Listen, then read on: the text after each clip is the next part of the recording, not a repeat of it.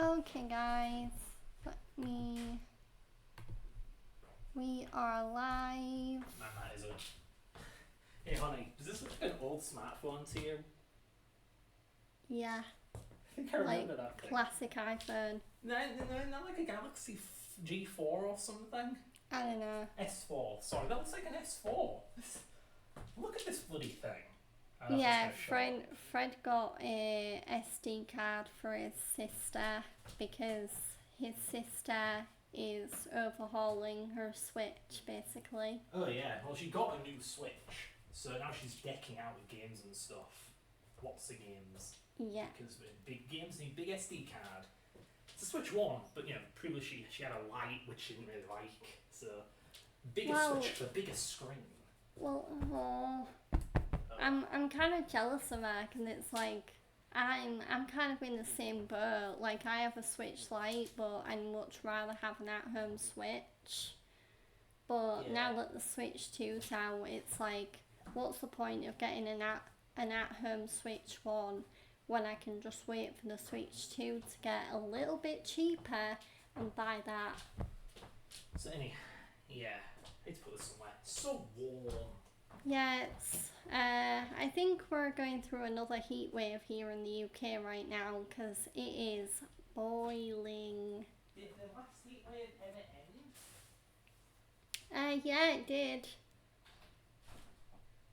So, we are still setting up the game, so I am just filling up the time by chatting. Yeah, we were on track until the damn postman showed up. Always during our streams, or your streams, whichever. Well, it wasn't even during our stream, it was during our stream setup. But yeah, still, I don't know what it is.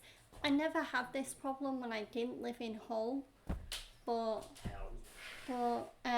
yeah, the postmen around here, I don't know whether they're really busy or really lazy, or they just don't give a fuck about the people that they're delivering the parcels to.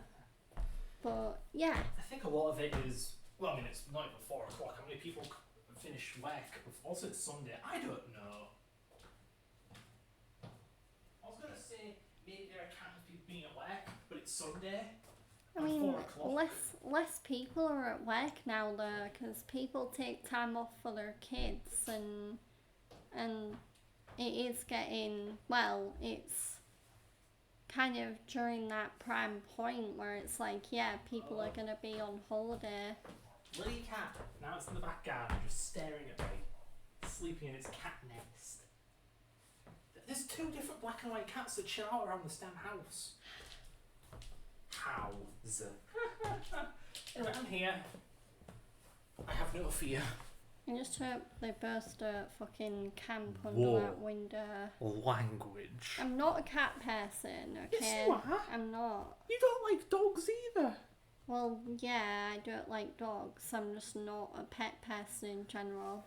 Oh, good. I'm still wearing my prison colours. May as well look good while I'm in the prison colours. 2 real Wii remotes. That's a lie. Yeah, I'm thinking we keep the Mario today a bit on the short end, and we'll play mainly just Wind Waker this stream. Just because Paper Mario took up the entire last stream, yeah, and it wasted. We didn't mean for that to happen, but Fred got caught up in the trial of 100 rooms, or whatever it's called. Pit of 100 trials.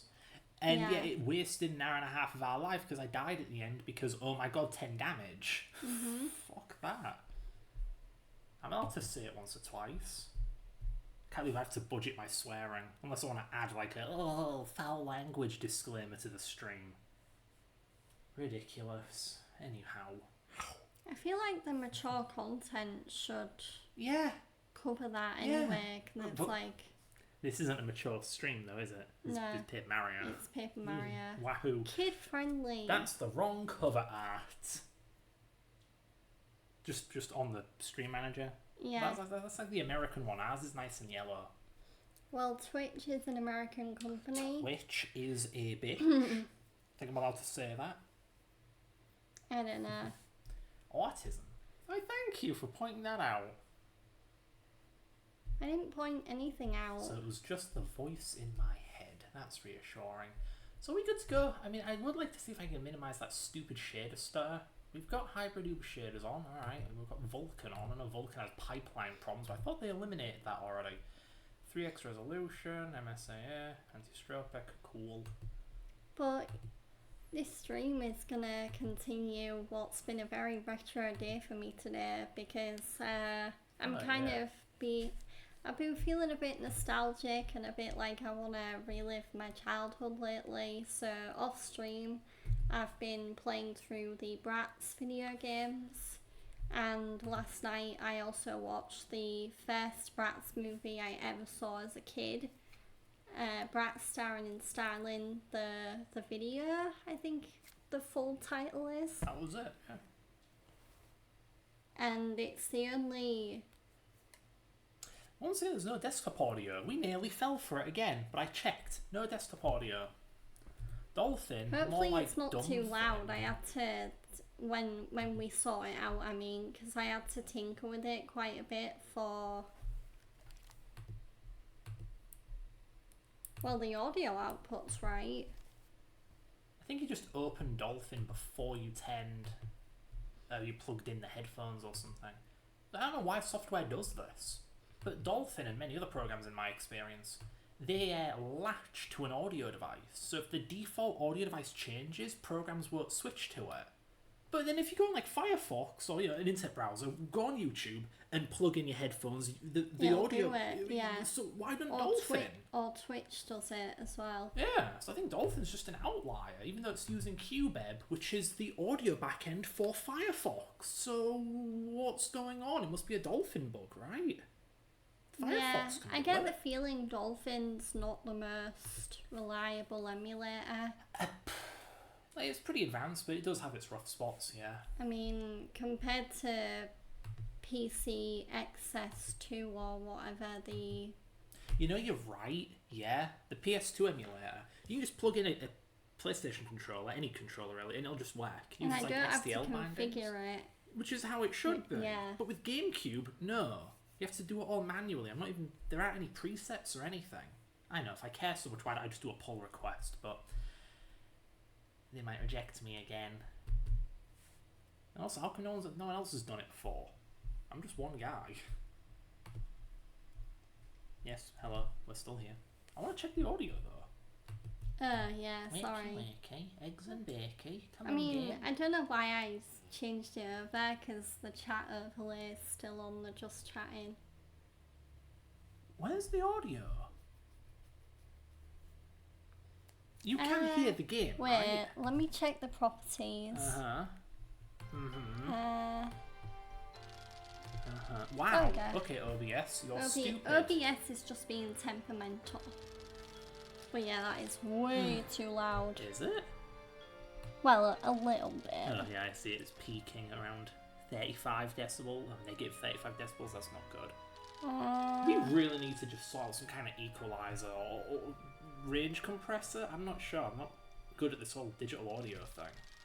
Yeah, that's about 45. It could be a little louder, but with OBS it's kind of hard to get it just right. Yeah, it's hard to get that sweet spot. I think what we need is some kind of audio sampling rolling average. Anyway, let's play the game, I guess. Okay, I will switch to game scene. With that weird black bar. And then... what are you doing? Well, you want to play the game, right? I do, but like, stop. Look, it's not capturing the game. We've got to fix that first. Yeah. Now, what's going on there? Capture any full screen application, the game is full screen. What? It needs to be active. Does it? Yeah. For it to catch? For it to capture. I'm not seeing it, honey. Okay. What the? Oh, wow, that is jank. Thanks, OBS. I'm a pro streamer. Yeah. I know this stuff. I honestly wonder if OBS works better on Linux. And maybe this is some Windows jank they're having to put up with. Anyway, I'm going to try and be Mr. Positive today because I realise I'm a negative I'm not going to split the tea, but I will be finishing off a Guinness that I started drinking yesterday. As long as it ain't excessive alcohol consumption, because Twitch requires a disclaimer for that also. You have to be like fully intoxicated or something. I do wish it was a bit cooler there. Like, it's not warm, but it's like, yeah. I think maybe I should go grab my headphones because I can't hear nothing. But, so the plan that we're thinking of for this stream is what we usually do and what we probably should have done last week. Where yeah, that pit of trials was a mistake.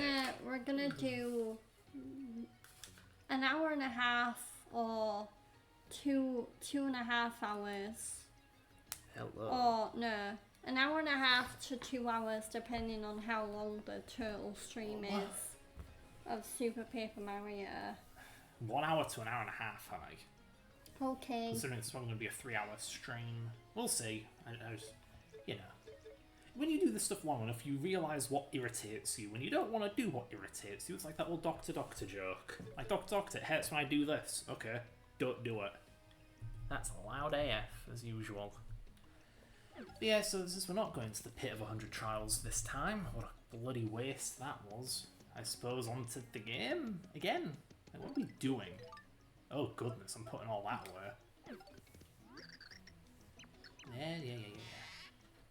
Anything you wanted to talk about, Georgia Chan? I don't think I finished my earlier point, but yeah, it's nice that I'm continuing the retro theme with watching Fred play Super Paper Mario, because off stream lately I've been getting into one of my favourite childhood fandoms, I guess is the right word for it, but I used to be a massive Bratz fan when I was younger, so I've been playing the games again, and I've also watched some of my favourite Bratz movies, so I'm a particularly big fan of Bratz Genie Magic, Bratz Fashion Pixies, Bratz Forever Diamonds, Bratz Starring and Styling, which I watched not last night but the night before. Even the Bratz live action, which for some reason got absolutely rear-ended by both fans and critics alike. Well, it's weird because the live action Bratz movie, when it came out, yeah, it was very much one of those things where it's like, why does this exist? The Bratz are totally fine being animated, and yet lately it seems to have garnered a cult following. Like, there's more and more people that are watching it and that are like, you know what, this movie actually isn't complete garbage. This one's okay. So yeah, I've been playing Bratz. Yeah. What the hell? Okay, that's a puzzle right there. Yeah, I've actually been on a bit of a retro thing lately too. When aren't I? But I mean more so than usual. Last night I was bored, couldn't sleep. Wanted to play a game, didn't feel like something in front of my big ass laptop. So I pulled out the Steam Deck that's just been sat around for a couple months, years now. And of course it can't play the most cutting edge games, but it can play older ones really well. So I went and stuck RE4 on it, the original RE4, but with the HD mod. Which is all kinds of complicated because it uses like a DLL hijack. It isn't out of the box compatible with Steam. Or Linux, whatever, Proton. But I made it work.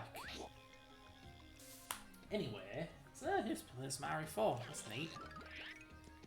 What was the other retro stuff I was playing? Crash Bandicoot 2, surprisingly playable on a PS1 emulator without any enhancements whatsoever.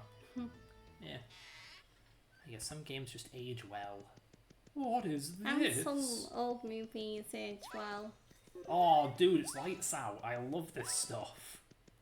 In terms of what Bratz video game I'm currently on, I just started today Bratz the movie, which is, I don't even know why it's called Bratz the movie, because when you hear that you might think, oh wait, it's an official video game for the live action movie.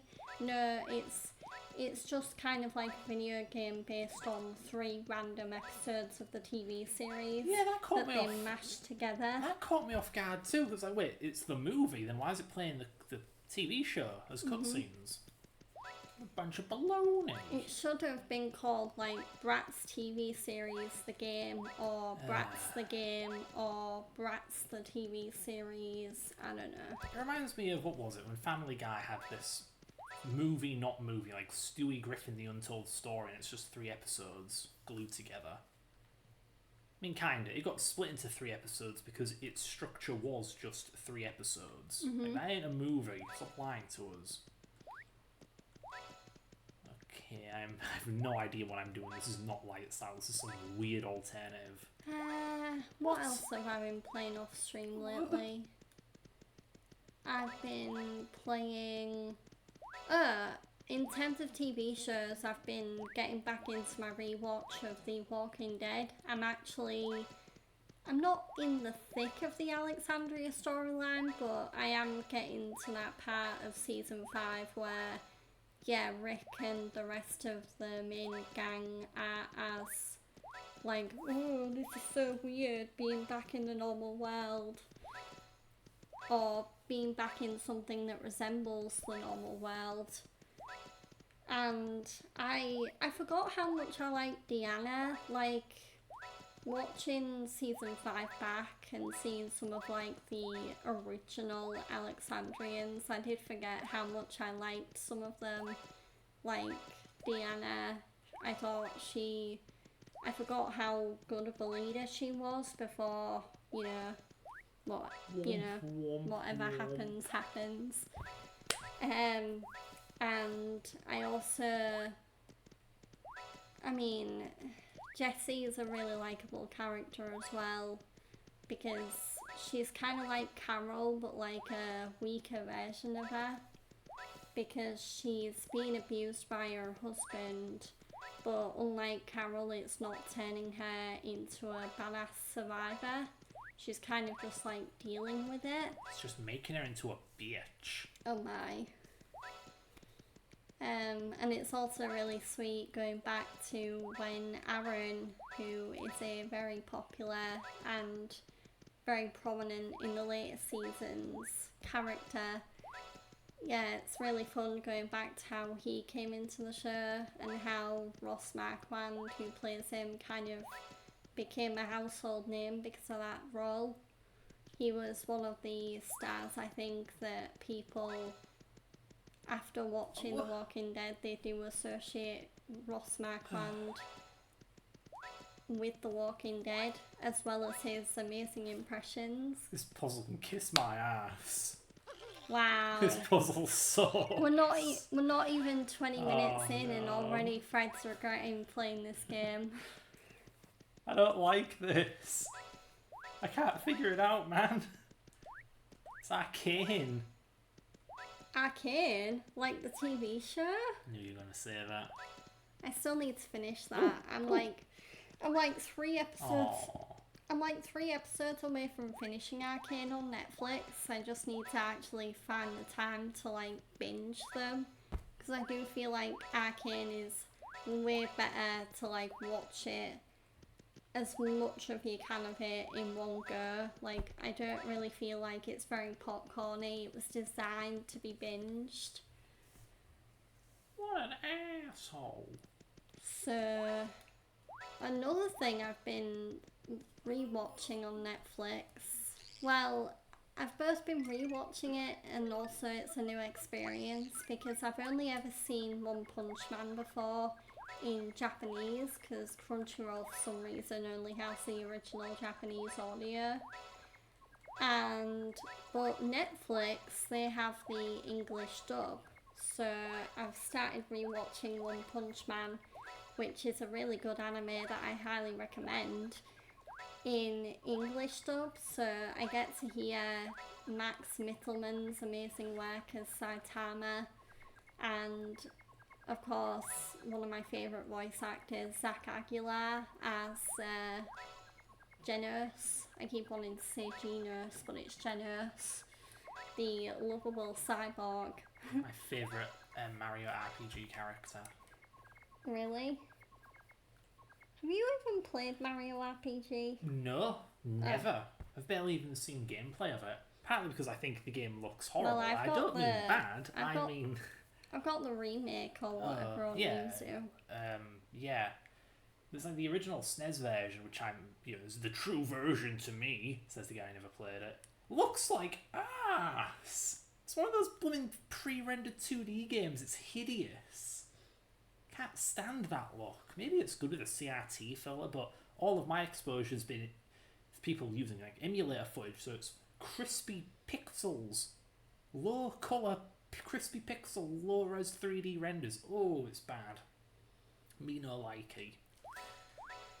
And to keep the Netflix and anime correlation going, I'm super excited about the news that not only has One Piece Season 2, the live action One Piece, gotten a new trailer, but we also got the exciting news because the whole reason a new trailer came out was because I think yesterday was One Piece Day. Yes, that's a thing. One day. And yeah, a new trailer came out, and at the end of it, we got the awesome news that Season 3 of the One Piece Netflix live action adaptation is officially happening. So, yay! I just hope that after watching Season 2, that news will still be as hype-worthy as it is now. But, I mean, from the trailer, Season 2 of One Piece live action looks really good. Like, they've clearly taken some things from the anime, like Usopp's weird updated goggles that he wears. And some of the new characters, like Nefertari Vivi and Miss Sunday, and like the Baroque swags look really good. So, I'm hyped. Yay. Wahoo. Weeha. Mamma mia. You are still struggling with this puzzle. This thing is really complicated, okay? Okay. Basically, these two here heavily affect the ones on the right. So the yellow one does this and this, and the one on the right does this and this. And one of the ones I touched did this. I don't know which one did that. Am I going crazy? Who did that? Oh god, the orange one does it too? It does like both the middle ones, was it? So, not to talk about my solo streams whilst we're streaming together, but I have thought about whether I should stream Mafia the Old Country fully on stream. Because one, I've heard it's not very long, so it wouldn't take me, I don't think it'd take me as long as it took me to be Expedition 33 to finish Mafia the Old Country. So, even though I'm like, yeah, I do want to play the Mafia series in release order at some point, I do also have a bad habit of, if I do showcase a game on stream, 9 times out of 10 I'll kind of just push it into my backlog again. But then I've been doing that with most games lately. So yeah. Oh yeah, Tippy's dead. I forgot. I am considering that, like doing a full playthrough, because I really don't think it'll take that long. I mean, I'm already on like chapter 3 or chapter 4, although I don't know how many chapters there are, but still. Fuck you, yeah, brute force, baby. You did it! I hate that puzzle. GG's. It's so stupid. Oh god, help me. Yeah, so now we've gone through the mirror into the mirror world. What do you mean mirror world, Fred? I mean mirror world. Oh my. Welcome to Flopside. Pardon me. Does look familiar to you? Yeah. It's Flipside, but floppy. Oh my. Oh, it's in a state of decay. Oh, that's just sad. It's almost like crap halfway through Lies of P. Yeah.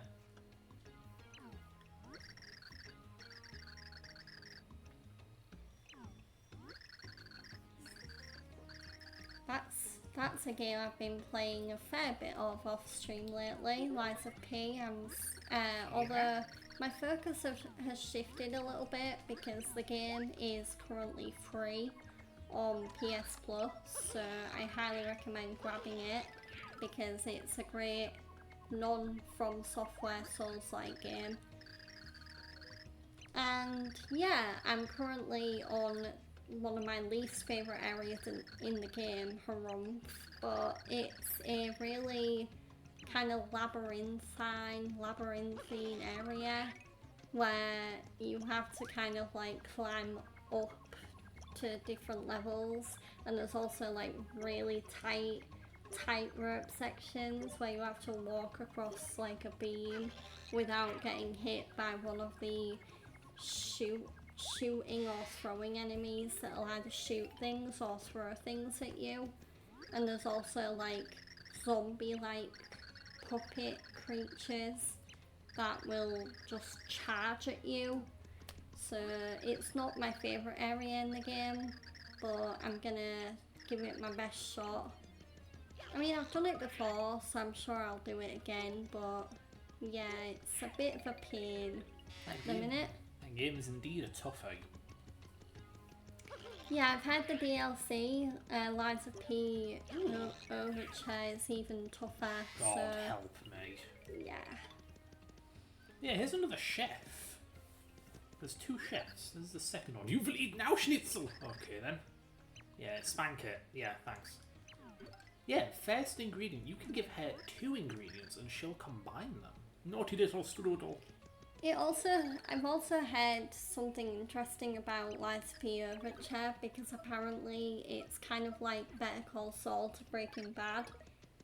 Even though it's a prequel to the main story, it kind of fills in like information holes and plot holes in the base game. So yeah.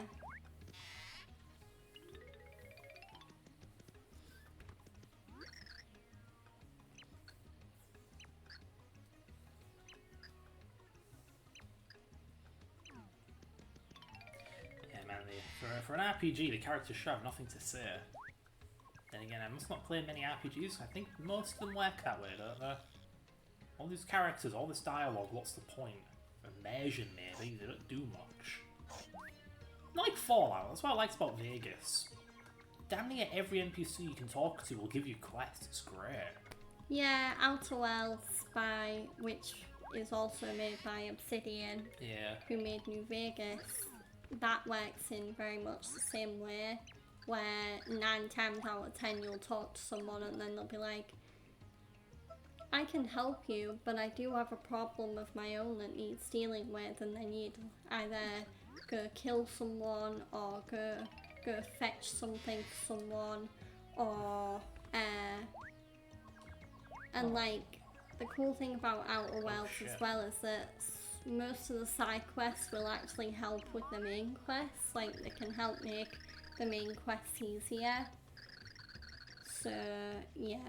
I do hope they made it a bit more natural than just, oh, you need something from me? Well, I need something from you. Because some of Fallout 3 has a problem it does with. feel very, very natural. It doesn't feel very forced. Yeah, right. Because Vegas and the older Fallout games have this really, really good thing where you'll have a quest and you'll go do it. But stuff happens along the way and you don't realise it's there to distract you and make the game fill out its runtime. It just feels like, hey, that's cool, I'm going to go do that instead. Well, yeah, that's what Outer Worlds does. That's good. Like, I remember it was really early in the game, but I had to go to this like botanical lab to talk to somebody, and on the way there I bump into one of the guards for the lab, who is like, oh no, you can't enter here. And then after talking a bit, like as part of the conversation, she'll be like, oh, we've got our own problem. And then your character can be like, I'll help you with it. Yeah, good. Yeah, that sounds like something in Vegas towards the beginning. Well, you're just in this town, trying to get out of it, trying to get your gear, get trained up and ready to leave. But right before you're about to set off, you actually see someone hassling a friend of yours. So you ask them what's up, and they'll say, oh, there's this blooming jackass who's been threatening, whatever, the town for a while. And you can say, oh, cool, see ya, and you can do that. Or yeah, you can say, you can do that in Outer Worlds. tell me more, and there you go, natural quest flow. And it's optional. The character's not like, I won't let you leave till you help us. Like, no, you can leave. The character totally understands too. Yeah, it's nice, I like that. I don't know whether New Vegas has bounties as well, but A mod adds it though. Outer Worlds has bounties from the get-go. That's my favourite chocolate bar bounty. Yeah, at least I can have a bounty, whereas I've never had a Snickers in my life because, of course, peanuts. And there's also, like, other nutty butter variants now. Like, I think there is an almond one, which I might be okay with, but I know there's, like, peanut butter and walnut butter. And it's like, nah. It's a damn shame you can't tolerate that stuff. Yeah. Again, it's nothing life-threatening, it's just it's a vomiting issue. So it's not like an airways block, that'd be really bad. No, it's something way more minor. Annoying, but minor. Yeah, annoying as Very annoying. as F, but minor. Annoying as me? Annoying No. as Fred? I didn't know it was No. annoying. I'm trying not to swear because this is a kid-friendly game. Speaking of swearing, Bye, friend. friend. Yeah, that's what I was going to say. I was going to befriend this How do B they word. freaking get those names anyway? It kind of feels like most of the viewer bots just like do a random name generator. Oh, well, this was here. Yeah, shortcut pipe from flip side to flop side. Yeah, it is probably just a random name generator. Not a complete string of garbage letters and numbers though, because that would trip the bot detector, so they stick words together with a couple of gibberish numbers and letters. Somehow that fools the bot detector. Who the hell names himself that? Whatever. Anyway, conveniently for us, the star pedestal's right here. Yay! We're only faffing around here through that bloody puzzle. I can't believe it's not that I haven't played this game in a while. I say a while, 5 years ago. But why is it took until this playthrough for me to realise this is a puzzle platformer? There are puzzles everywhere, man. Yeah.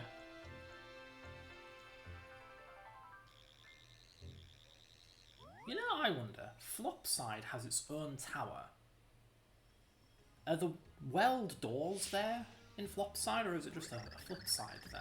I don't know. Oh, good. She can continue backseating us for the rest of the game. I want to go to Flipside Tower though. Yeah, I'm sitting forward because it's damn warm in here and I don't want to be sticking my sweaty ass back against the sofa. That'd be just 10 I'm times also worse. sitting forward for a similar reason. Ew. Oop, wrong way. I'm glad I went 3D out of paranoia, otherwise I never would have found that shortcut guy.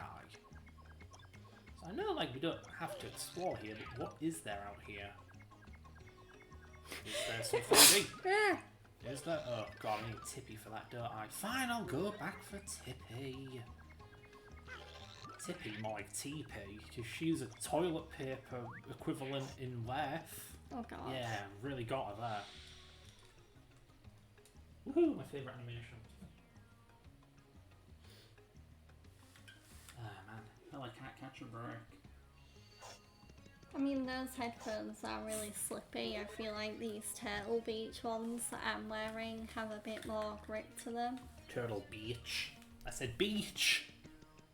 You can't catch me out, swear detector. Oh, that's interesting. So on top of Flopside is a single door. It looks like a big one too. I wonder where it goes. Yeah. Anyway, we can just use this to get back to Flopside, yep, Flipside, let's go.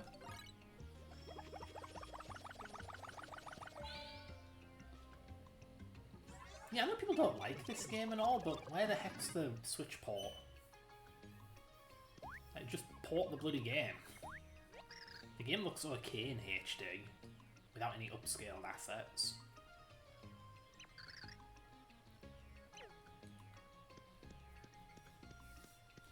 Did you want to read this or what? Yeah. Like out loud or just skim it with your eyes? Out loud. Oh god, okay. My voice acting this fella. Yeah. Okay, what's my old man voice? The judge from the Ace Attorney anime? Are you sure you feel well enough, my dear? That's pretty close, I think. I'll be fine. This is no time to stay in bed anyway. And I want to be near Mario. Ooh. Oh, right, me. Then I will not hold you back. These good people will surely need your knowledge. Heroes, please take good care of Tippy. I wasn't close, I was too brash. Please take good care of Tippy. There you go. So where the hell... Yeah? You can tell Fred's been watching a lot of the Ace Attorney anime lately. Yeah. I'm convinced that was a deliberate voice, like, casting choice, because, yeah, the judge sounds like someone putting on an old man voice, which is probably deliberate because people who played Ace Attorney probably did a forced old man voice for him. I mean, he looks ancient. When I played Phoenix Wright Ace Attorney and when I'm playing Apollo Justice Ace Attorney, I do try and give the judge at least a posh voice. Right. Because I'm a lady, I don't know whether I can do a... No, I hate this level. I don't know whether I can do a convincing old man voice. I mean, you're... What? You can't just do this. No. Okay, I mean, you do something like a high-pitched Patrick. No. SpongeBob. I can't hit high notes that his actor can. Yeah, God, Crag, I do not like this well. I just find it boring. Yeah, I think this is going to be a short stream. I don't want to be here, man. Mid-air? Short stream? You mean short Super Section. Paper Mario section? Yeah. Yeah. Oh dear. Oh, Cragga-wagga-ga. Craggy-daggy-doo. Bah, big rock who watches. Cragnon's just little rocks. Cragnons need help. Fred, be careful. You stop can using... tell I'm an anime fan because when Fred was saying that, I immediately thought of the super catchy Kaguya-sama theme song, Daddy Daddy Do. Okay. But yeah, I have to be very, very culturally sensitive here. I cannot use a Native American accent for these fellas, even though it's very tempting with how they're written. Can't you do like a Flintstones accent? Isn't that just like a New England accent or something? Yeah, it's been a while since I've seen the Flintstones, but... Also, I don't watch anywhere near enough Flintstones, even though I'm called Fred, to know what the hell they sound like normally. Damn it, Wilma. That just sounds like Hank Hill. I'm trying, man. I can't do a Fred Flintstone. Yabba dabba doo. Yeah, okay. You are Rock Vegas. I remember watching that and being so confused why Fred wasn't played by John Goodman. It's like it was an imposter. Yeah. Yeah. You hook Cragnons up, brah, or Cragnons go cronk and then no more Cragnons. End of all Cragnons coming. No way, must crag on. Save us Cragnons, brah. They're like cavemen surfer dudes. Cragga-wagga-doo-goo. Oh, Crag! Oh my, he nearly said the C word. What in Crag, man? Are you alright? Whoa, Scarn, you see person drop out of sky, brah? Yeah, Jasperoid. Thought I was losing my crag, brah. Yeah, give him a Jamaican accent, fucker. Person shaped weird, huh? Wait, you think maybe person who's... I can't do a Jamaican accent, I just learned that today. Wait, you think maybe person sent down here to help a big rock who watches? Fred, that's W instead of an R. This hair face, brah? I don't know, man. I can't make any sense of this fucking dialogue. Thought the big rock who watches would send someone cooler. Right your crag, brah. Do not doubt power a big rock who watches. Yeah, alright. Point well cracked, brah. They must really like bras. You stop that, it's instant.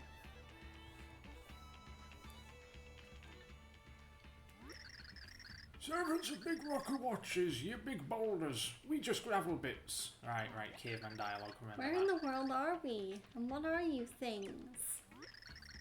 This is land of Cragnons. Me Cragnon, him Cragnon, this land of Cragnons. It not rocket science, brah.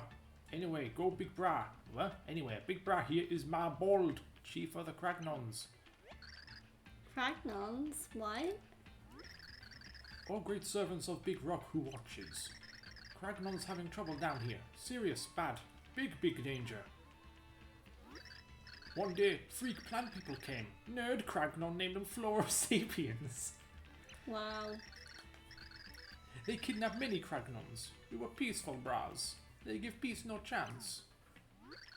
Rescue team of Cragnons. Now need to be rescued. We at end of our crag. How do we save Cragnons? No idea come to Marbold. And we keep losing Cragnons. This bad, bras. Cragnons must work this out, or Cragnons go extinct, brah. I'm getting the hang of it. Baba, brah. So weak, brah. You prune flown of sapiens, you save kidnapped buds, you hook Cragnons up. Sure thing, brah. Nah, man. Execute me. Sacrifice me to the man of the sky. Wow. What? Brah. Lame. This is more like it, here we go. Come on, hook up Cragnons, please. Marbold begs. Hook him up. Ignore him. Ignore him. You no care for plight of Cragnons? Cold, brah. Brah. Extinct. End of all Cragnons. Forever. Brew. Cragnons boo at you. You weak. You not servants of Big Rock who watches. You not boulders of power. You clods of dirt. I was hoping to get a game over there, because that can happen. Wow. Yeah, if you say no to some characters, you get a game over. You not servants of Big Rock who watches? No, you lame bras. You no care for plight of Cragnons. Cold bras. Please, brah. Reconsider, brah. Do it, brah. Beat by Floro Sapiens. They kidnapped our buds. You get Cragnon buds back. Sure thing, brah. Yeah? You know crag in my chin? Cragnons owe you big time, bras. I don't even know what this accent is. I've never heard it before. I just made it up. Tuto terrible, brah. King Crocus return. What? Village Cragnons kidnapped. Please, Cragnons need help hooking up, brah. Servants of Big Rock who watches. You heard that right, kind bras? Papa, please, you help. You hook up Cragnons. Hook up, please. It's, you know what it is? It's a Mario accent with a bit of, like, twang to it. Yeah. That's bizarre. Country Mario accent. Yeah, country Italian. What the hell is this? Oh, man. You hook up Mario, yes? With more, yeah. We are the Jamaican bobsled team. Jamaican? Yeah. Yeah, that's right. Yeah, so this head, yeah. Forgot what Jamaica was for a second. I was just talking about it. By the way, Cool Runnings is a great movie and I highly recommend it. I haven't seen it. What? I haven't seen it. Wow. Don't hurt me. Hey, check it out, man. Haven't we seen that one before, have we? It's a Disney movie. Oh, didn't know that. Although you wouldn't think it was because it's live action and it's not very... Good. Oh. Well, it is inspirational, I guess, and it does have a moral to the story. The moral being, if you come from a warm What country, are you can totally doing? do something. I'm just giving it. I can't get, but I can't even have a drink. Are you enjoying your punch? Oh. Yeah, for sure. Must be some sort of rare breed or something, right? Yeah, rare breed, totally. Sweet timing, too. We need a pure heart polisher. Score. Mario, these are creatures seem to know about the pure heart. Our super mighty Oh no, leader. not King Crocus. King Crocus will be stoked to have a rare breed. Let's tenderize it a bit and take it, tote it back, dude. Gonna kick your ass. Oh yeah. I can't believe you're literally fighting a sunflower. Yeah, I hate nature. Technology forever, loser. Hey, soup. Mario! What? I want the soup! It seems as though the leader of these uncouth things has the pure heart. We best try to find him. Help! Help! There's a red one. Ooh. Floral sapiens are taking more villagers. Give him a soup. Here we go, sap soup. soup. Concentrated syrup. Sounds unhealthy. Restores 3 HP, that's pathetic. So if that's the Big Cheeks house, Big Cheese. Wow, there's Big cheese. nothing here. Oh, Crag. You tried to trick Chert into leaving house. Chert too smart for that, brah.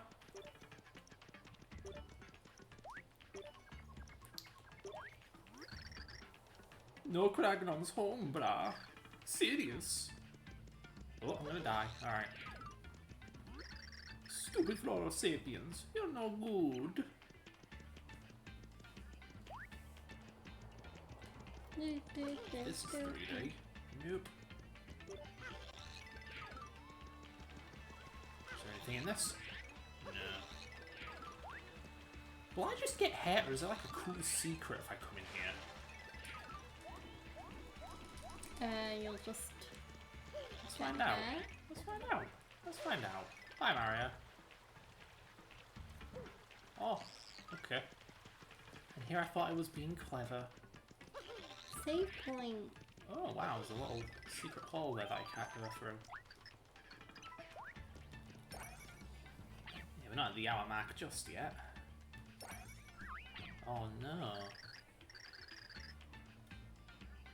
They're fleeing. I wonder where they're headed. We must follow them. Nah, I'm good. I'll just go this way. Ooh, that little son of a banana will send me right back to Flipside if I touch it, won't it? Probably. You've made that mistake before. Yep. You got flipped. Now you're going back to Flipside. Sounds like you're getting caught in China and sent back to North Korea. Or getting caught in South Korea and being deported back to North Korea. Why would they do that? I mean, it's literally kind of like a side plot in Squid Game. No, it's China, isn't it? No. Who the... I'm so confused. Once I checked, South Korea doesn't deport people back to North Korea. They don't like North Korea. Well, North Koreans in South Korea want to get back to North Korea, apparently. According to weird. Squid Game. What? Is this when? Well, there We're was... both watching Squid Game, aren't we? Yeah. And both North Koreans are like, I wanted to get my family out of North Korea. Okay. Never mind. So ignorant. Ugh. Kill. Kill. Aww. Alright, it's Bowser time. Man, I can really go for an ice cream. Well, there's like a choc block thing in the fridge. Yeah. Fridge. Burn. Oh yeah. I'm hungry. It's just your brother always makes me jealous, because yesterday when he came over, he brought over Haagen-Dazs, and it's like, oh damn it. Hagen, damn it. Oh, cock. When can I have Haagen-Dazs or Ben & Jerry's or something luxury like that? Die.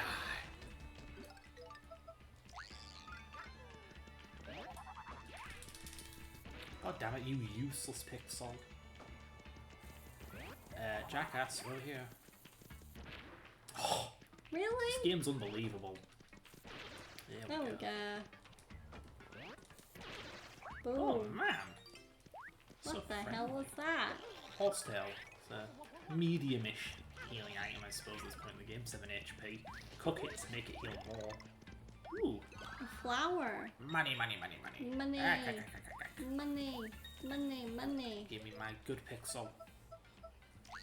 Carry. I want to go fast. Gotta go Carry. fast. What? Oh. Absolute codswallop. Where are the big coins at anyway? I don't know. I don't see That any. was pathetic. Is this game screwing you over? Yeah, it is. It's supposed to be raining big ass coins. All I got was chump change. So what? I swear this is where like there's a fork in the road and you're a dummy if you go either way. Basically. Hello, secret. This is why I'm paranoid. What do I get? Moon cleft. Moonclef? Yeah, I think it's one of those rockhead enemies. Mm. Could be wrong. But I could also be right, so who knows? Yeah, well, where does this lead? Nowhere. Okay, I'm wrong. Yeah, mandatory You're peach. gonna laugh, but guess who John Cena's wrestling in his next match on his retirement tour? Me? Logan Paul. Oh, well.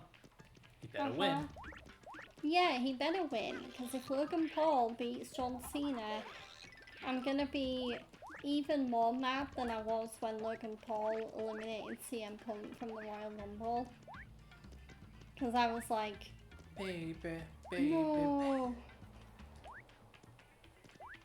Okay, I have somehow reached a dead end.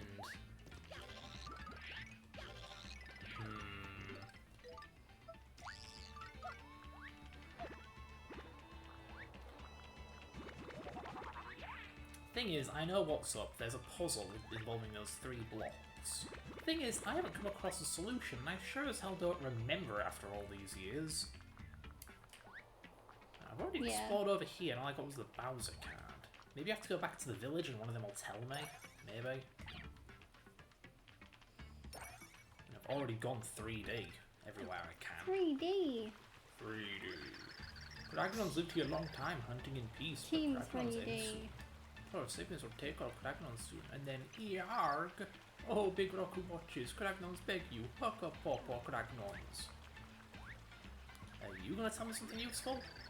Garbage into River Crag, every day in River Yarg, I'll sit in and it gone crag. What? What is Mal doing? Throwing trash into river, obviously. Use your crag. We return trash to nature, brah. Cannot waste garbage, everyone knows that. That's one polluted ass river. Yeah, that river is not safe. Face look real sad, brah. You not enjoy life? Here, here's secret of life. Find stuff I'm that not a interests bra, you. I'm a sis. Then get your crag on. Stuff of interest all over. Jasper, I tell you about one to start you up, brah. You see 3 blocks in a row? You bonk them like this, left, right, middle. I never tried that combo, I'm an idiot. Something of interest really happened then, brah. Jasper, I'd crag you not. He pulling my crag. Beat him to crag. Neither of Roro Sapiens, King Crocus loves pretty things, brah. Crocus have huge collection of pretty things, yeah? Oh, Crocus will come straight for Kimberlite. He hear of my beauty, brah. At least you think so, but no kidnapping yet. Maybe they're so dazzled by beauty of Kimberlite that they fell and hit faces. Yeah. Good day. How come he doesn't say brand stuff? Let's see, what does this guy sell? Anything interesting? Oh, Super Shroom Shake. Oh, wow. Primordial fruit. A cragnon fruit. It stores 10 HP. It's slightly cheaper than a Shroom Shake, and it heals just as much. That's interesting. What happens when you cook it? You get like primordial soup. Primordial milkshake. Primordial beef. I don't know. Primordial water. Rock TV. Primordial liquor. Wow, this is a very boring empty house.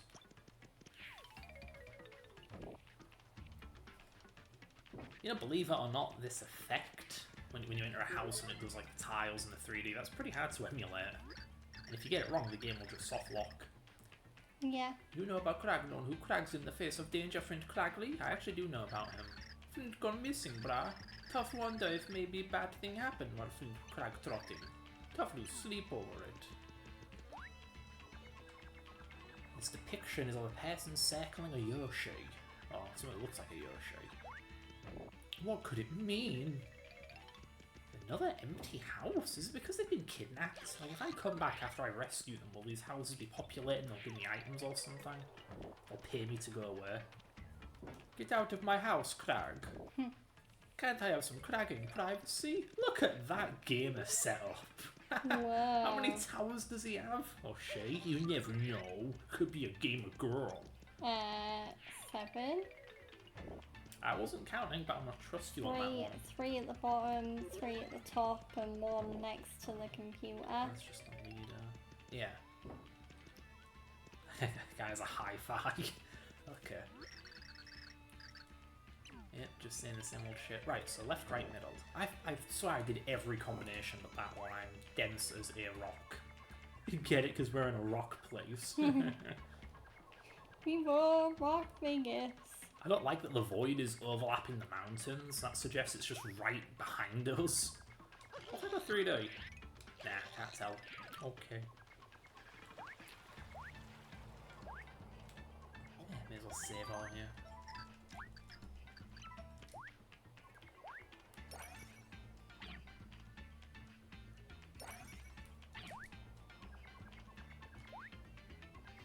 At least the enemies appear to stay dead. I didn't know the game did that. Okay, take it back. That one's alive. Oh well. Oh well. This game's just worse than I could possibly imagine. No big deal. Right, left, right, middle.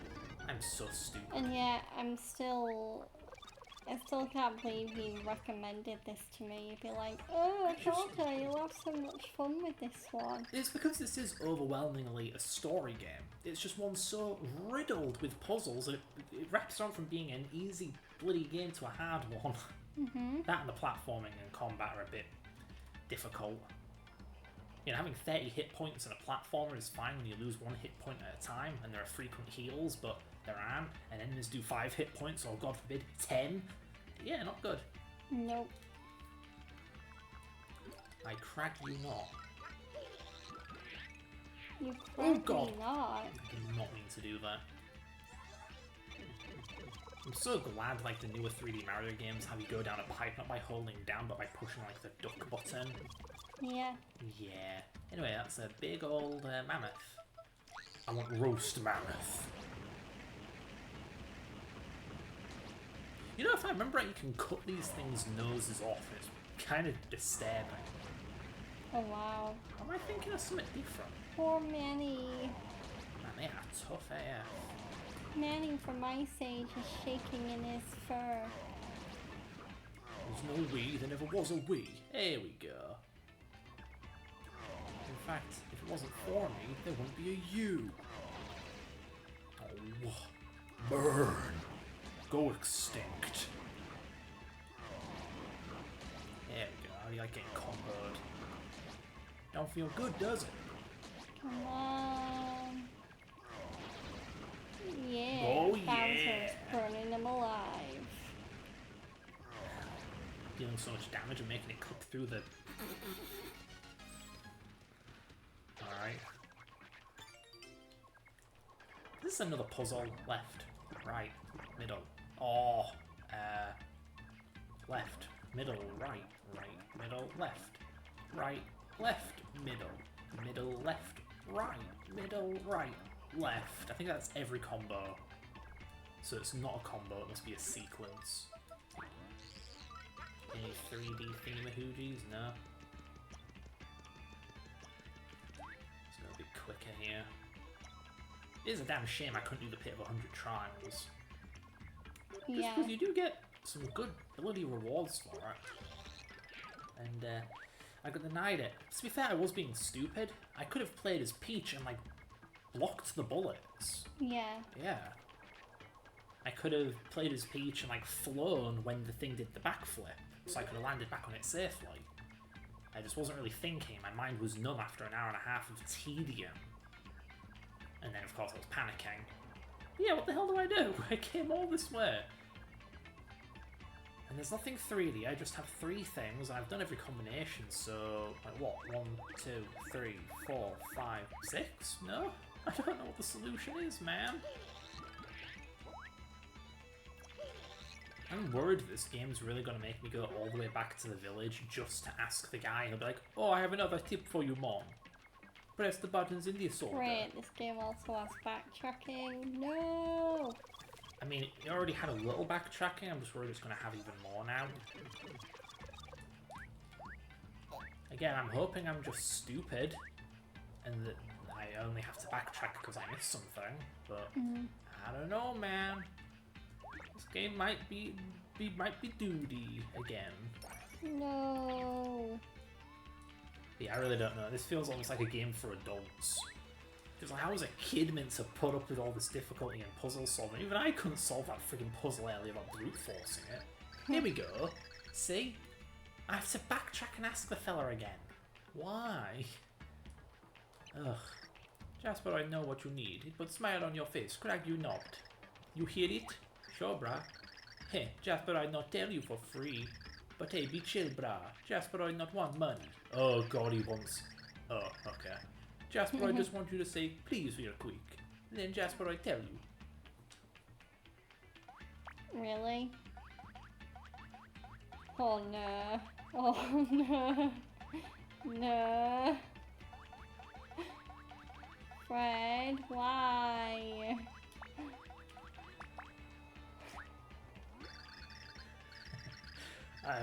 Like nowadays, games have such profanity filters, even when they're single player. So it's none of your business what the hell I type into it. You know, the normally modern game won't let me do that. This one does. That's cool. You not hooking Jasperoid up. Jasperoid must hear please. Do it right, brah. Okay.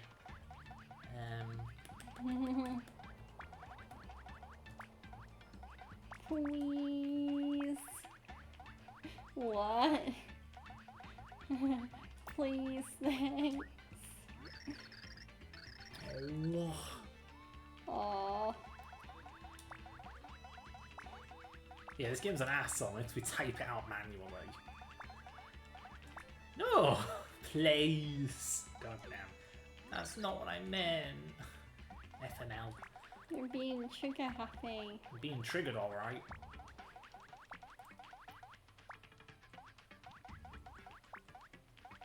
Please? Love heart. Picky bitch. Whatever, I'll do what he wants. Just say please. Don't wanna. Please. Jasper, I'm not sure that one time is enough, brah. How about one more time? Say please one more time.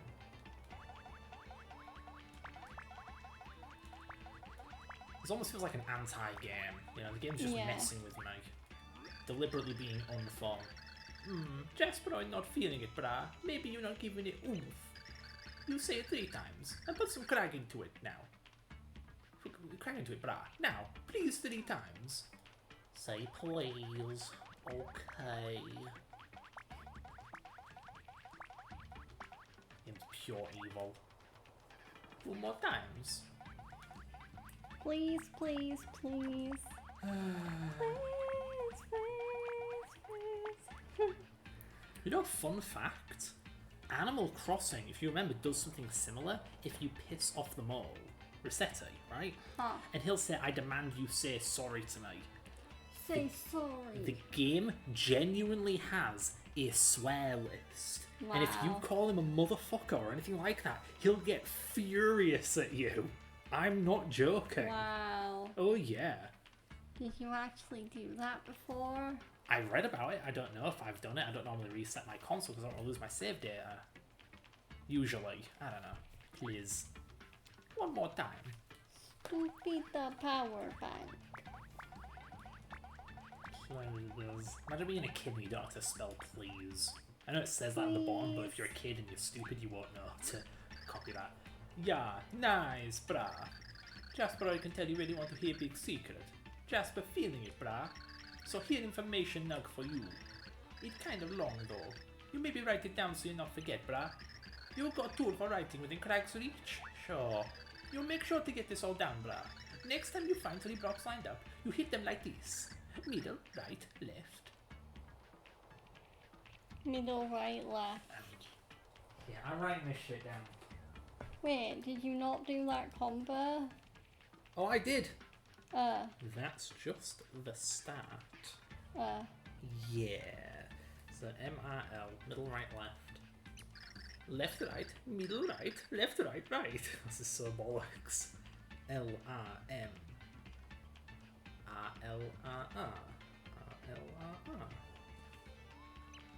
Middle, right, left, middle, left, left. Oh god. Lord help me. M.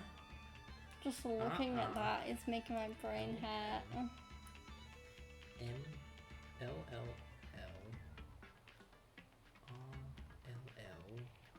L. L. M. M. That's it. You write it down. You do it right. Something interesting happened, bruh.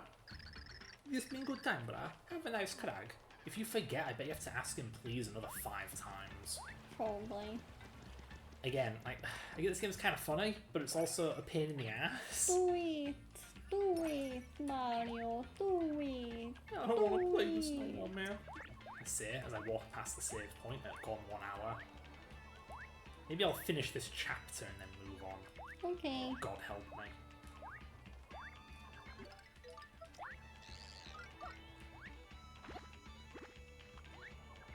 Like, what was it? This reminds me a bit of Takeshi's Challenge. Takeshi's Castle. No, the game. Oh. Takeshi's Challenge. Where it's like this really obscure or obtuse game where apparently it was deliberate. The whole point is that like it takes the piss out of video games by making a game that's unfun as possible, using game mechanics in like the worst ways imaginable. Mm-hmm. So you do stupid crap like this. So Merle. Alright, then left, right, middle. Right, left, right, right.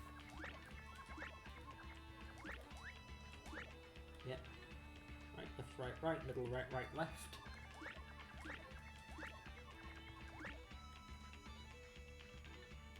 Middle, 3 lefts. Right and 3 more lefts. Middle. Hey, I fucked it up. Great, let's do it all over again. Middle, right, left. Left, right, middle. Okay. Don't fall asleep on me. Left, right, middle. Right, left, right, right. Right, left, left. Right, right. Middle, right, right, left.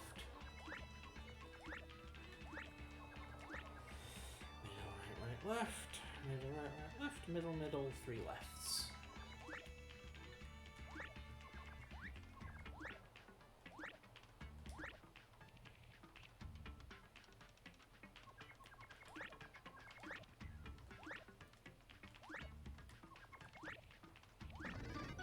You did it! Yay! I'm such an asshole. Alright, let's go. I bet there's a secret to the right. Oh, would you look at that? Wow. Secret! That is indeed a secret. You know, chopping up someone into pieces and flushing them down a pipe is normally how I dispose of a body.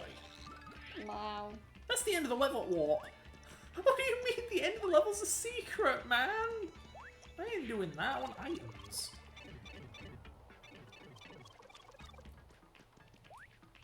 Man, no wonder I hate this world. This one, not the real world. I mean, I hate them both, but this one in particular. I was like, man, I have to do all this bullshit. Backtrack and talk to a guy, say please 20 times, then go walk through a wall to find the end of the level. And that's just this level. I mean, I hate this whole world. So the remaining 3 levels are also going to be testicular torture. Where am I going? Where does this lead? Why is there nothing to do but ponder? Literally nothing. Wow. Are you kidding me, game? Well, at least the game has given you a false impression that we're done here. Like, no, it's a dead end. It's like, oh, well, where do I go? The right. Fair enough. Where do you go? Wherever you go. If I could, then I would. I'll go wherever you will go. I will go? I will go? What's its Way name? up That high. language? Yeah. Yeah, wasn't there a programming language called Algo? Like, Algol. That was its name. Yeah.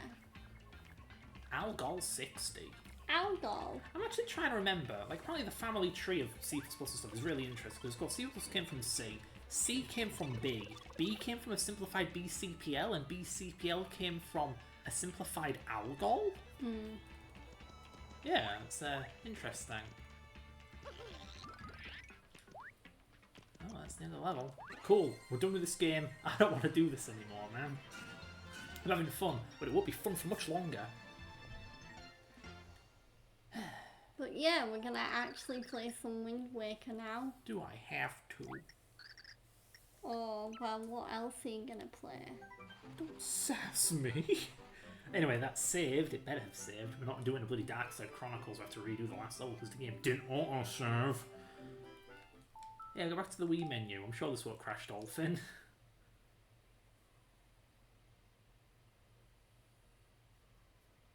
Yeah, I think that crashed Dolphin.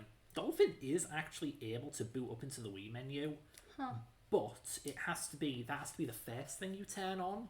Yeah. Yeah. Yeah. Yay, way to go, Dolphin. You're so poop. I do think it could at least detect, like, oh, you're trying to go to the menu, but we don't support that. We'll just close the window. Yeah. Quality of life stuff, you know. Don't forget to change the category. Right. But before that, one sec. I'm just gonna do a thing. Emulation, movie, file, options. Where is it? It won't be under movie. Tools. Load Wii system. Right, because this is your Dolphin.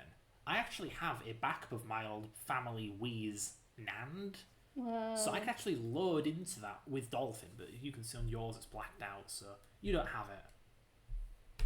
Anyway, yeah, so maybe you can do the stuff. I'm going to set up the GameCube controller. Okay. We're getting authentic. We're getting authentic GameCube. But yeah, we are actually gonna play some Wind Waker.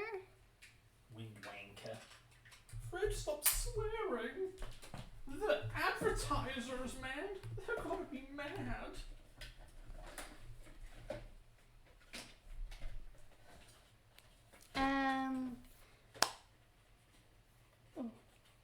But I do hope you enjoyed that little bit of Super Paper Mario gameplay. That little bit of soup. Superma. I love it when I'm flicking through my 3DS's home menu and I accidentally select for a second New Super Mario Bros. 2. Because you'll just hear like the animation pop up and Mario go new soup and then it moves on. Oh. How fitting, it's like a Zelda jingle. You know, you got the soup. Mario's voice actor's actually coming to Birmingham this winter. And he won't do any For- fan requested for- dialogue. For a Comic-Con appearance. And when I say Mario's voice actor, of course I mean the legend that is Charles Martinet, not the real Mario. not voice whoever actor. replaced him in Mario Kart World. It was also replaced in Mario Wonder. It began with Wonder, I Oh believe. really? Yeah. Huh. Unless you count the movie, you know, Chris Pratt and all that. Chris Pratt. Chris Pratt. I mean, Chris Pratt and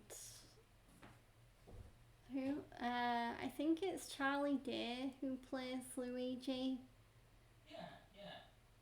in the Super Mario movie, the Illumination one. You know, it was weird because while I was in Japan, there were ads for that film everywhere in all the nerdy, geeky gaming shops and stuff. But yeah, I actually do think if you guys watching this don't mind saying goodbye to the game cycle for a little bit, I think I am gonna keep playing Mafia the Old Country on stream because I really enjoy playing the first part of that game, and I mean the game's got great reviews, so I think it's only gonna get better. So, yeah, I think that's going to be the plan. Again, technology amazing. A Why? GameCube to USB-A adapter, and then I have a USB-A to USB-C adapter. So in theory, I could put a GameCube controller into my smartphone, or I can plug it into a Switch, or stuff like that. I know George's laptop has USB-A holes, but one, I don't believe there are two next to each other, which is a bit lame. Oh.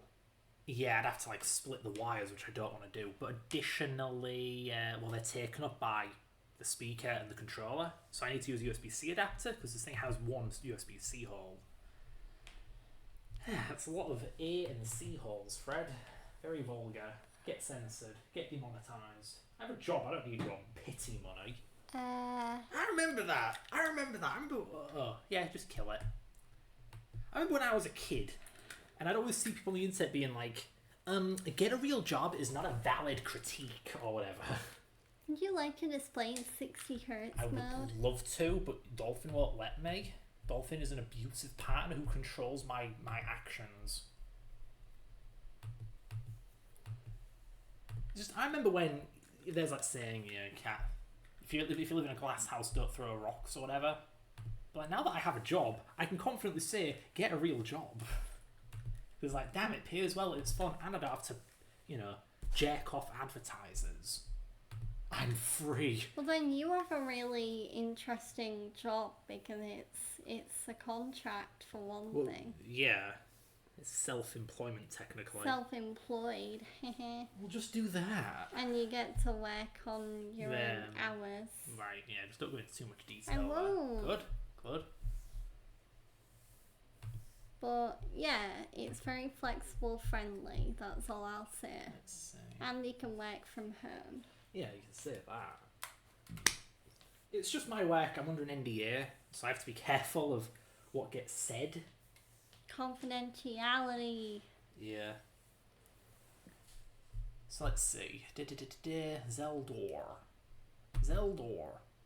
Oh, that's right. The game's already open. I'm stupid. Yeah, you pause the game. Yeah, let me reboot it. I don't know if it chose 60 whatever the heck mode. Stop it. Stop it, man. I don't like it. I don't like it, Governor. Yep, 60 hertz. There we go. We sure the game's making noise? What are you doing?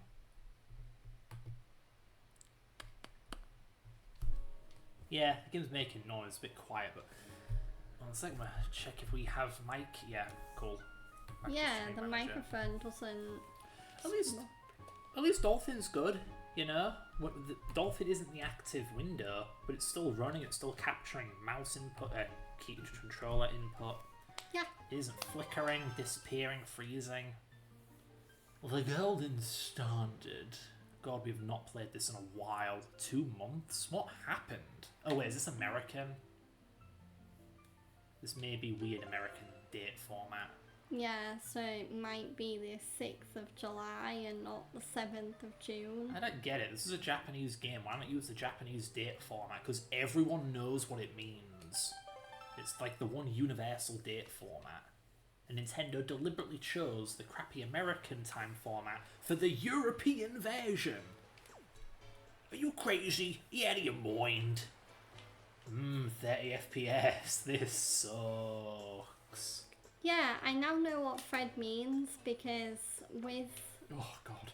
So, the first 2 Bratz games I played, so Rock Angels and Bratz Forever Diamonds, I played those via Dolphin on GameCube, but with Bratz the movie, that was the first game that didn't come out on the GameCube, it came out on the Game Boy Advance, so instead I'm playing the PS2 version, and yeah, I'm playing the American version, which runs so much smoother, and yeah, it's running so smooth that I'm kind of regretting ever playing the game in like 25 FPS or whatever. Yeah, I can explain what's going on.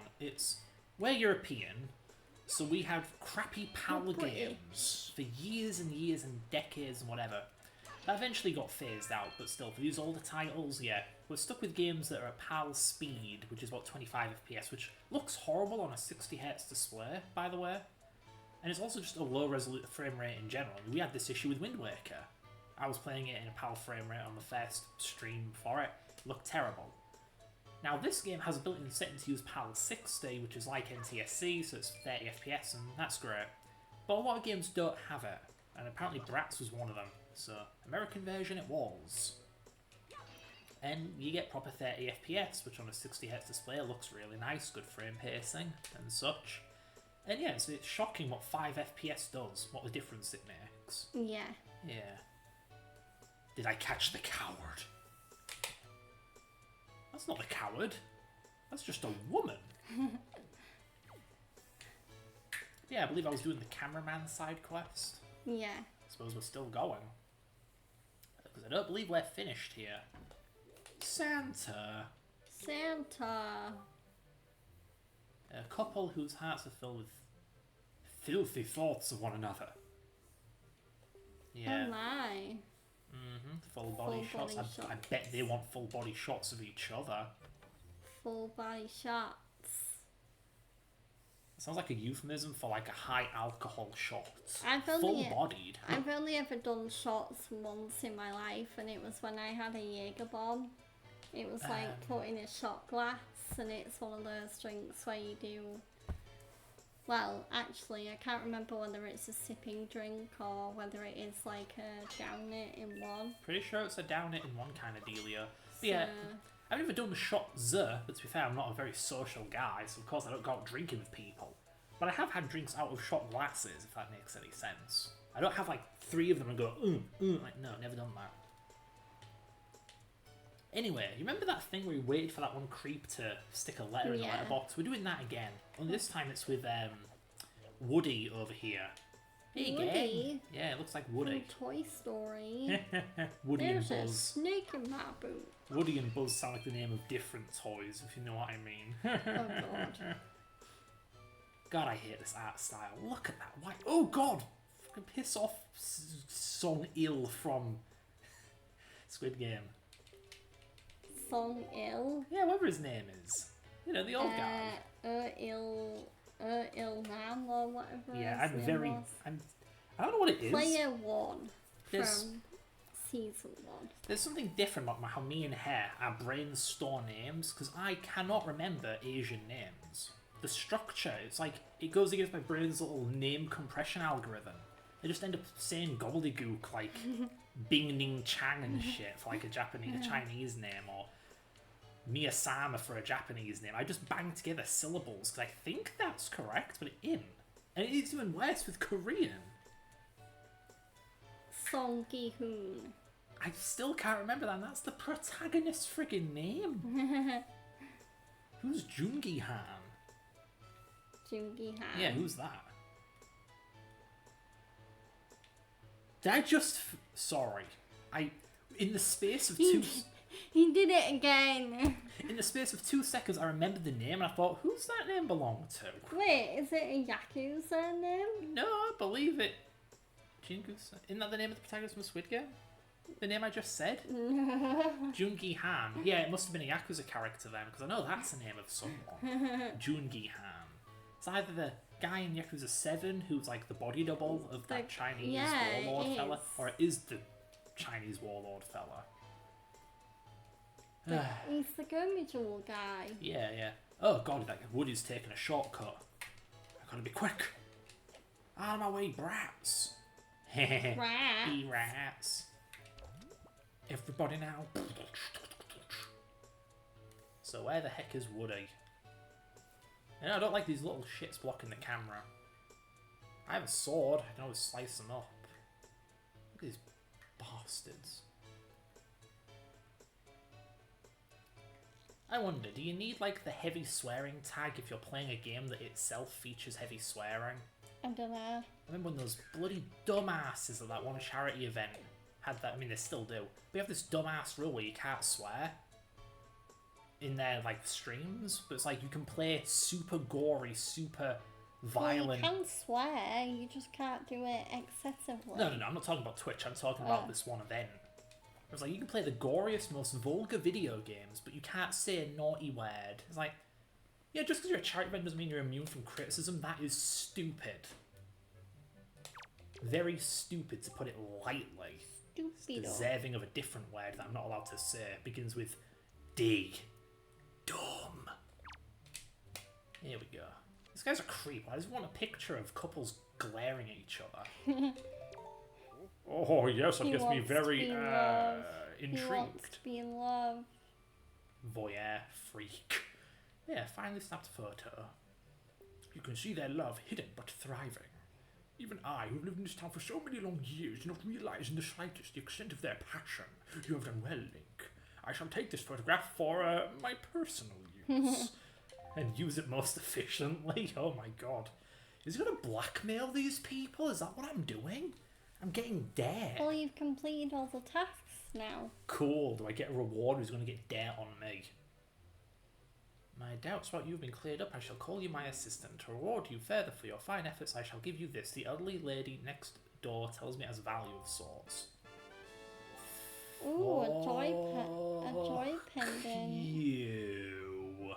These are worthless. Oh god. You could not have given me lesser trash. You could have given me rupees that'd be worth more. Garbage. Yeah. Blah blah blah. Ho ho ho. I am Santa. Look at this ugly guy I found. Oh, that's me. Whoa. Cool, I'm his assistant. That means nothing. He just ends every sentence with my assistant now, I guess. Wahoo. What else is there to do around here? Damn you, creepy. Yeah, I noticed that guy has treasure. In his photograph room, there's a wall, and behind that wall is treasure. Now, how do I get to that Sure? treasure? I think I have to go through that door. And to get to that door, I'm pretty sure I need an item that I don't have. That's a shame. Must be for later in the game. Anyway, while I'm here, what is there to do? I can't really change the time of day, so I can't gamble. Sorry, auction. There's an auction house around here. Can't do that. So is that it? Am I done here? With Zelda games, I always prefer the hub world side questy stuff over the dungeons, but Zelda games love to force you to do dungeon stuff before you can do any of the good stuff. Yeah. Majora's Mask is like the one game that doesn't have that issue. You can do so much without touching a temple. It's great. Love that game. Hate the 3DS version. That thing ruined the game. No joke. Actually ruined it. Alright, on the boat we go. And now we do the thing people like most about this game and the thing I hate most about this game. Sail around. Big empty ocean, baby. Yay. Nothing to look at. Dude, it's like a AAA open world game. Look at the world, it's so big and open, there's so many possibilities. I hope Breath of the Wild does the same thing, but even more vapid and empty. Wow. Yeah, so happy. It's just... At least in Assassin's Creed, when you're sailing around, there's way more to look at. You remember Ocarina of Time, right? You remember how vapid and empty Hyrule Field was? Yeah. Hyrule Field is like a tenth of the size of this ocean. Mm-hmm. Yeah. It's like, why'd they make Ocarina of Time even worse? Oh. Why did they do what Ocarina did but worse? Why are you picking up rupees anyway? You can't even get any more. I need something to do. But Majora's Mask had the right idea. It replaced Hyrule Field with a very, very tiny little hub world. It was like, good. I don't want a big, boring, empty hub world. And it's going to be a long time before this game lets me teleport, you know? This game doesn't have fast travel for a huge portion of its runtime. No. There we go. Link the lawnmower. Come on. Cut the grass. There we go. Game's all like, oh, spin the stick and press B to get spin attack, and then he just doesn't. This game's trash. Trash. Yeah, not to mention, when you're doing like a spin attack, like the quick spin attack by spinning the stick and pressing B, that feels horrible on a GameCube controller because you can see it's notched. So it feels like I'm grinding the stick away by doing this. Not a good feeling at all. I think the N64 That's why I'm glad controllers nowadays have, the proper stick design where it's a circle. Yeah, like I get it, having notched makes it easier to do the fixed 8 directions, like platforms and stuff. So if you play like a GameCube game on a Wii U, it feels really wrong.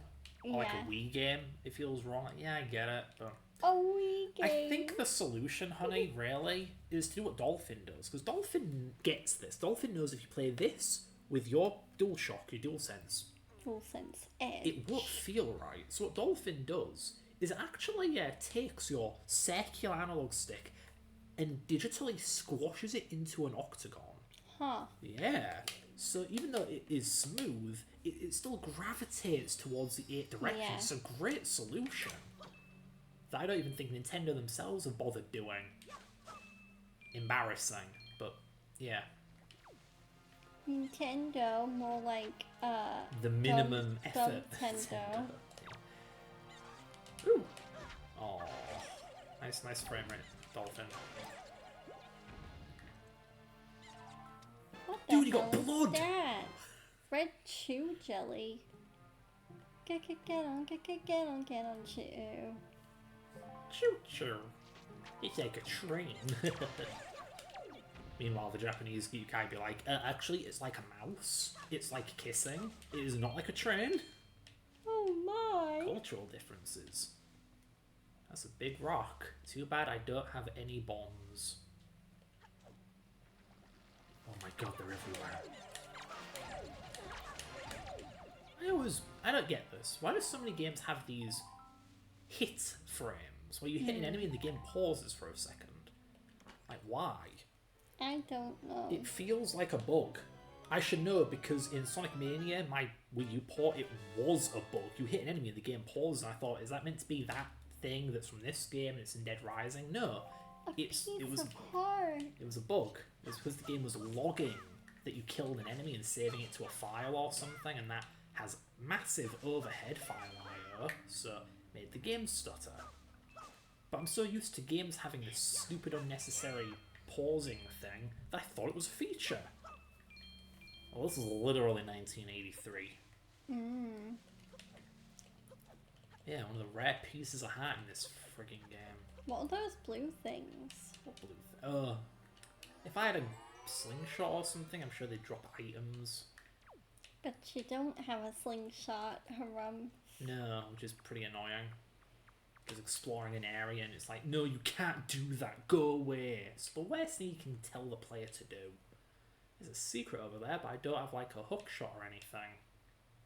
Oh well, like I'm 100% in this game. I've never 100% of this game actually. Believe it or not. I mean, I haven't 100% of Twilight Princess either. I just don't care about these games. Ocarina, Majora, sure, but Wind Waker and Twilight? Nah. One thing I'm trying to do, I know I keep talking about it, but I'm trying to, with my Retro Brats playthroughs, I am trying to get everything, so buy all the outfits, buy all the pet clothes, get treats from every location, especially with Bratz the movie, because I feel like the Bratz the movie game, it's the first game that actually keeps track of that, and it's like, if you can get all the pet clothes, then one of the Tweebles will give you a reward, or if you get all of the tokens that your pet has to help you find, then Casey will give you a reward. And I don't think I've ever done that before, so I definitely do want to try and do it with Bratz the movie. And heck, even if I have to go into post-game territory, because that game does actually have like free roam after you finish it, then I will do it just to try and 100% the game. I'm already 100%ed Flaunt Your Fashion. That was the latest Bratz game that came out for PS4 and PS5 like a year or two ago. I didn't even mean to platinum it. It was so funny because I just finished the game and I immediately get the platinum trophy, and it's like, how? Yeah, just at the end of the first playthrough, I swear you beat the game and then you got your platinum. Yeah. That was easy. Yeah, I remember us both just looking at each other and going, holy blee. Holy banana. Yeah. Yeah. Yeah, I've got a treasure map, treasure chart. You can go hunt for treasure in this game. But it's usually like 20 rupees, so who gives a damn? Money ain't worth anything in this game. I think Fred also congratulated me. Yeah, I haven't seen you get a platinum before, I think. No. Not that you were trying to get that one. No. Stop. Get out. I still need to go back and actually get the platinum. I mean, I might do that when I play Great Ace Attorney Chronicles on stream, because I'm so close to getting the platinum in that game. I might turn that playthrough into like a trophy hunt as well, where I try and platinum the game on stream, because that would be really cool. Oh, this boat is really running away from me. Oh my, really? Yeah, it's actually a shop, Beetle's little boat thing. There's some stuff to buy from this fella, one of the few times the game has money be worth anything. Never mind, I take it back, he's got absolutely nothing. No. Waste of my time. Waste of your time. Oh. You know, I don't appreciate this game's tonal shift. Some of it's unintentional, you know, like the higher quality translation. Ocarina of Time had a very awkward, stilted translation, where they speak very robotically and formally, Yeah. very plainly, which was interesting, because when you're a kid and you can barely read, it's easier to read that way. Everyone's speaking very plainly, and like if someone's antagonistic, they'll say like, "I don't like you, you're stupid." You know, so simple a kid can get it. But if a guy's like a wise mentor, he'll just treat you with respect. So we'll be like, "Oh yes, young one," all this, you know, fluff and bollocks and whatever. Yeah. Yeah. But then additionally, this game, I mean, you can probably already tell, it's very, very silly, very childish. Very goofy. Yeah. Like, Beedle is such an overused character, and they really ham him up as this wacky guy. What the hell is that? I just don't like it. Is that a tornado? It's a volcano, actually. This is what's become of Death Mountain from Ocarina of Time. Huh. Because, I don't know if you have noticed yet, but the world is flooded. Yeah. Yeah, so the world from Ocarina is dead and buried beneath the ocean. And this is one of the few things left of it, the peak of Death Mountain.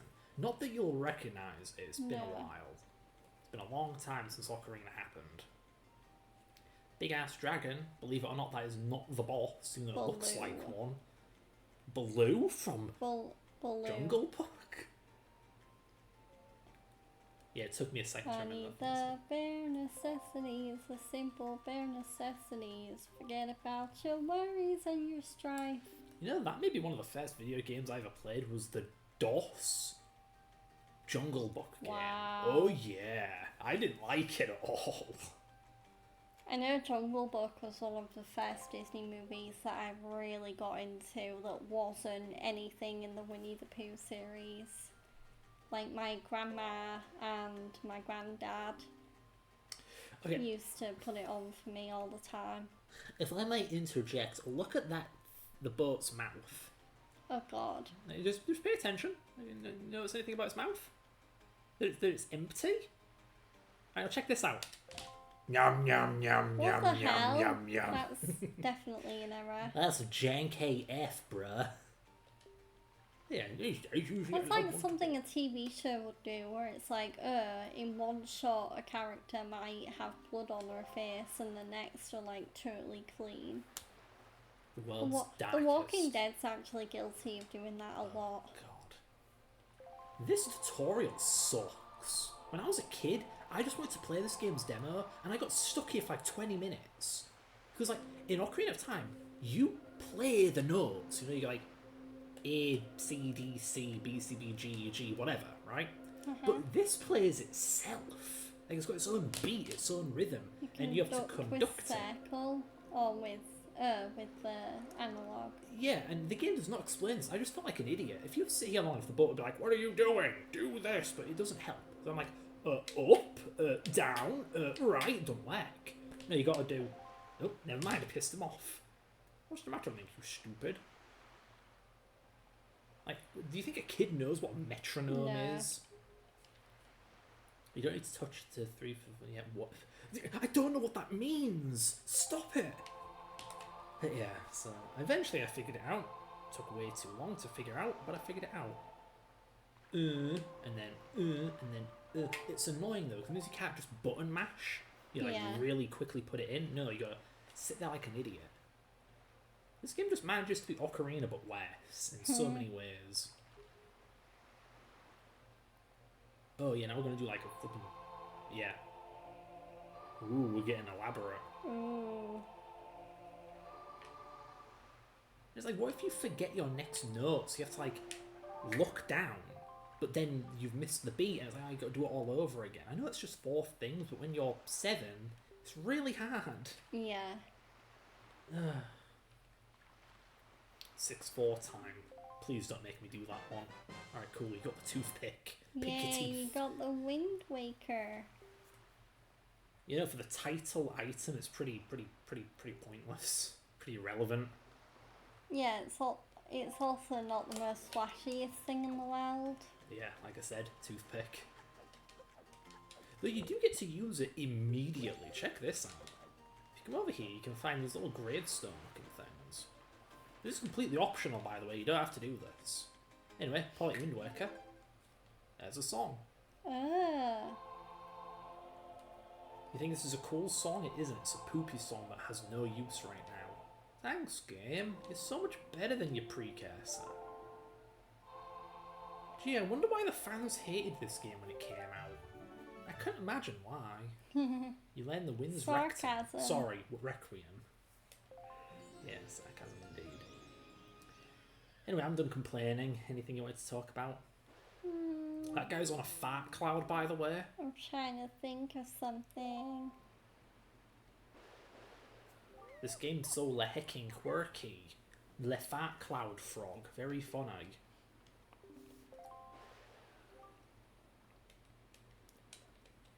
Whatever. Man, I thought I had something to say about that brat stuff, but now I think about it, I can't think of anything. If you're a fan of brats, does that make you a brat? Well, I used to think I was a member of the Brats pack, because the Brats and the group of friends, so Dylan, Cameron, Fiona, Megan, Dana, and all the rest of them, they're all considered to be part of the Brats pack, and I feel like any fans of the Brats should be considered to be Brats pack as well. I always did find it a bit strange that they're called brats. Just because, I mean, maybe nowadays that's pretty tame, but you go back to the 2000s, people were very, what's the word? Not quite sensitive. I guess conservative's the word? I don't know how to describe it. It's just this overall, like, that's not child appropriate. Shame upon ye. You know, nothing like what we have now where you can put all kinds of horrifying stuff in your kids' material. But back in the day, my god, you couldn't say damn in a kids' film. No. Yeah. So I'm in a kids' show where it's like all girl power and that, but they're all called brats, like a derogatory word.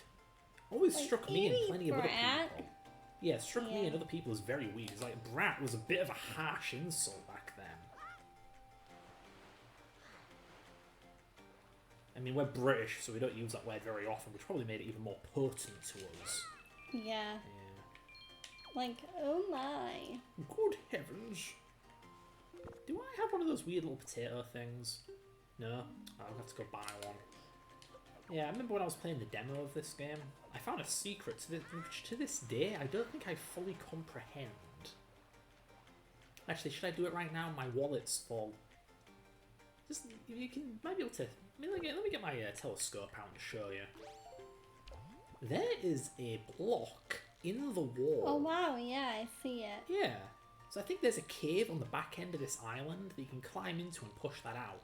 I don't know how you get up there though. All I've done is with a hoy pair that you buy from Beadle's Boat, you can possess a seagull and fly into the Oh cave. my god, do you see that? At No. move, look. Oh, oh, dolphin, you silly Billy. Yeah, you can see on the screen capture. Yeah. There's the black circle thing. It doesn't extend to the bottom of the screen. No. So many games do that, by the way. Like, I'm playing RE4 PC, And if you play it in a non-16:9 aspect ratio, the game will put black bars on the screen, but they're not wide enough, so there's one line of pixels on the left. I've seen that in so many games. I don't know how you fuck it up. Just, my god, if you're going to program black bars, try looking at them before you move on to the next task. Yeah. Hello? Oh my god. It sucks being a perfectionist because you realise that everybody and everything sucks. Yay. You're not a perfectionist, are you, though, honey? I mean, part of me feels like I am, like, because that's the only reason I can think of why I put so much pressure on myself sometimes. Because I do want things to be perfect. Like, say, because usually if me and Fred, like, go travelling somewhere, I'm usually the person that's, like, planning the trips or getting us there.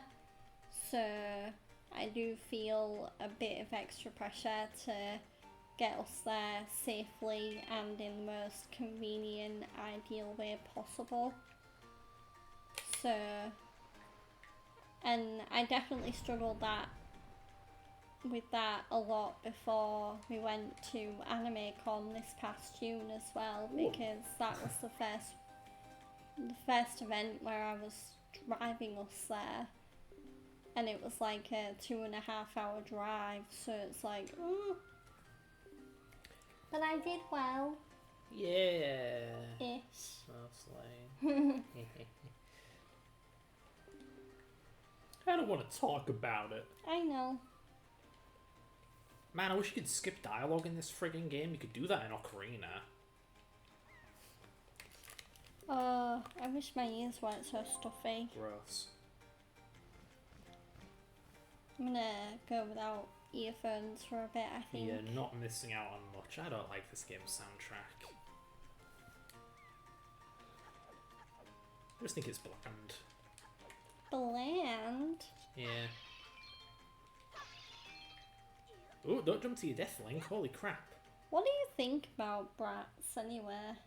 I mean, I wouldn't quite say I grew up with it, but it was there during my childhood, so I'm just aware of it. Kath was really into it, my sister. Yeah. I don't dislike it. I don't hate it. I'm just, like, not into it because I'm a dude. Yeah. Normal dude. A rumph. I mean, I never, like, when I was into it, when it was at the height of its popularity, when I was a kid, I don't think I had any guy friends that were into it. Yeah, it's not exactly like Powerpuff Girls where it bridges the gap. Like, anyone I used to talk brats about at primary school, I remember them being a girl, so... I do wonder where that comes from. Like, how much of the differences between boys and girls is innate, and how much of it is just cultural? Yeah. It's like, girls are into fashion and stuff. I'm not. I mean, look at me. I'm utilitarian as all hell. I wear stuff because it's functional, not because it looks pretty. Fred thinks he looks like a prisoner right now. Yeah, grey top, grey bottoms. Yeah, pretty bland. Yeah, for the record, I don't just wear the same blue top every day. I just have a lot of blue tops. This is my one grey top. I don't know why I have it. I just bought a grey top one day. Yeah. As for me, like, I'm not lazy. I just feel at my most chill and my most comfiest in my PJs. So if I'm not going out anywhere, then yeah, that's how I'll dress. And I'm not ashamed to admit it, because I know some people would be very embarrassed and self-conscious to be caught on stream in their PJs, but I'm not. I remember when I caught myself in a YouTube video wearing those Sonic pajamas I once had, before I like wore a hole in them from using them too much. Yeah. To be fair, they were rather thin. I miss them. They weren't as thermal as these freaking joggies that I'm wearing, so they were good for warm weather. I need to buy more clothes. I could definitely use more socks. I'm so sick of having to constantly use the washing machine to restock my supply. Yeah, you wear holes in your socks like nobody's business. I don't know, maybe I walk funny. I don't know. Or maybe you don't pick your feet up enough. Ouch. I don't grind across the floor. That's a lot of boring dialogue I'm really not interested in sitting through, game. Thanks. Great, I thought Sonic Frontiers was the only boring game to watch, and yeah, I'm just finding myself, like, slowly getting more tired of watching this game. I swear, Ocarina of Time does this once. When you meet Princess Zelda, that's it. And even then you can skip it with the B button. Ugh. It wouldn't shock me if the Wii U port, Wii U remaster, whatever, fixes this. Just because this is genuinely an issue of accessibility. I don't care. I've played this 1,000 times. No, I haven't. I've beaten this game like twice. I don't like this game. You got a fanny pack. Sorry, bum pack. Or British. La-dee-da-dee-doo. Don't give a hoot. Is it over? Christ. I need to be in there. There are better things to do than faff around and do what the game tells me to do. So fun fact, this is, like I said, a very distant future Ocarina of Time. There were bad people in Ocarina of Time. Guess who these fellas are? Or what they are. The sheiks. No, they call themselves the Rito. Do you remember Princess Ruto from Ocarina? Oh, yeah, yeah. Yeah, the fish people, the Zoras, evolved into birds. What? And they live on Death Mountain instead of Zora's Domain. This is some, like, that time I got reincarnated as a slime bullshit. Which I do find really weird, because if the world is flooded, why did the Zora stop being fish people? Wouldn't they thrive in this world? Why'd they become birds? Because I think one thing that makes the Isekai fantasy anime, that time I got reincarnated as a slime popular, is the fact that it can be funny at times, and when it is funny, it can catch you off guard with it a little bit. Right, let's go. I love this game. I have to play it with an analog stick though, which sucks balls. Sorry, you were saying? I finished my point. Yeah, what were you saying? I was just saying how that time I got reincarnated as a slime, it's funny and it can catch you off guard with how funny it is sometimes. Never occurred to me as to be a particularly funny show. Yeah. I find it funny. Alright, what do I do? 20, over 25, not bad. Believe it or not, this fella here is meant to look like the postman from Majora's Mask, who's based on the running man from Ocarina of Time. Odd little callback. Why is this game referencing Wind Waker? I mean, Majora's Mask. Let's be fair, it had Tingle in it too, who was also from Majora's Mask. Whatever. I didn't even get paid. That was unpaid work. Oh no, that was volunteering. Stupid wallet limit. This game's dumb. Right, let's do it again. Can I beat my high score? You can get really lucky and get the same one like 5 times in a row. Huh. But like I say, it's pure luck like that. I didn't do... Oh, this is why I hate using analog stick, but I cannot use the D-pad because Nintendo are incompetent and don't know how to program a D-pad.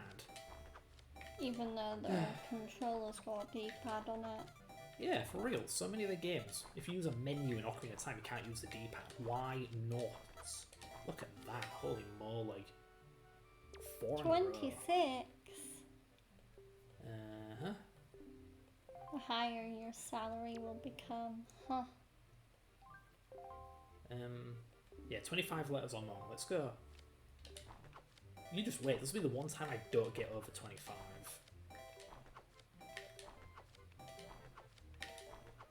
Like, worst case scenario, you just get alternating back and forth letters for the exact opposites of this wall. So you have to do this, and then this, and then this. Yeah. Yeah, just like that. That's the worst case scenario.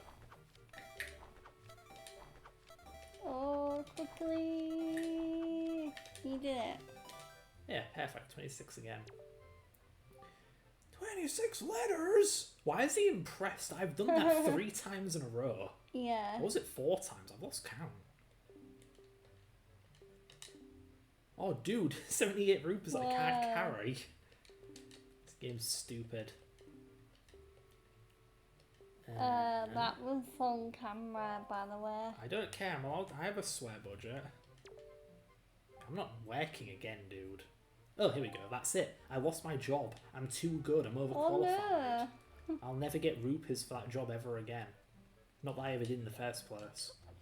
Anyway, the chieftain wants to talk to me or something. Where is he? Am I stupid? Where'd the chief go? Oh man. Maybe I should have paid attention to what the hell he was saying. Is he upstairs? Where'd he go? This is why I prefer games with a map. Or, I mean, I'm fine. I do actually prefer it if an objective doesn't have an obvious marker. That would be nice, yeah. But yeah,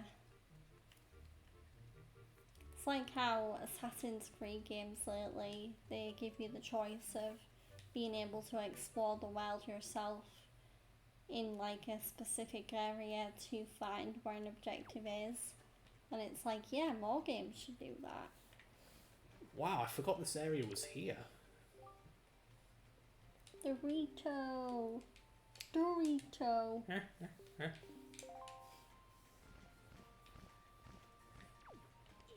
Oh my god, Link. Stop trying to kill yourself, buddy. It ain't worth it.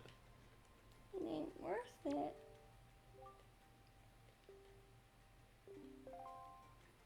Oh, yeah, whatever.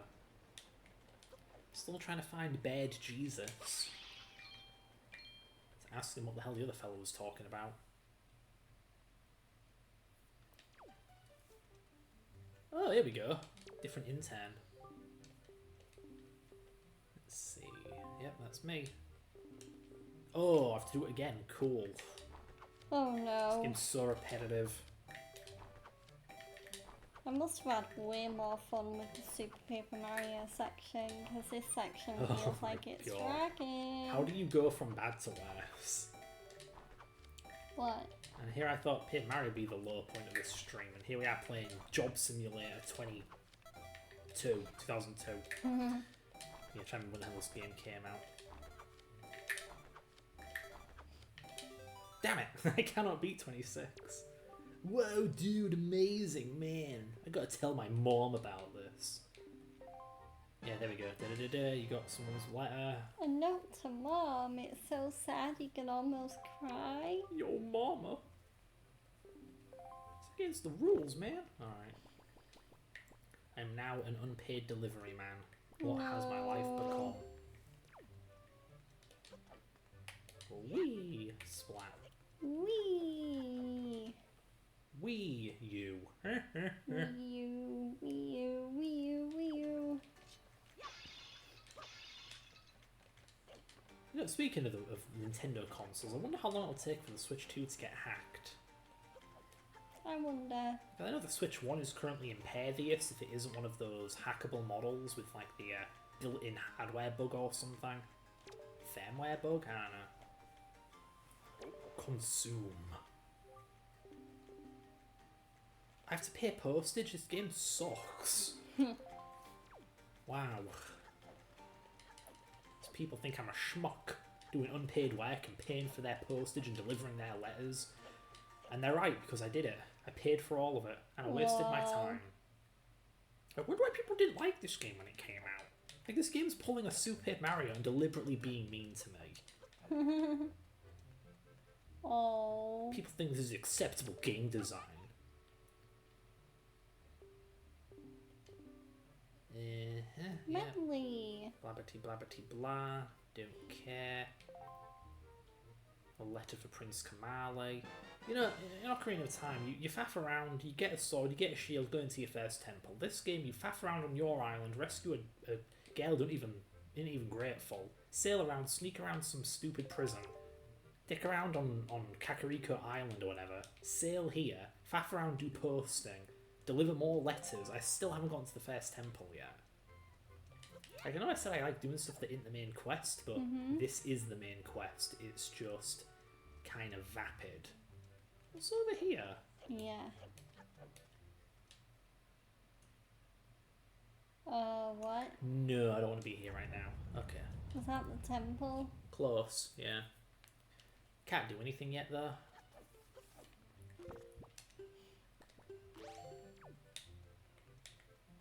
The thing is that it feels to me like they didn't really learn anything, because I swear Twilight Princess has the same issue.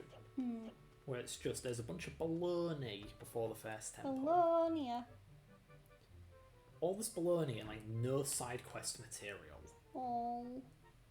I know Windfall Island had some side content, but if you didn't know and you came here, you can't go back to that island. So you're stuck here with this island's one side quest. It's just, yeah, dull. Me no likey. A rump.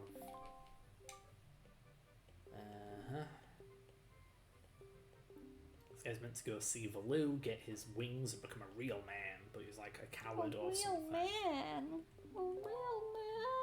Yeah. But instead he's like, oh, I want to play with my ball instead. Wah, wah, wah.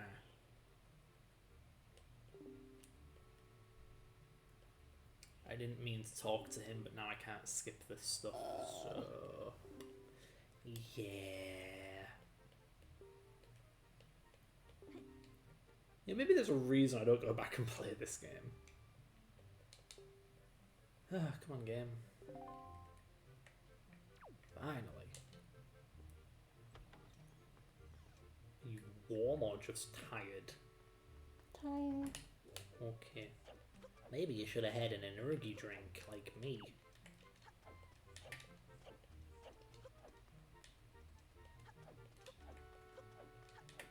So now that I've talked to him, will Medley move? Yeah, she's moved. Good. So now I can come down here, go through that place I went through earlier, and she'll be there. Whoa.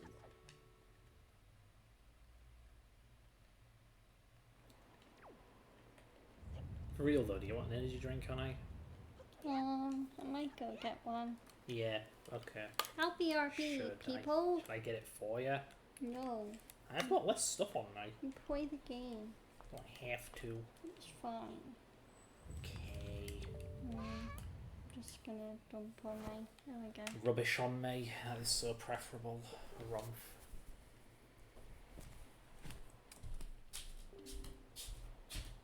Man, these characters sure do love talking. But yeah, this part of the game was in the demo. You could play the game for I think 20 minutes and it would just automatically turn off, which I hate. That's a terrible way to do a demo. Like, no, a demo should be a portion of the game that you get to chip away at and then eventually complete. And then once you complete it, the game's like, hey, you want more? Buy the full game. Like, come on, that's absolutely the right way to do it. But instead, so many demos these days, even back in the day, were time limit based. I remember Dead Rising 1 had a time limit based demo. But it wasn't just time limit based. If you left the area you were in, the demo would immediately end. It wouldn't just say you can't go that way, it would just end the demo. That's stupid. Very stupid. Because you go through all the effort of starting the demo, then you accidentally go through a door you're not supposed to, and then the demo just ends. Very Ruto. You gotta pick her up and stuff. Hopefully I like this. I don't usually like share-betty things, but I don't really have much choice. Share-betty is really the word for it. It's like a sweet. There we go. Come on, I do have nails. You don't need nails, honey. Honey, stop. Don't hurt yourself. Use both your hands. Push down this bit and then pull up with another finger. I can't get under it. No! Stupid controller. Enough. Enough. There, now go for it. How can you not get your finger under that? Look, see? I'm not a lefty. This is very painful. Ow. I think I mutilated my finger there. Oh no, your finger. Finger. This'll be interesting. I've never had this flavor before. I hope I like it. My figner. I remember those fig. Can't really call them biscuits. I don't know what they are.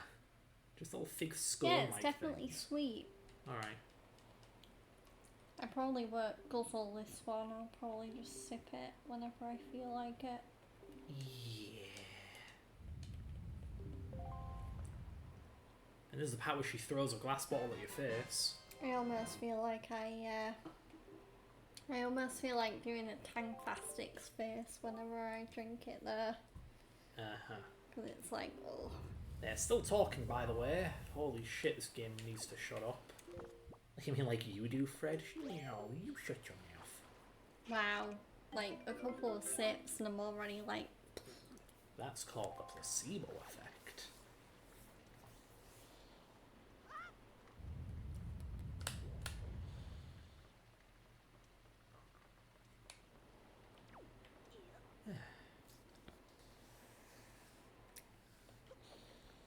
So, come over here, water these wilted bomb flowers. Yes, that's what they are. We can blow up the boulder that's blocking this God, the spring. bomb flowers look so different in this game. Oh, bollocks. How did it roll off it? Physics. That was baloney. Let's try that again. Oh my. They had to make this as hard as possible, didn't they? Like, it can't miss the rock, it can't go down the side of the rock because there's water. Yeah, finally. What was that frame drop, or is it just like really badly rendered? I do believe this does murder a real GameCube. Yeah. I really doubt it's that Dolphin or your GPU can't handle it or whatever. I mean, my GPU should be able to handle it, because, I mean, it can handle a brand new game like Mafia the Old Country. Yeah, I mean, fine. It's just a 1080p 30 FPS game with MSAA. This is not hard. Man, this is harder than it has any right to be. You've got to throw these bombs in these pots, and you can't really aim in this game, you know? See? What am I supposed to do? Yeah, what can I talk about? There we go. What else have I been playing? So I've been playing Lies of P, been playing Brats. I'm still working through Death Stranding 2.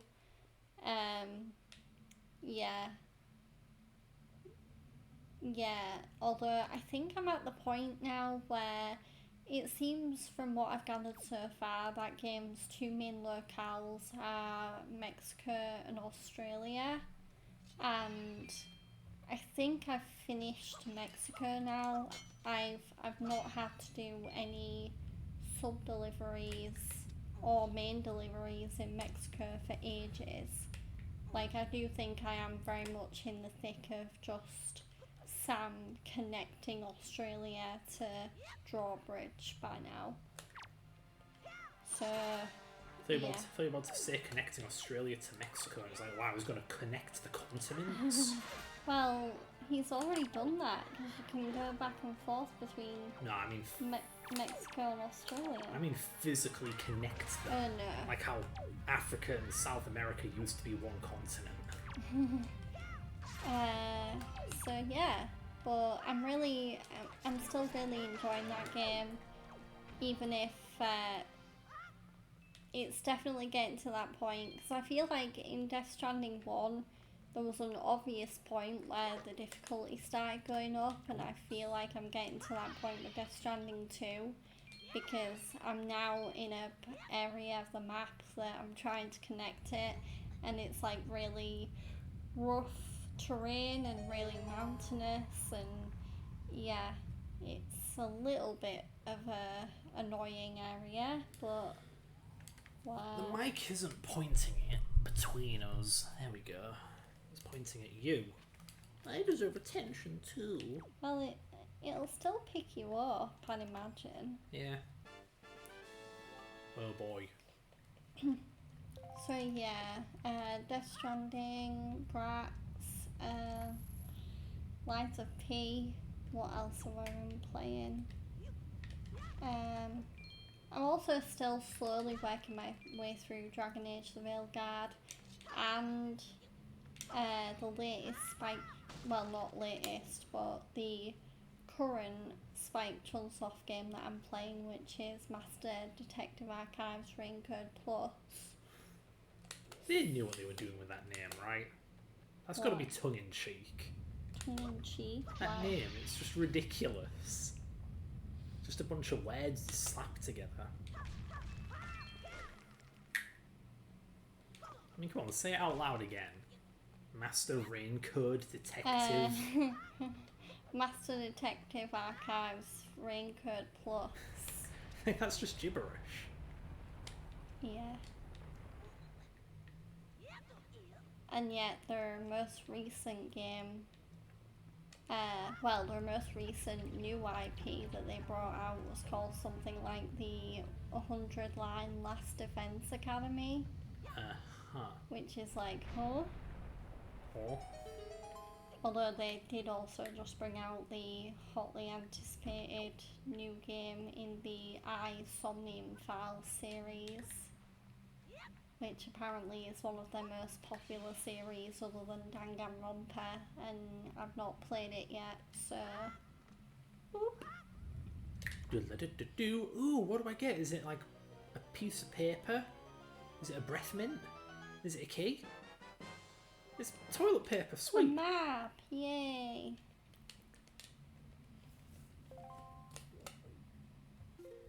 The hell? That's not what I wanted to do. There we go.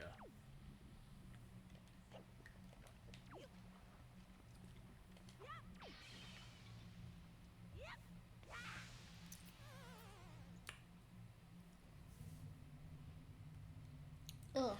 No comment on what just happened. Yeah, that flavour of Monster I'm having, it's okay, but I don't think it's my favourite. Just because it just tastes like plain sugar and nothing else. Yeesh. That's harsh. I think I do prefer the more fruitier flavours of Monster. Like whether it's orange or apple or, You jackass. fruit punch. Okay, here's a case where the game annoyed me as a kid. You kill an enemy, they drop their weapon occasionally. So there's this big, massive machete. It's cool as hell. It's like the big Goron sword in Ocarina of Time. Guess what? What? You can't keep it. Oh. It's not even like Breath of the Wild where you can like bring it with you, but it'll break eventually. No, you cannot bring it with you. What a damn tease. Just another instance where the game just irritated me. Because I know this game was kind of unfairly hated back in the day. Because it was all cartoony. And people wanted an edgy, grimdark Zelda game or whatever, because I guess Lord of the Rings was popular.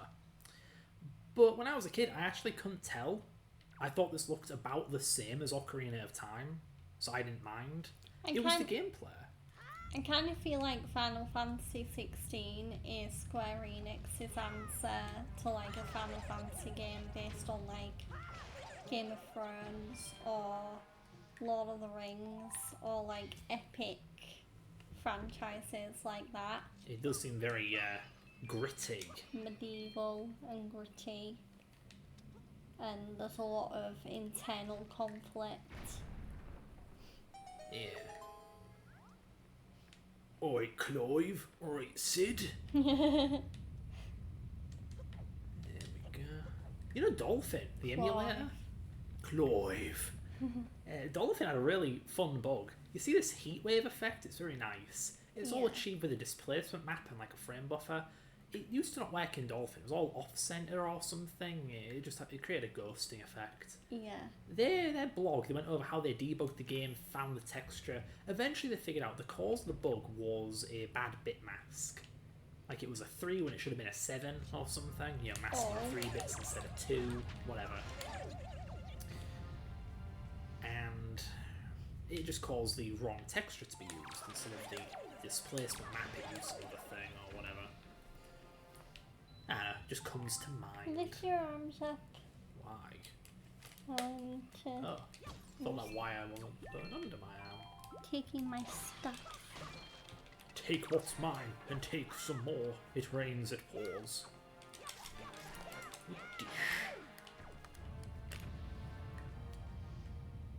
Man, I can complain about this game forever. When you're in the middle of combat and you hit an enemy, there's like a musical sting. Like, Yeah. it feels so patronizing to me, actually. You're like, oh, well done, you did it, you hit the enemy. Oh, Twilight nice. Princess has the same goddamn issue. Yeah.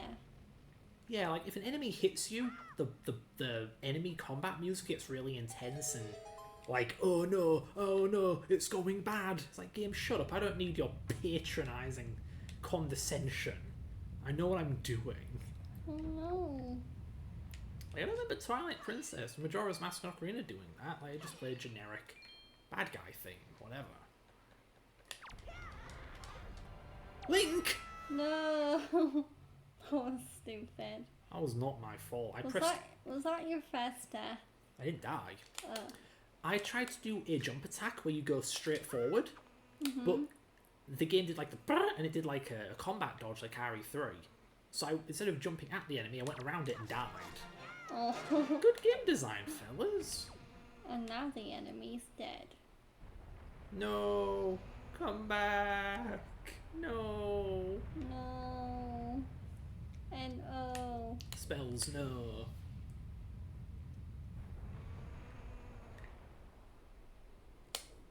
Uh-oh, I don't What like the the look hell? of that. Oh no. Very stylized fire. Or lava. Lava. Oh my god, there's more of it. Big chicken. Big birdie. I hope I get whatever item it drops. Which is nothing. Thanks, game. You know, here's a very peculiar detail. This crack, there's steam coming out of it. Now, if I pick up a rock and I put it right on top, look what happens. Oh, Freddy, you missed. You didn't do it properly. You missed. He was 2 feet in front of you. Alright, let's try that again. Oh, game, you suck. You clearly have to do it properly. There. Happy now, game?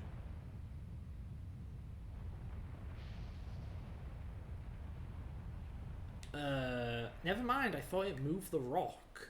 Nope. It appears to only move Link. Alright, never mind, I'm just, like, going crazy. Lazy. Remembering things You're that never happened. cuckoo. Cuckoo, cuckoo. Look at that face. Link looks very unhappy. gosh. Go, go, go. I'd be unhappy too if I was in this game. Oh my.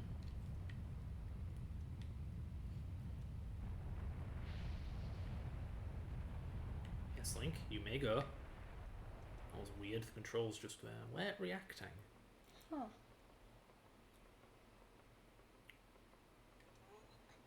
Oh, what else is there to talk about, Can you think of anything?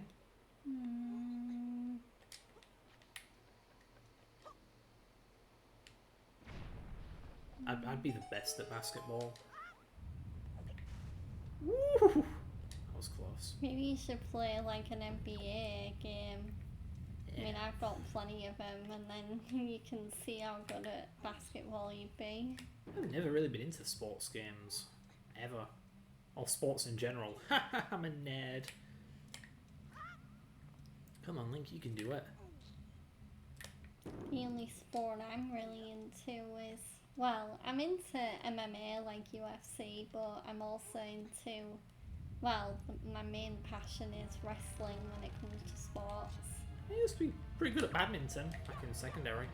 I also really like swimming. Like swimming and gymnastics are probably the two main things I like to watch, like when I watch the Olympics. I don't trust these. Oh, piss off. I just wanted to put away my sword, you bloody game. It's just a game. It's a bad game. Oh. Disappointing follow-up to Ocarina of Time. Even though we had a good follow-up to Ocarina of Time, it was called Majora's Mask. What more do you people want?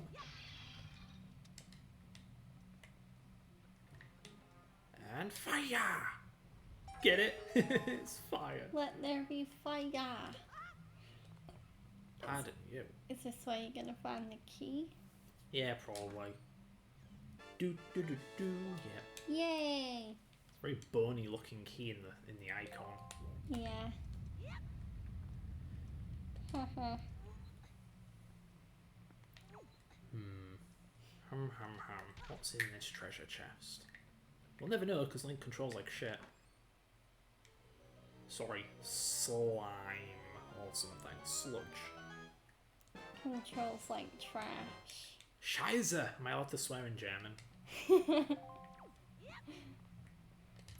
Speaking of trash, I'll be looking forward to watching the brand new episode of my favourite new anime, Gachi Akuta, later. Yay. Yeah, you only like it because it's got a rocking theme song. No. See! It's a good, it's a good anime. Also very funny. I knew it would do that eventually. But yes, I do also highly recommend giving the theme song for Gachi Akuta, which is a song called Hugs by the Japanese rock metal fusion band Pale Dusk, a listen, especially the full version on Spotify because it goes hard. Yeah, it's pretty good. It's got a great guitar solo too. Yeah. It's very chaotic. It tends not to maintain a rhythm or a tempo. Also, it was written for the anime, so yeah, so like the lyrics do refer. Well, I will have to look up the English translations for the lyrics, but yeah, as far as I knew, they do refer to like themes and aspects of the story. Oh boy, another useless joy pendant. So happy. I still also need to watch the newest Kaiju number 8 episode. Oop. Huh. Forgot to do that during our Thursday marathon, huh? Yep. That's a lot of bats, man. But I mean, I think we started watching anime pretty late last night, and I was a bit worried given how tired I was already getting that I would fall asleep during Kaiju, so I was like, I'll save it for when I'm more awake. God, you know, what's with this? Did you see what just happened in the game? What? I smashed this orb, and it dropped a bunch of rupees, Uh-huh. and they despawned in like 5 seconds. Like, is that really necessary? I get making things despawn after a time that is good for performance, but at the same time, does it have to be 5 seconds? You're just being a bit of a dick. Yeah. Because, like, I want the treasure, man. I want to get the rupees, and they all vaporise before my very eyes. A lot of games do that, actually, where things just disappear on way too short a timer. Because it's just kind of jank. I think one thing I may start doing with my Crunchyroll watch list is watching, like, when I'm watching anime by myself anyway, it's like watching things in a rotation, because I'm on the latest season of Fire Force, I'm on the latest season of My Dress Up Darling, and I think I'm getting close to the end on something else. Oh boy. So yeah, like, I'm highly tempted to just like watch anything I'm getting close to the end of in a rotation until I actually finish those things. Because yeah, and then, you know, I might be able to finish all of the animes in one go rather than just finishing them like one at a time. As for me, I don't think I'm in the middle of any anime right now, am I? No. Well, unless you count Ace Attorney, but not specifically watching that. That's just something you have on, and I happen to be around. Plus, it's kind of become like a wind down, go to sleep anime. Because it's something I'm very familiar with, and it's something Fred's getting more familiar with. Larry Butts. More like Harry Butts. I mean, I will take this time to shout out one of my favourite voice actors, Kyle Phillips, as well, for recommending it to me. The Ace Attorney anime, that is. Because he also actually does the ADR, like, English voice direction on it, which is awesome. And he also plays the judge's brother. So, Greg. yeah. Judge Jerry.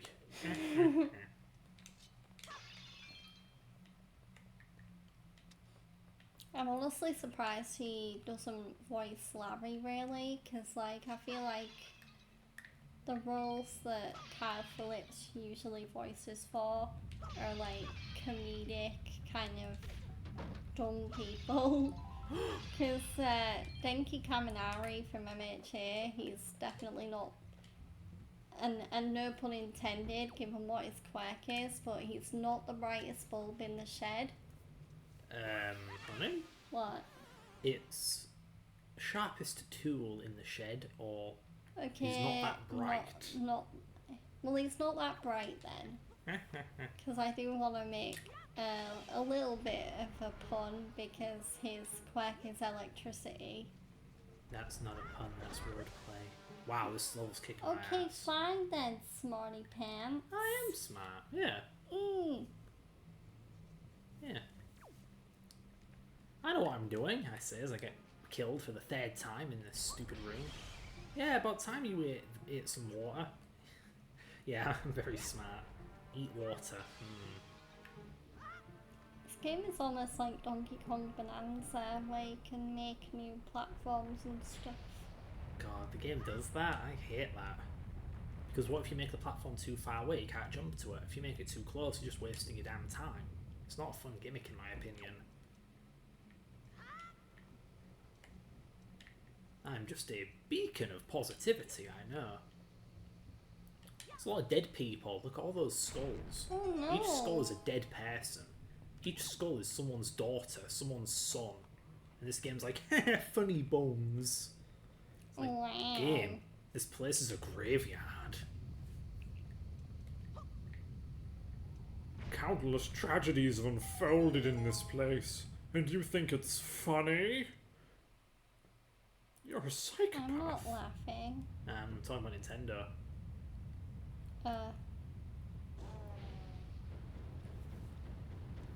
That game must have had Taco Bell. Lol. He's using the volcano like a toilet. That's gross. No wonder there are a bunch of dead people in there. Ah, Deku shields. Deku? Yeah. Can't believe the Deku tree turned traitor. Oh yeah, One Piece Season 3 for Netflix wasn't the only One Piece related news. So apparently there is a spin-off manga that Really? just focuses on like the heroines of One Piece. Ah, sexism. And, Gotcha. and apparently it's getting an anime. So yeah, there'll basically be more stories with like Nami, Vivi, and then some other female characters that I haven't met yet in the show, or not in the show, in the anime. I'll be sure to tell Nickelodeon they should make a spin-off of SpongeBob starring only the male characters who then can feck off. Poor Sandy. How would Sandy feel about that? She'll just... oh my. And the school teacher whose name I've forgotten. Mrs. Puff. There we go. They'll just have to deal with it, I What guess. was that eye roll? You were like, You don't know the name of Mrs. Puff? I do kinda- now, what I kinda- just forgot it. What kind of 2000s kid are you? You've been watching too much of that anime.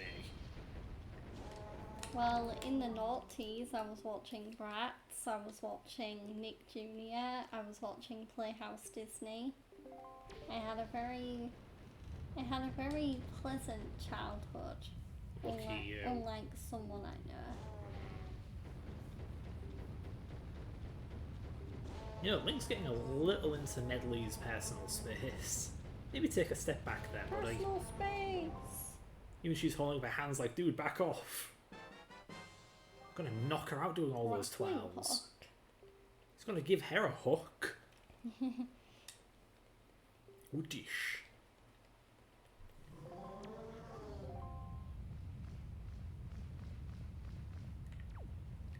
Alright, gimmick item, my favourite. In typical Zelda fashion, this temple gives you an item that you then use for the rest of the temple and basically nowhere else. I don't even know why I'm scavenging. What am I going to get? Rupees that I can't carry or hearts that I can't use? Ouch. Oh god, game, please. Do you know how to use the grappling hook? Are you a baby? Is this 2002 and this is your first time playing the game? Whee! You did it. And I didn't need the game to hold my hand. That's a really realistic grappling hook animation. I guess so. Schmack. Back down we go. Use the hook. You must be pretty high up. Can you even see the ocean below? Wow, we're No. above the clouds. We're I never above noticed the that. clouds. Yeah, I'm sure I won't die. I'll be fine. There we go. I know what I'm doing. Wee.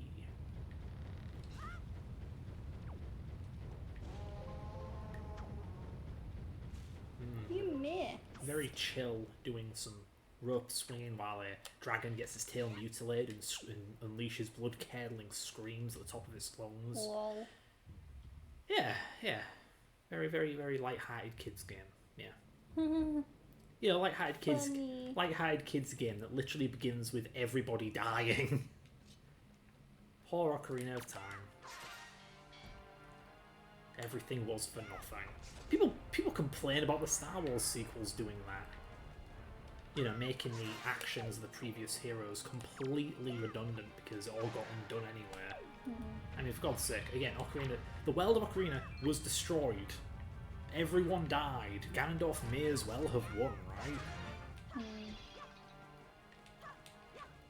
Whoosh. Yay, you killed it. Is that a dolphin bug? I'm noticing the lens flares are overlapping the level geometry when they shouldn't. Look at that. That's not normal, is it? I don't know. Ooh. You're more familiar with this game than me. You know another thing to me that's very strange? In Ocarina of Time, when you're doing the child temples, there are no keys. It keeps the temples very simple. This game, though, from the get-go, has keys. What are you doing? I need to go below. Oh. Yeah, it's just another one of the game's little puzzles. But yeah, like, this is a rather intimidating first dungeon, don't you think? Like, we've been here Yeah. for a while. It's very big. Loads of insta-kill lava, and annoying enemies, and awkward platforming puzzles, and rope swinging, which was hard to get right. It's like, man, why is this game so damn difficult? Do people think Ocarina was too easy? Oh god. Oh no, why did you do that? I have to cut all 3 ropes at the same time, and I'm impatient, so I tried to do a quick spin attack, but I missed. Oh. And Link's ass was sizzling. Link? You blamed your horse. Oh. And you did it again. All because I couldn't be asked. Because to be fair, the intended way is boring. Like, yeah, check this out. So you got to get on the platform, get as far away from the platform as possible, hold the B button again. Now slowly inch Link to the middle, then let go. And still fail because this game's doo-doo. Oh. Like, can you see why I didn't want to do it the intended way? Yeah. Good. Very, very good. Even the game's like, hey Link, you're doing it wrong. See, it's got that annoying little hint. Yeah. Thanks, Wind Waker. I wonder why people hated you. So let's try it one more time. I thought people Oh, didn't fuck. hate this game. Nowadays, they've warmed up to it because nostalgia. But back in the day, yeah, people hated this. At least Westerners did. I don't know about Japan. This seems like it would appeal to them. Just given their tolerance for cutesy stuff. Cutesy. Well, yeah, I mean, this game's all chibi and stuff. True, it is. People ain't down for that. Hello. Hi, Magic Pouch. I nearly said Maggie. There we go. Finally. And down we go. We're doing good, thank you. I mean, yeah, Fred's just working his way through a very interesting dungeon on Yeah, Legend of this- Zelda Wind Waker. Yeah, I think this does qualify as a dungeon. We're not in a temple, I think. Because the distinction in Ocarina of Time was it was a temple if it was for one of the sages. This isn't a sage place. It's just some No. random dungeon, some random place.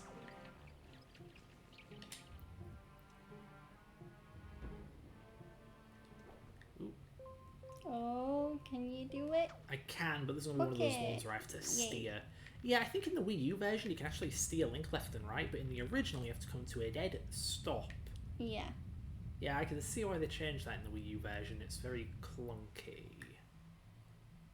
Here we go. And back and forth. But yeah, I'm surprised this game actually supports PAL 60, because even Nintendo themselves, you know, they kind of made the console and all, but even they didn't make great use of that feature.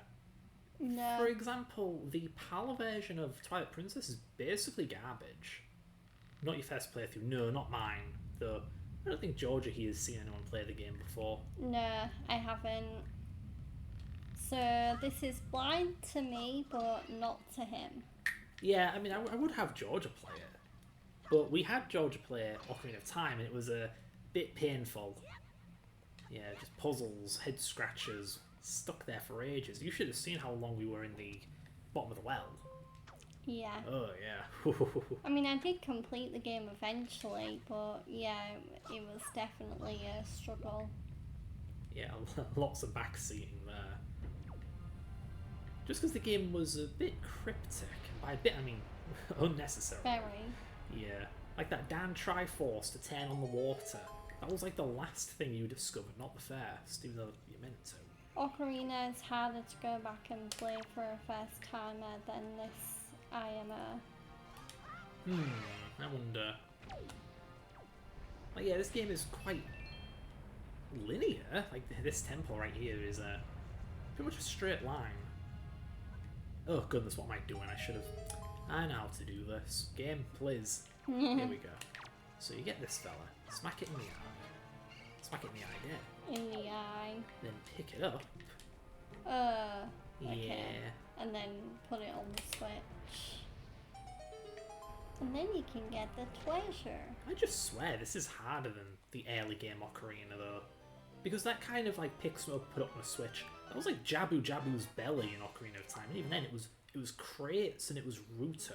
Not an enemy that will eventually get up and walk away. Like that's tougher, right?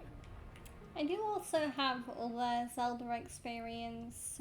Me and Fred have played. So I played Ocarina of Time on stream, but I have also played Link's Crossbow Training.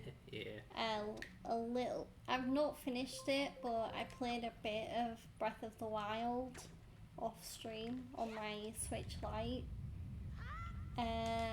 Yeah. I've also played a bit of Four Swords with you. True, but you weren't really into that one. Nah. Don't know why you weren't into it. I had a good time with it. A rumph. I mean, I don't know, like, Zelda's okay, but I don't know whether it's one of those game series that I'd, like, fall head over heels in love with. Yeah, it's hard to find we have very different tastes in games. Because I like a game with a good story that I can get immersed in. So like a good RPG or action adventure or open world. Like really, really deep kind of, yeah, like experiences like that. Whereas Fred here is more arcadey. Yeah, I'm more a gameplay guy. Arcadey, platformers, puzzle games, that kind of thing. And if I'd say I'm really a puzzle guy, if I want my puzzle fix, I'll program. That's like the ultimate puzzle. True. Programming's hard. But fun. In small doses. I say that, I binge program, whatever. Gotta eat my own words there.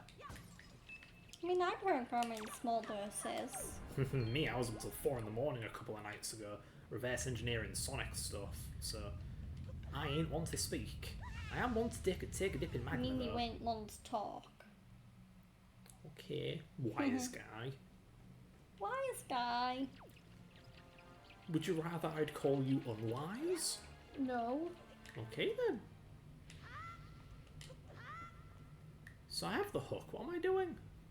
Did I get like the boss key or something? I'm not paying attention. I'm on autopilot. I don't think I have the boss key.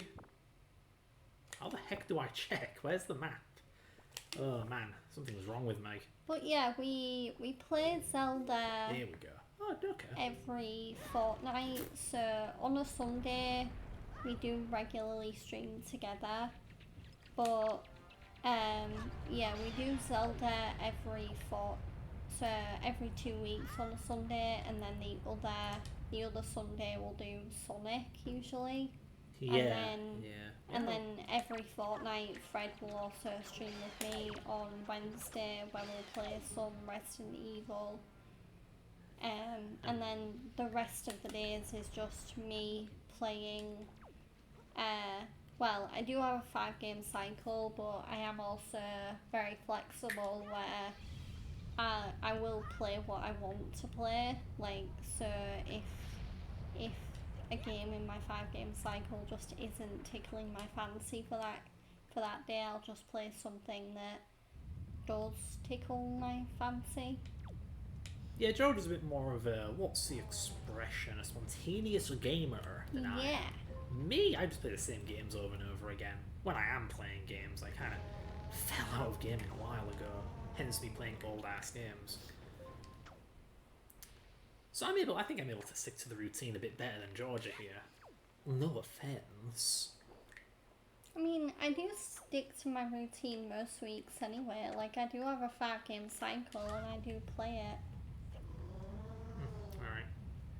Alright. Well, you have something in common with Magic Pouch. Hey, nice.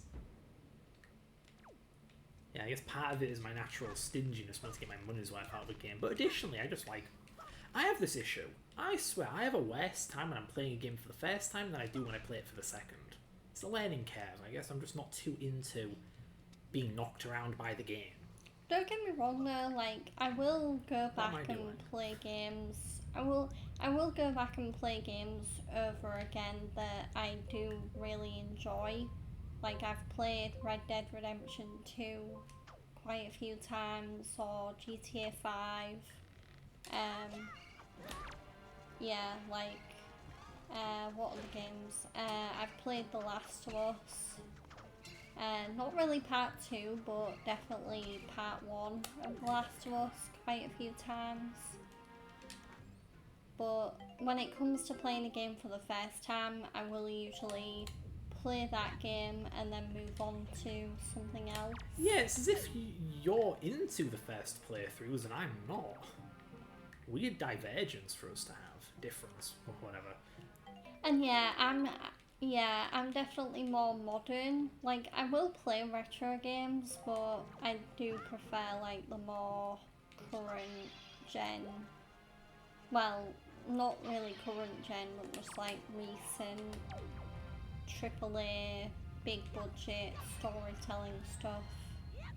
That's a good point. Do either of us ever play indie games? I don't think we do. I mean, I played Bellatra. I mean, considering how many people developed it, you could argue retroactively that Sonic 1 was an indie game. It was made by like 6 people. And But to be fair, they all were. Doki Doki Literature Club was kind of an indie game when that came out. Well, I think it still is. And Life is Strange 1, that was considered kind of an indie game when that came out. It is a very, very vague definition. Very vague word title, whatever these days, indie games. It's like, if it's a team of 20 people, is it indie? It's not AAA. If it's not AAA, is it indie? Is it AA? Where's the line?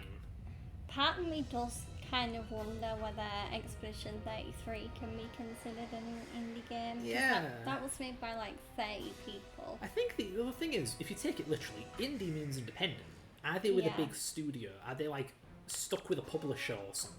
Well, no, like Expedition 33 was Sandfall Interactive's debut game. Exactly, so it's indie, sure, but that's not what people usually mean when they say indie. They mean like one fella working on a game in his spare time or something, that kind of indie. Stray, that's another indie game I've Yeah, played. but it's another one of those like large scale indie games. I'm sorry, am I getting this wrong? Oh, I know, I'm supposed to do this, right? Yeah, I hope you enjoy it. I played through it on stream. I beat it. Yeah, I definitely do plan on New Game Plusing that game, and heck, I might even try and perfect game it on stream, like get all, not on stream, on Steam, get all the trophies. Oh man, I'm stupid. What am I doing? Come on. Ugh. But Claire Obscura is definitely Here we go. my front runner for Game of the Year this year so far. Although, even though I've not finished it yet. Death Stranding 2 is already a close second. Does seem like fun. Yeah. I feel like Claire Obscure does a really good job of hooking you in right from the prologue, because it gets to the good stuff quickly, whereas I feel like some games can take a while to get to the big things. Yeah, you mentioned getting hooked. What I noticed was a hook for me. I haven't played it yet, but watching George play it. Postman 2. Death Stranding, that's it. It was just how... Postman 2. Yeah, Postman 2, because I mean, come on, you're a postman. Walking sim. It was the complexity, all the options and stuff. When I was a kid, a game could impose? Whatever, impress me more. With all the options and depth and just that feeling of wonder of, wow, there's so much to do and there's so much complexity. Now that I'm old, I don't get that as much. I look at a game and I just figure out immediately, like, oh, it's like that. And You're not old. I used to be really young. But yeah. So, yeah, that game whose name I've already forgotten. Again, 2. Death Stranding That's 2. it. It's got a hook in me in a way. That kind of second-hand hook. You watch someone else play the game. Will I ever play it? I don't know. When was the last time I played a new game? I mean, you did get Death Stranding Oh, I did. It was like they were just giving it free away for free. on Yeah. Epic Games Store, and yet you haven't touched it yet. Well, Yeah. The first Death Stranding, obviously. The non-director's cut version. Oh yeah, like Yeah. the base vanilla version.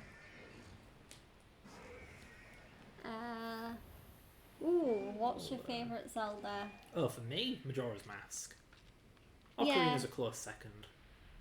For me, I mean, just because I have a lot of fond memories of it, it might be a bit of an off-the-cuff pick, but I think Link's crossbow training, because I actually played that game with my parents a lot when I was younger. More so my mum and her partner, who I basically consider my stepdad. But yeah, a lot of fond memories, like passing the crossbow accessory that you get with the game, or at least for the game, and yeah, taking it in turns to see who would get the highest score. I imagine a big part of why you ranked that one so high is just because you don't seem to be into Zelda games so far, the ones we've tried. Yeah. And yeah, that's why I said it was an off-the-cuff selection, because I bet no one would ever say, oh, Link's crossbow training is my favourite Zelda game. Like, I bet most people, if you'd ask them, they'd be like, oh, Breath of the Wild for sure, or Tears of the Kingdom. Or if they're a classic Zelda fan like Fred, then yeah, maybe they go like Majora's Mask or Ocarina of Time. So, yeah. Yeah.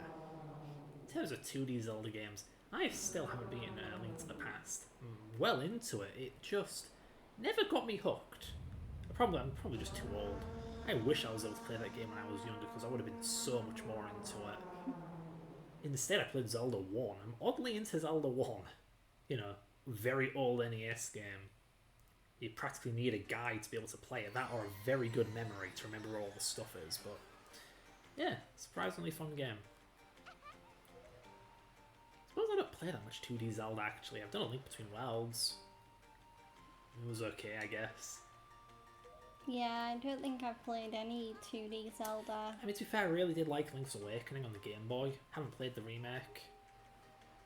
I played a little bit of the Link's Awakening Switch remake. I never finished it. Yeah, that's tucked away somewhere in here. That's the thing, though. Yeah, that's what I mean when I say I must be getting old or something. Because there are so many games that I'm kind of vaguely interested in playing, and I just haven't. Go back 10 years, or maybe 12 years ago, I never used to do that. Every game in my collection I'd play. There's one exception. I had like Professor Layton on the DS. Literally never played it because I didn't think I'd like it. Oh, how wrong I was. That game actually looks pretty fun. Yeah, because Oh, man. I love the Professor Layton series on the DS. That's one of my favourite DS series to play. Like, I even have tried to 100% most of those games, like do every puzzle and get all the collectibles, like the bonus art and music, and like do also the extra kind of not post game but like bonus puzzles. But yeah, very, very excited about Professor Layton and the New World of Steam, which is the comeback game for the series that is coming out on the Switch soon. You mean it's not coming out on Steam? No. But it's got Steam in the name! I mean, it should come out on like more than just the Switch, honestly, but I also hope it's not just Switch 2 and that it does come out on the Switch 1. Because I don't have a Switch 2. That is something that has always bothered me. When a new console generation comes out, and then games come out for the new console generation, but you know for a fact they could run on an older console. It's like when Sonic Mania came out for the Switch, but not the Wii U. That game could run on a regular Wii, let alone a Wii U. Why is it Switch only? And so on. I suppose the answer is money. I guess. I mean, I don't have a Switch. I have a Wii U, not a Switch, so I couldn't play Mania on it if I wanted to. So I ported it myself. That'll teach him. 4 points, woo. Yeah, you ever have that? A game comes out on a later console and you think, why can't it be on the older console that I actually do own? I swear I had that with one console. I'm just trying to remember what it was. Although, to be fair, like, I've always... last Nintendo I bought was Wii U 2. Cool. Yeah, it's a shame the Wii U didn't really stick around that long. Yeah, it's a shame because I actually went all in on the Wii U for the 8th generation. It took me a while. I didn't pick any console. PS4, Xbox One, never got one. But I did pick a Wii U a few years into the game.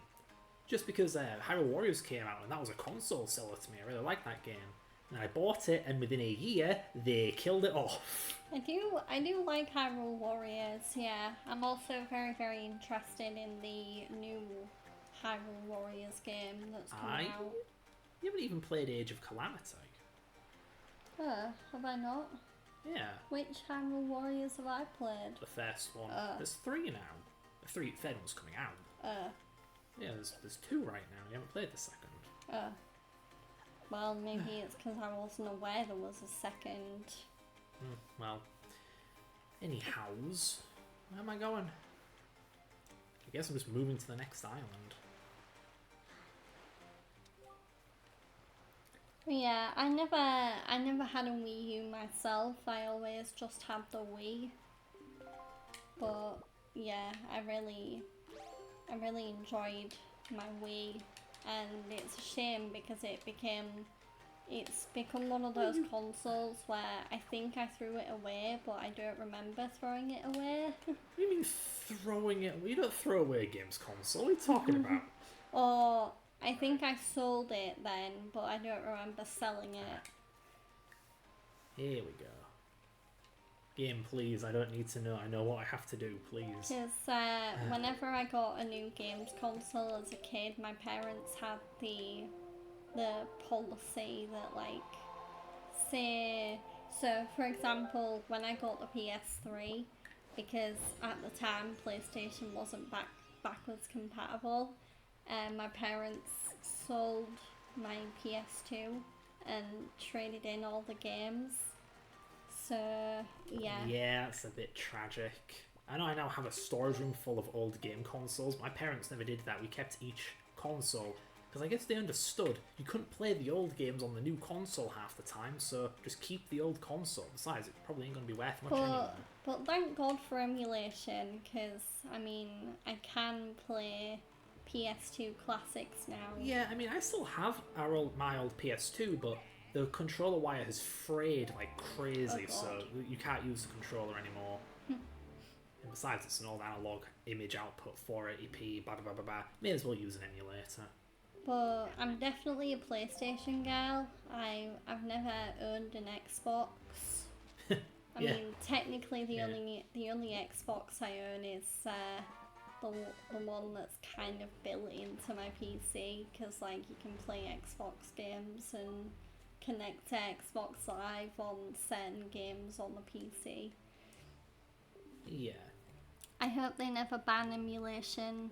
However, I think it will become illegal. Yeah, I mean, Nintendo have already got rid of most of their emulators.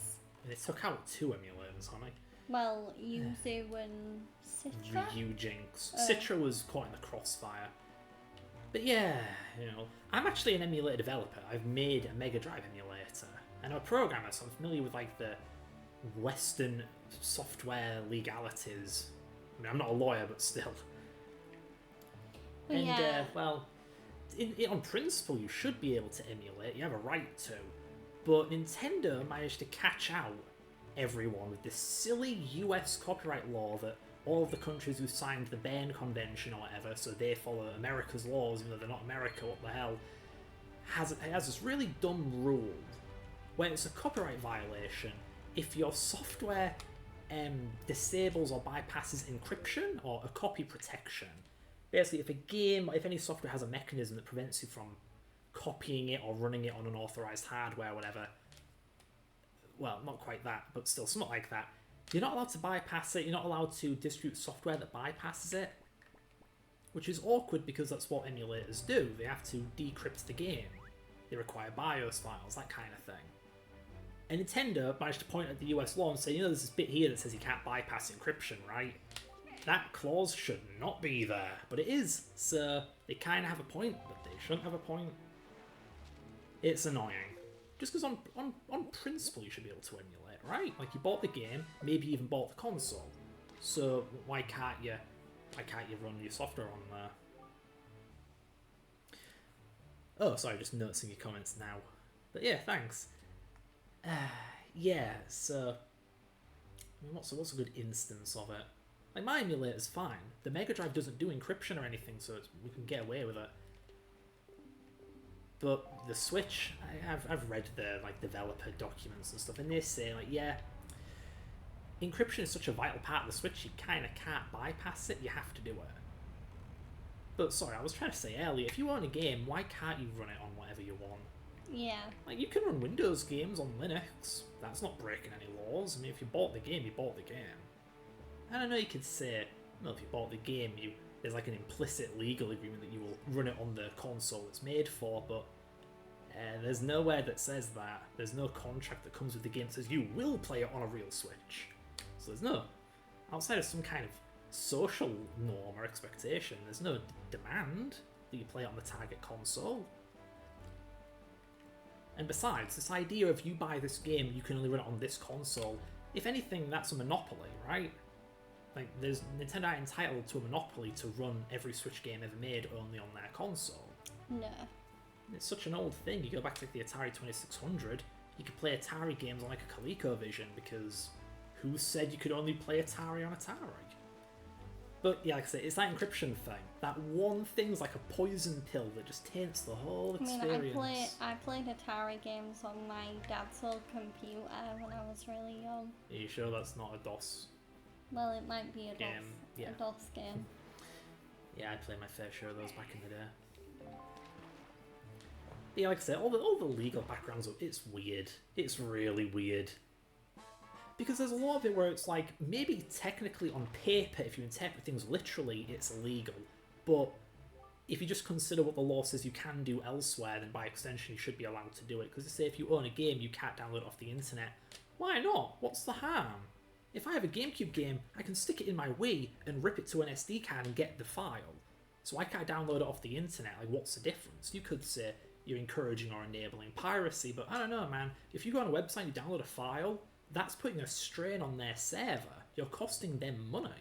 So if anything, you're discouraging piracy because you're making them spend money on maintaining a server and stuff. So it's hard to argue that angle either, not to mention, this is just hearsay, but apparently there is a legal exception where it says if you own a game console, you can totally download its BIOS off the internet. So if you can do that, why can't you do it for a game? If you own a game, you can download its data. If you own a console, you can download its BIOS. I don't know. Any thoughts, Honey? I was just looking at the time and... Oh, yeah. Yeah, did you want to think about wrapping up soon? Yeah, I can keep going for a little bit. Okay. Yeah, I didn't mean to get completely carried away with the legal jargon. It's something I've been thinking about a lot because, of course, I develop an emulator, so I have to think, am I going to get in trouble? No, I'm going to be fine. I don't even have the word Mega Drive in my emulator's name or anything. But Yeah, trademark. I don't know if you can tell, but yeah, Fred's very much the type of person where if someone starts a programming conversation, he can ramble on for hours about it. It's just hard to get the point across. All this stuff's complicated. Yeah. Like, I won't say it's complex, it's just hard to get across. Man, every Beetle is just selling the same junk. I want the one who is wearing a helmet and he sells cool stuff, like a bottle and a hat piece. Don't know where that one is. Oop, wrong way. Come on. Go, go, go. What else? Yeah, the Wii U is actually quite interesting from an architectural standpoint. It's a beefed up GameCube. Have you made any other... So, you mentioned you ported Sonic Mania to the Wii U. Yeah, I did. And you've made a Mega Drive emulator. Any other gaming-related projects you want to talk about? I mean, I made a sprite editor for Sonic. Yeah. I decompiled Cave Story. That almost got me into legal trouble. Yeah. There are cleaner ways to make a decompilation than the one I and this other fellow went with. Like, there's the approach that the Mario 64 decompilation uses, and even Nintendo's, litigious as they are, they haven't gone after that decompilation. So I think that one might be in the clear, but mine wasn't, as it turns out. Was that Mega Drive? Mega Drive? No, there is a fan-made Mega Drive port thing, but no, Cave Story was a PC game from 2004. Yeah. It looks retro, but no, it's 2004. It ran on like Windows 2000 and stuff like that. But yeah, it's like the indie of indie games. One guy made it. One guy? Yeah. And its engine is pretty simple, so it was easy to decompile, especially because the guy didn't optimize the code. You ever hear about that? It was in like a few nerdy news websites that Mario 64 didn't have optimizations enabled, so it was a lot laggier. Wow. Yeah, Cave Story has the same issue. That's interesting. This guy's saying there's a container. I don't think it does have that issue anymore, though. Right? Well, of course it still does. It's the same old Mario 64. Yeah. I wonder if they fixed that for Super Mario 3D All-Stars, or whether they just kept the game the same. No, I'm trying to remember. I know the American version is not optimized. The European version is... Oh, I'm sorry. There's two Japanese versions. You have the original, and you have like the Shindoku or whatever. Again, I'm terrible with Japanese names. The Shin whatever version. That's some bad timing. Yeah, one sec, just to pop up. But yeah, the second Japanese version, I believe, is based on the European version, so yeah, it's optimized. Oh, finally, another hat container. Sorry about that. Just replying to my mum Your mama. because she tried calling me because we call each other on WhatsApp. Yeah, we're a little busy at the moment. Yeah.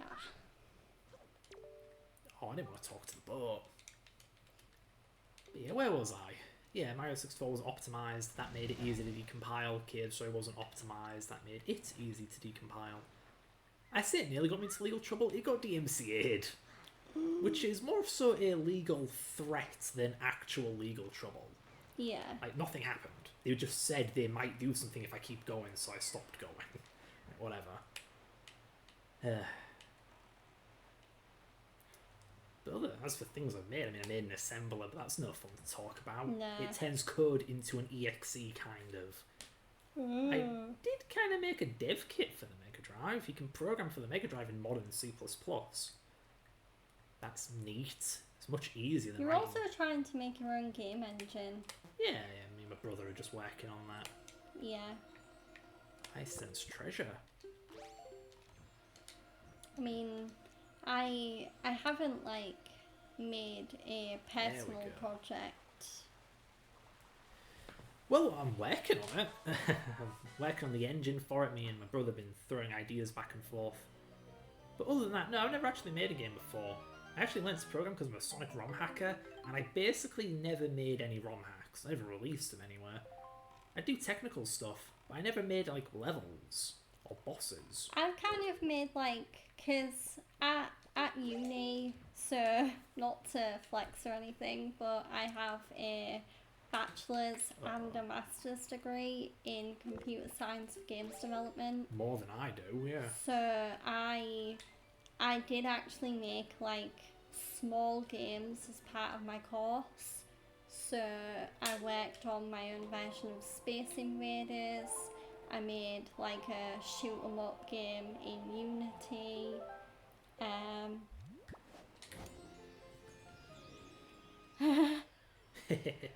Yeah, I appreciate it. Yeah, it definitely. I know when employers, when I interview for jobs, see that, they're like, oh, that's really impressive. And it's like, thanks. But yeah, I've made Space Invaders, a shoot 'em up game in Unity. What else have I worked on?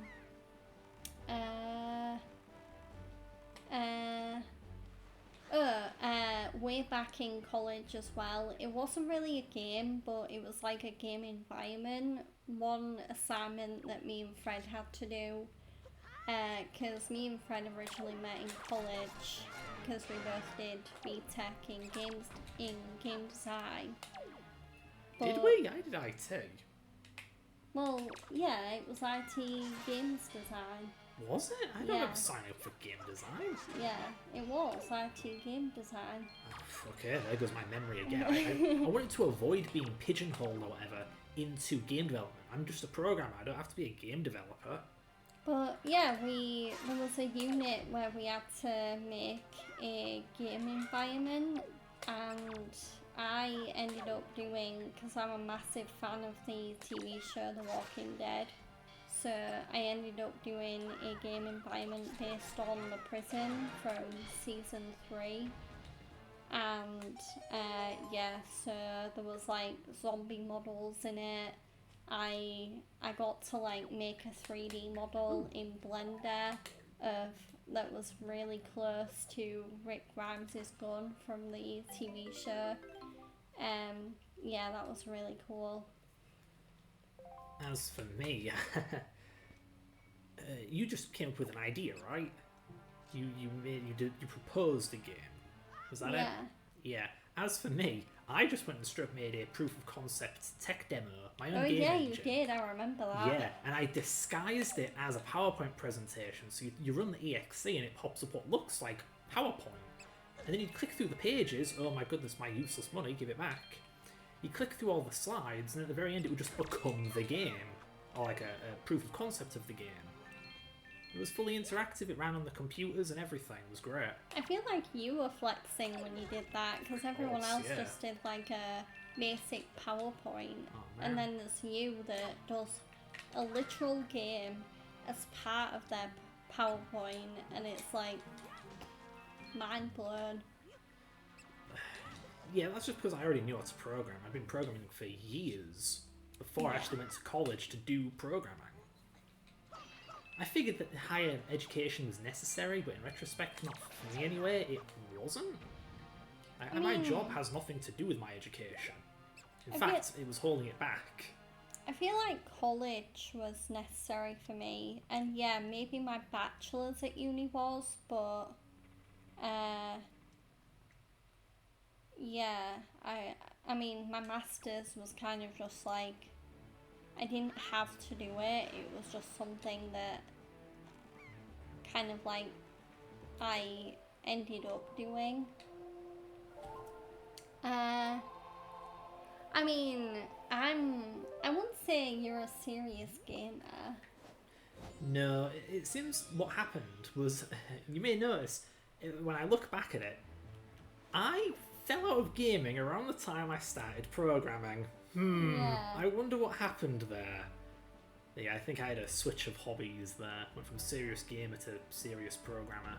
I'm obviously, because this is my Twitch channel, I'm obviously still a very serious gamer.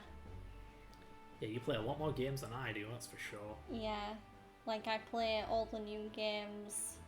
When I'm in a retro mood, like I currently am, I do play retro games.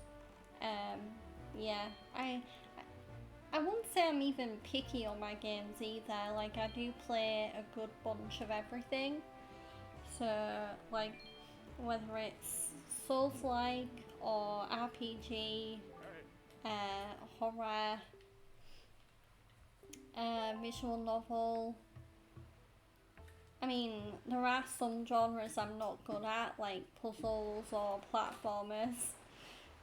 But yeah, I will give things a go. Like, I don't really look at a game genre and think, oh, I don't want to play that. Yeah, I never would have thought you'd be into Souls-likes. I mean, I wasn't, and then Lies of P came out, and I was like, oh, this looks really interesting. Because it's a Souls-like set in the universe of Pinocchio.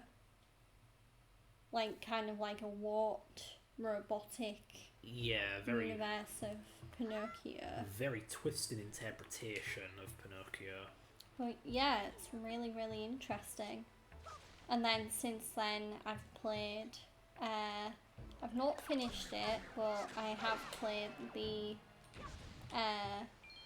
fair bit of like the first world of Elden Ring, and I've played most of Black Myth Wukong. Although, I mean, there's a bit of a dispute as to whether that's a Souls-like because it's very RPG heavy. But then so is Elden Ring, kind of. So Yeah, I feel like RPG is another one of those things where its definition is very broad. Because some people say that Sonic Unleashed is an RPG. Really? I mean, you level up. It's not turn-based, of course, but you can level up. There's a hub world, there are quests you can do. But like, man, if that counts as an RPG, then RPG is a super loose genre. yeah, I wonder if Souls-like will eventually become that broad, just because there are games that try and water it down a bit. yeah. And some would say that makes it not a Souls-like anymore. Others say a Souls-like doesn't have to be like every other Souls-like. It's messy. Souls games are for people who want to punish themselves. Yeah, And fair enough. I actually, I'm something of a masochist when it comes to video games. That can be part of why I play them to death, but I also like to go for like platinum trophies and such. I mean, what can I say? I like to complain, so there's lots of complaining when I'm doing I that tried kind of Dark thing. Souls, but my god, was it hard. Yeah, Yeah. it really is.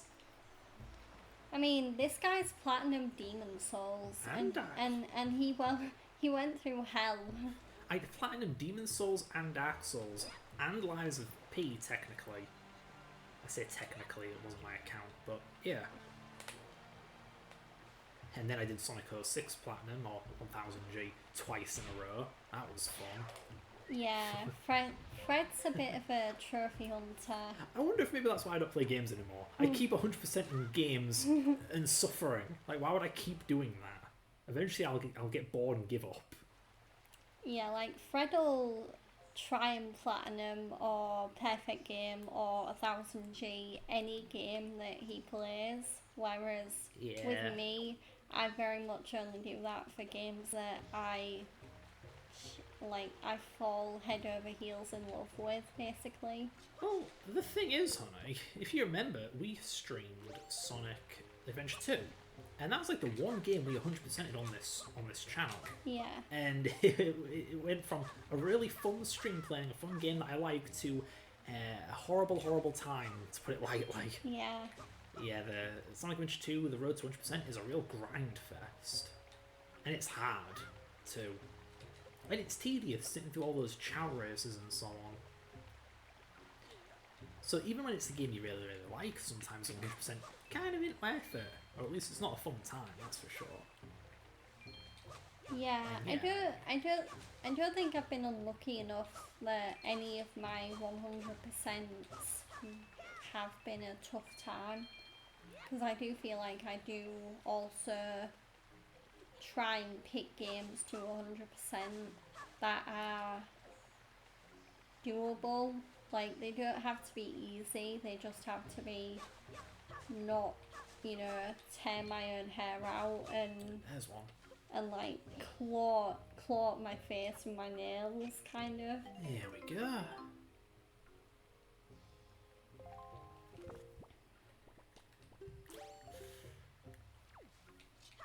Yeah, I mean, I don't think I can add anything without repeating myself. But yeah, I tend to torture myself with games, but I probably shouldn't. Don't know if it makes good stream content, because I just end up complaining a lot. Then again, I always do that, so... I mean, speaking of complaining, we're about to get to a certain character, and I'm going to complain like mad about it. Mario 64, 100% was so doable and achievable for most people. Most modern 100% are so hard and tedious. Yeah. Because I think like, different games approach 100% in different ways. So with something like Dark Souls, it's the Platinum Trophy. But the Platinum Trophy is tedious. It's just, ooh, get every sword, get every spell. I remember watching a streamer trying to platinum Final Fantasy VII Rebirth, and I think he just, I don't know whether he did it in the end, but I know when I watched him on stream, he gave up on it initially because he just found it way too stressful and hard. Well, yeah, I've 1000G Tales in Vesperia, and platinuming or whatever, a big meaty JRPG like that, you essentially have to commit to doing several, or one I guess, perfect playthrough. Yeah. Where you find and do all of these things you didn't even know were there. Like hidden dialogue that causes a character to gain a little alternate costume, and it's only at a certain part of the game where it'll let you do it. How are you supposed to figure any of this out? You're just following a big guide. And the game's like 100 hours long, and you have to do multiple playthroughs. Like, whoa, was that intense. I'm still trying to platinum it on the PS3, the second time 100% of that game. Still at it. It takes forever. I do feel like most of the games I have platinumed have been really easy and stress-free. I mean, the first platinum I ever got was the Walking Dead collection, so the Telltale games, so seasons 1 to 3. That collection I platinumed. I still need to platinum the final season. That's definitely a game that's on my to platinum list. I've also platinumed. I'm a big fan of the Quantic Dream games, so like Heavy Rain, Beyond Two Souls, Detroit Become Human, and I did platinum Detroit. That one was a bit of a chore to platinum, so I was kind of glad when I actually did platinum that game, because there is a lot of going back and being like, oh, you you have to, in this scenario, make this choice, and it's like, oh, is that a Korok? Yeah, this is their debut. Ooh, okay. Little kid me was very unhappy about this, because I was just thinking like, what did you do to the Kakiri? Why are they ugly now? Speaking of ugly, what did they do to the Deku tree? He looks like he fell out of the ugly tree and hit every branch on the way down. I think the Platinums I might be most proud of are RE2 and 3 remake. Wait, what? Honey, Well, you helped me do this. she made me do them. I didn't make you do them, you Yeah, offered. I elected to do them. Yeah, they are probably the toughest Platinums you have. Yeah. Like, my goodness, doing hardcore mode without dying. That's a lot of practice. Yeah, it definitely made for some good date night bonding material, Whoa. that's for sure. How do you 100% Binding of Isaac? I forgot that game even has achievements and trophies and whatnot. Yeah, man, I've tried so many times to get into Binding of Isaac. I suppose the RNG is a bit much for me, just because sometimes you get absolutely spoiled with items and it's an easy playthrough, or you are just by the edge of your teeth fighting for your life and constantly getting just the worst luck. I'm a little bit familiar with Binding of Isaac. I'm not really familiar with the video game, but I am aware of the card game version. There's a card game? Yeah. Alright Yeah, one of my uni friends used to bring it in because at university there was definitely a lot of downtime. Like there was lessons and there was what they called labs, which was like practically applying what you learned in the lectures. But yeah, during the downtime, the uni I kind of went to was very cushy. It had a pub, so I basically went to the pub, and yeah, me and my friends would just kill time by playing the Binding of Isaac card game. It was very fun, even if at first I didn't really have a clue what was going on because I was still kind of getting familiar with how the card game worked. You know, I don't think it was until university that I truly felt like an antisocial shut-in, because I never got to have that university life. I guess part of it was I still lived at home. I didn't go with accommodation because that's what's expensive AF. I didn't live in a dorm either. Yeah, so that downtime wasn't really downtime for me. It was just being at home. It wasn't that, oh, I'm on campus but there are no classes so I may as well hang out with mates. No, it was just go home, do what I usually do, which is program and play games. So it's just awkward because imagine that. Imagine having classes and literally nothing better to do but just hang out and party with friends. Sounds great. I never got to do that. Yeah, I was definitely more social at uni. I had like a good circle of friends that I'd always hang out with, and I did take part in a few clubs. So very often I would stay past, like I would stay after hours at uni to go to events and socials and stuff like that. And my university also did a really good karaoke night at the pub I mentioned on Thursdays. Yeah. And I did take part a couple of times, which was really fun. I really wanted to join the anime club, just because it felt like the club that was most appropriate for me. I don't think there were any nerdy programmer clubs, ironically. But that was like at 6 PM on a Tuesday. And I was... What? One of my friends actually joined the anime club, and apparently it wasn't like well-known anime. It was very obscure anime. Yeah.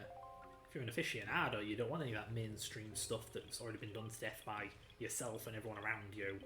I actually, I've not been into anime that long. I kind of only really got into it last year. What? So... Really? Yeah. I thought you were into it ever since I introduced you to My Hero Academia. Well, yeah, but I feel like I kind of became like dear. a fan and passionate about it last year. To be fair, your 'Cause viewership has really gone up in the last year. Yeah, you have like a Crunchyroll subscription and everything, paid yearly, yeah, and you actually do get our money's worth from that. yeah, there's still manga coming out. Manga, yeah, there's always stuff. Yeah, It's a matter of taste, though. Like, do yeah. you like your slice of life? Do you like your actiony stuff? Your more light-hearted, casual stuff where you're not missing out on much if you miss an episode and so on. Tense dramas, light-hearted comedies. There's a big range. Very often nowadays there will be like new manga that comes out, and like Oh, dear. within like dear. one or 2 years of Oh, it no. being released, it gets an anime adaptation, which is really cool. No. Well, I have doomed myself. And like manga sells really well as well. Like there's so many popular mangas out there that have sold millions of copies, and it's not just like classic manga as well. Like, I don't know. So like, yeah, you've got like your classics like Naruto, One Piece, Bleach, but yeah, the modern stuff does really well as well. I think I've only ever read the one manga. The one. Fittingly, it's the manga of the first anime I ever saw. Elfen Lied, yeah. Yeah, that's it. Heck of an Yeah. introduction. I have a manga collection. I really just need to find some convenient time in my day to get through it though. Oh, Because we are actually lucky enough to live quite near a manga shop, so there's a really good manga shop in our nearby town that does like loads of popular manga. it's very much a pop culture shop. You got your Marvel stuff, your pop vinyls, and There's also like anime figurines and stuff, oh, damn it! and they'll do like plushies as well and posters. But yeah, it's a really cool shop, and there's definitely more than a few series that I've seen the anime for that I definitely want to read the manga for. I do wonder if there's like some kind of manga subscription service, just because physically buying books and reading them the once and having them on your shelves forever, bit of a pain in the butt. I mean, I suppose you could resell them, but that's also a pain in the butt. It'd just be nice to be able to watch something or read something and then move on. Because I haven't read Elfen Lied a second time. I don't need to. Like, okay, I've seen it now. I suppose I'm just not much into reading. I'm sure some people get a kick out of owning a book and reading it repeatedly. Yeah, not much of a me thing though. I mean, I definitely... I mean, I do have a preference when it comes to anime and manga. I think I'm definitely more into the action-y stuff, like the shonen stuff.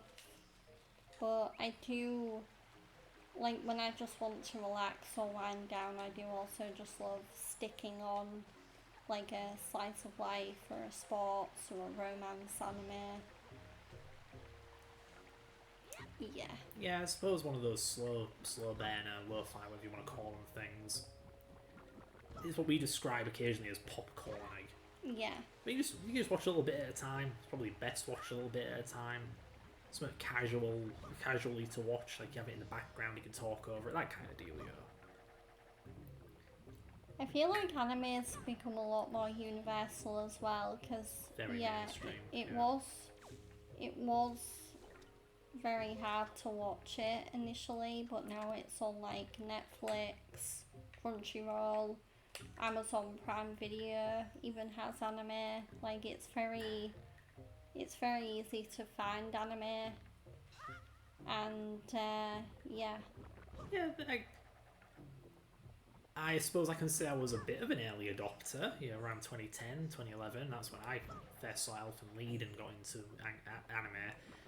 To me, it was just a breath of fresh air from cartoons, our usual Western cartoons, because it goes against the grain. They're more adult, they're more they're actually telling a long-term story. They're not just episode to episode serialized like SpongeBob or Simpsons where nothing changes. Nah, absolutely not. I mean, we wouldn't know. I was born in '99. Fred was born in '97, so the '80s is a bit before our time. 80s? Well, let's say 90s, honey. Never mind. Late 90s. Yeah. Yeah, according to my dad, like the first big breakthrough that he can recall for anime was Akira, which was popular in the West. But that's in the same vein as Elfen Lied. Very, very gory, very violent. Not really a typical anime, but it ended up kind of setting what people expected for anime, which is where things like Elfen Lied came from, trying to appeal to that niche. I'd argue that nowadays anime is more like what it's usually about. Nowadays anime is more like it was back in the day, before Akira kind of diverged things into being like, it's got to be violent, edgy, graphic. Like Delicious in Dungeon. That's pretty normal. Yeah. Yeah. Let's do this properly. Setting the wind in the wrong direction. Wasting 10 minutes. Here we go. Can you think of anything to add about anime? Because I'm wondering if I should ramble about the Wii U for a bit. Oh no! No, you dropped too early. Well, I'm glad the game brings me back. Thank goodness. I mean, I saw Akira recently for the first time, and yeah, it was definitely interesting watching that. Come on, Fred, don't faff with I mean, I'm not really familiar with like the retro anime juggernauts. I'm more familiar with like the modern anime classics like Attack on Titan, Jujutsu Kaisen, One Piece. Yeah, we still need to watch like Evangelion and stuff like that. Yeah, we need to watch Evangelion. We still need to watch Death Note. That's another classic. Oh no. Do I have a Hoi pair? Please say I have a Hoi pair. Oh, thank goodness. Oh, okay. So, Akira is overrated. Ghost in the Shell was excellent. I've not seen that. Nope, me neither. Need to. It's on the list. Ooh, come on. There we go.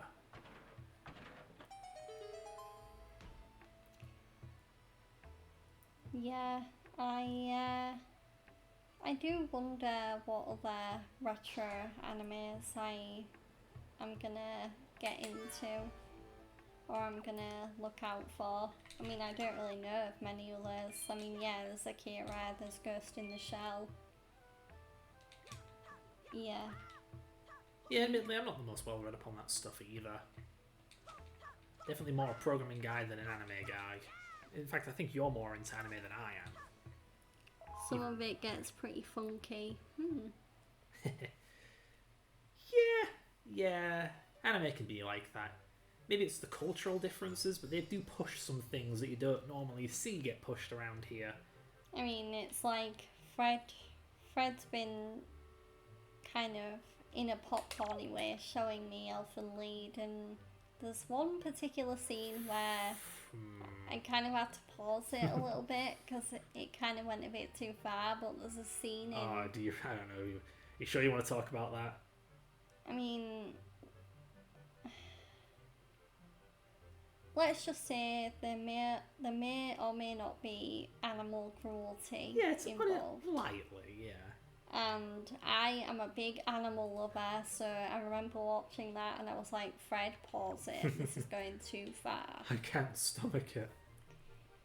Even if it is like a Japanese cartoon, it's still like Jesus. Holy moly. They really did that. But then you got stuff like Black Clover, which has creepy undertones occasionally. Yeah. Black Clover is a really good anime. That's definitely one series I definitely want to maybe get the manga for. Oh no, right, I can't use monochrome pictures here. There is anime that can be pretty gory as well, like Attack on Titan is pretty gory, Chainsaw Man's pretty gory. Elfen Lied can be pretty Very. gory. I've seen top 10s that rate Elfen Lied as the goriest anime ever made. So, Yeah. yeah, calling it gory is putting it lightly.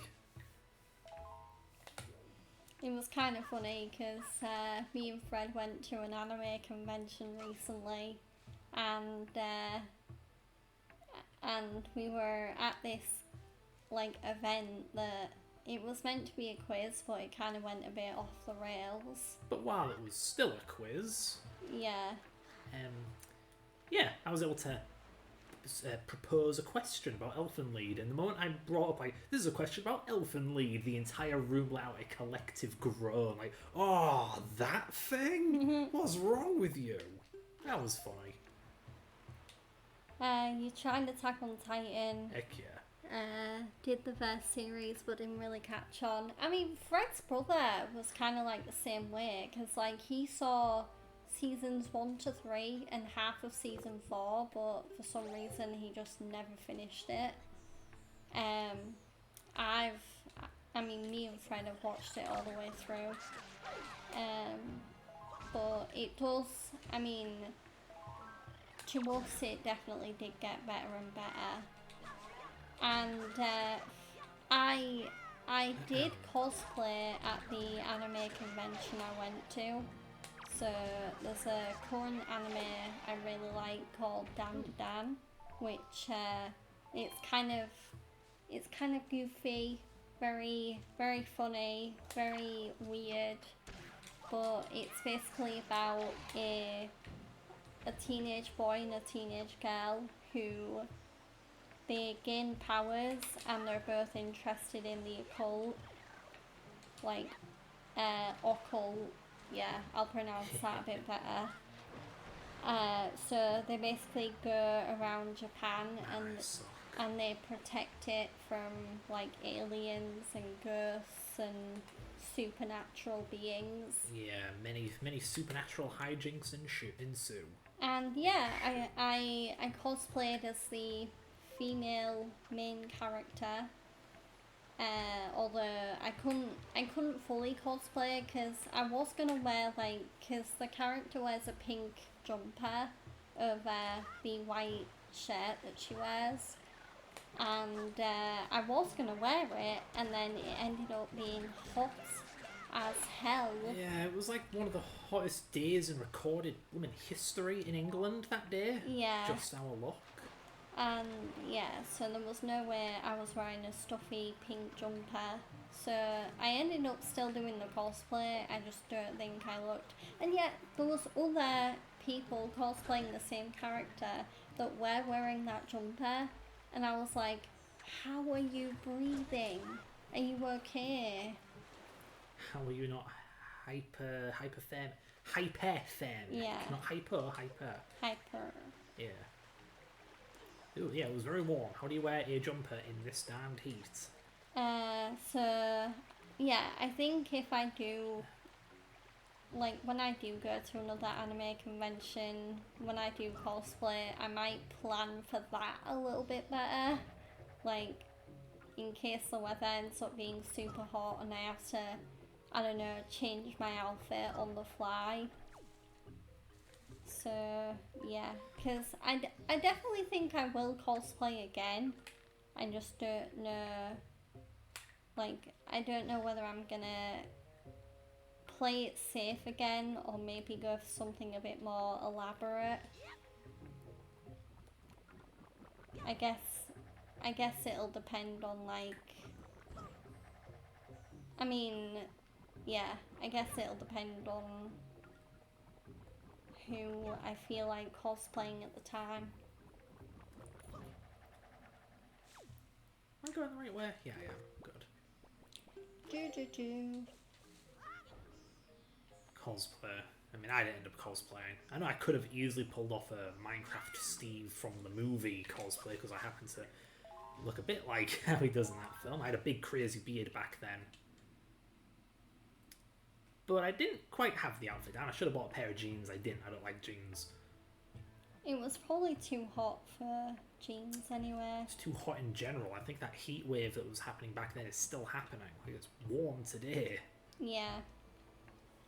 One for us Brits anyway. Britons.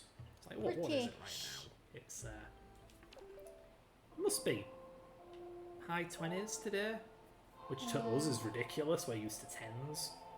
I'm just gonna refresh my phone because that will tell me. Refresh, doesn't know that automatically.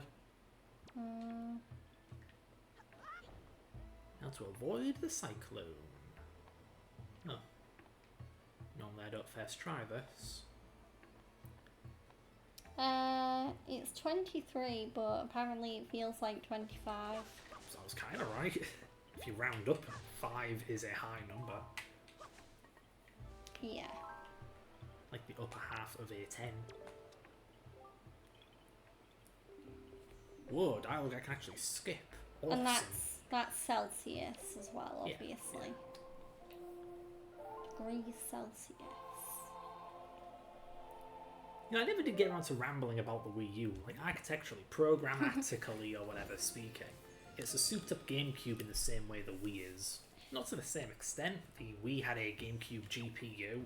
The Wii U has a Wii GPU, but it doesn't use it. It's just for like the Wii mode. It has its own GPU, but still, it's still rocking that ancient, very weird alternate PowerPC CPU that the GameCube had back in the day.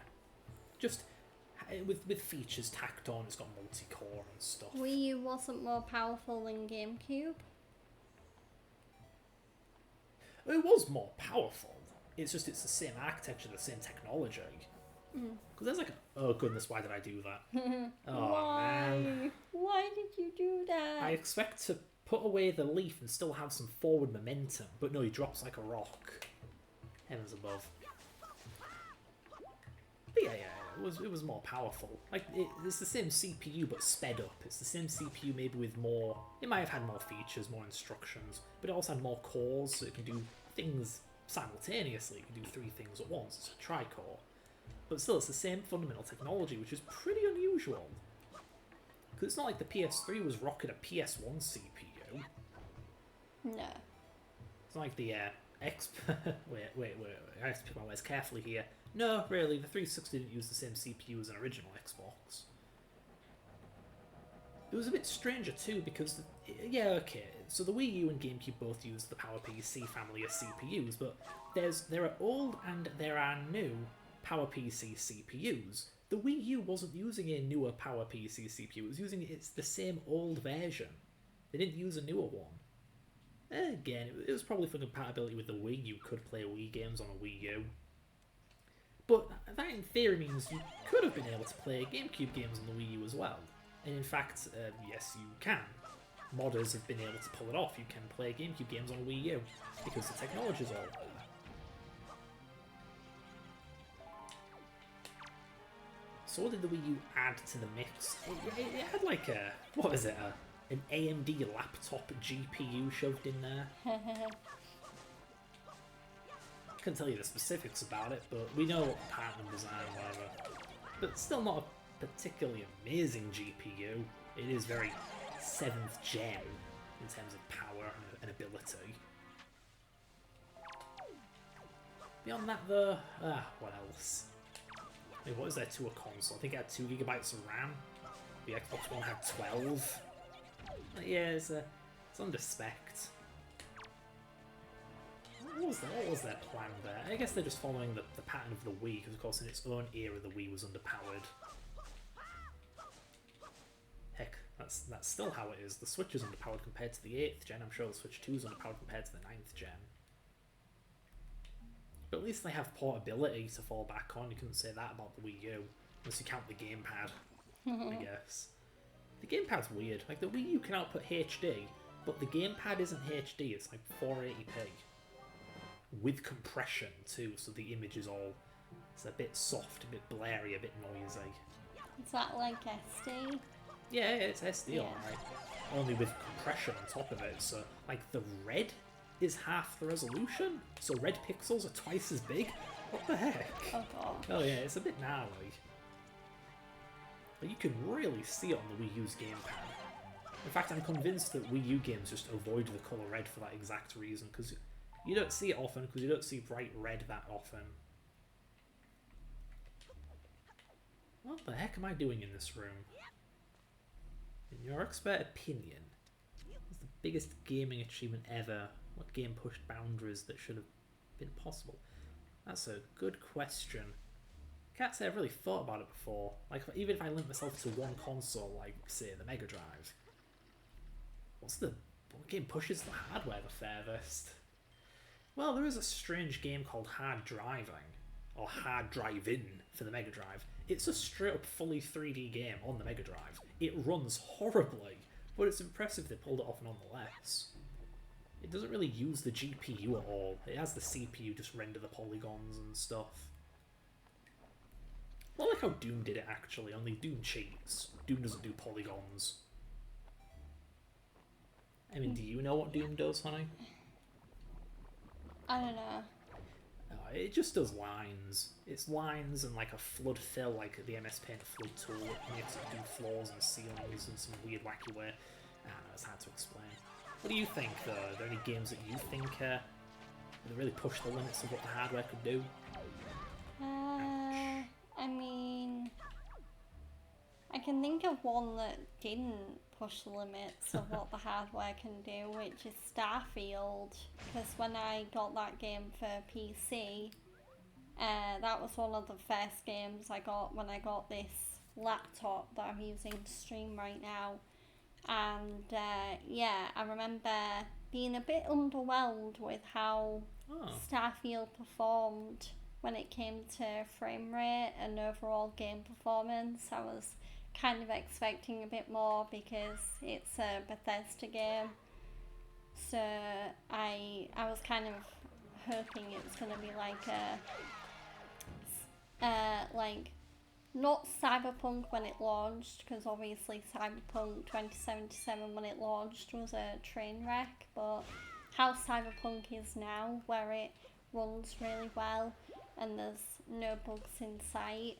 Or even like Mass Effect when that first came out, like I thought Starfield was gonna run as well as that, but no, like the frame rate really disappointed me. Yeah, because I actually got George this laptop just for Starfield, because she had a Steam Deck. That was not going to run it, not well at all. So I get her like a top-end laptop, and it runs horribly. Apparently it's just because the laptop uses an NVIDIA GPU, and the game was made for Xbox, which uses an AMD GPU, so it's very, very poorly optimized for NVIDIA hardware. If you had an AMD-based gaming machine, it would have ran great. It was just, we got caught out with an awkwardly optimized game. It's not that Starfield, the game itself, wasn't good, it's just its performance could have been better. I'm still trying to think of games that really push the limits of hardware, though. I'm aware from the Dolphin developers. What, did you have something to say, Annie? I'm honestly, I don't know whether I would say it pushed the limits of hardware, but I just mentioned Cyberpunk, and I'm like, how in the hell can that run on a Switch 2? The Switch 2 is fairly overpowered. Yeah. Like, it only has to pair up to like an Xbox One or a PS4 to run Cyberpunk, because those consoles ran Cyberpunk. But yeah, so the Dolphin developers, the guys who developed the guys and gals who made the GameCube emulator, Wii emulator too, they found this really bizarre, obscure Japanese like 18-wheeler game or something, and it was oddly complex. But they did real-time reflections. So like most games just use a cube map, they pre-compute it, the image doesn't change. This game, no, that it really does reflect. You have a shiny, shiny truck, and it shows and reflects the world around it. The game pays for it in its performance, it is a bit choppy, but it looks pretty good. Though I still think the big dog when it comes to GameCube and Wii would be the Rogue Squadron games, those Star Wars games made by Factor 5, I believe they're called. Those are tremendous tech demos, and Rogue Squadron 2 was a launch title. It looks like a PS3 game, for crying out loud. In 2001, or whenever the GameCube came out. Even to this day, the Dolphin developers are still trying to get those games to emulate properly, because they do just such wacky stuff with the hardware. I can think of one older example. So I remember being really impressed with GTA 5 when it first came out, because it came out in 2013, and yet for There a we game go. in 2013, I thought one, the graphics were stupendously good, and two, I remember playing it at my stepdad's sister's one night, and one of his other sisters was there, and she literally said to me, "It looks like a movie," and yeah, she was right. Oh dear. Like, obviously, there's better games now that look even closer to a movie, but I do feel like for a PS3 game at the time, I do think GTA 5 did a really good job of like showing what a game for that console can really do if the developers really put their time into it. And I know that GTA 5 is hardly the most popular GTA game, because if you're like Fred, then you're probably more into the San Andreas or I don't know, Vice City. Yeah, a lot of people, to them, those are the two best ones. Yeah, I don't know if I really call them hardware pushers. If anything, San Andreas Vice City look pretty naff when you look at them up close. especially in the definitive edition. They're rather slapped together. Like, this wasn't hardware limitations we're talking about here, it's just the game's a bit ugly. Like, you go to a storefront, have a look at it, and it's just some JPEG. It's not modelled, it's just a flat wall with a texture on it, and yeah, stuff like that. I get that it's cool that the world is big, and there's no loading screens in San Andreas when you're going around the world, unlike Vice City and 3. But still, yeah, I'm not... I wouldn't say that's a hardware pusher. I know a lot of people like The Last of Us Part 1. Apparently that game really pushes the hardware. I don't know if I'd call it something, I think the What, year the earlier... original? The original, yeah. Huh. Just, I think you mentioned, yeah, push boundaries that shouldn't have been possible. I won't say it did that, because it was just making full use of the hardware. The PS3 is a very odd, complicated machine, where it's essentially...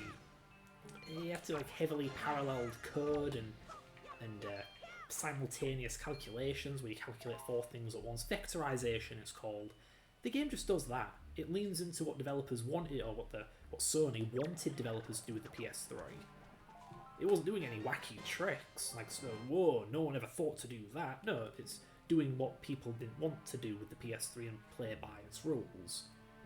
When it comes to doing stuff that just shouldn't have been possible, like tricks and combinations that no one intended the hardware to do, man, I'm gonna have to think about that one, because they're struggling to pull up an example right here.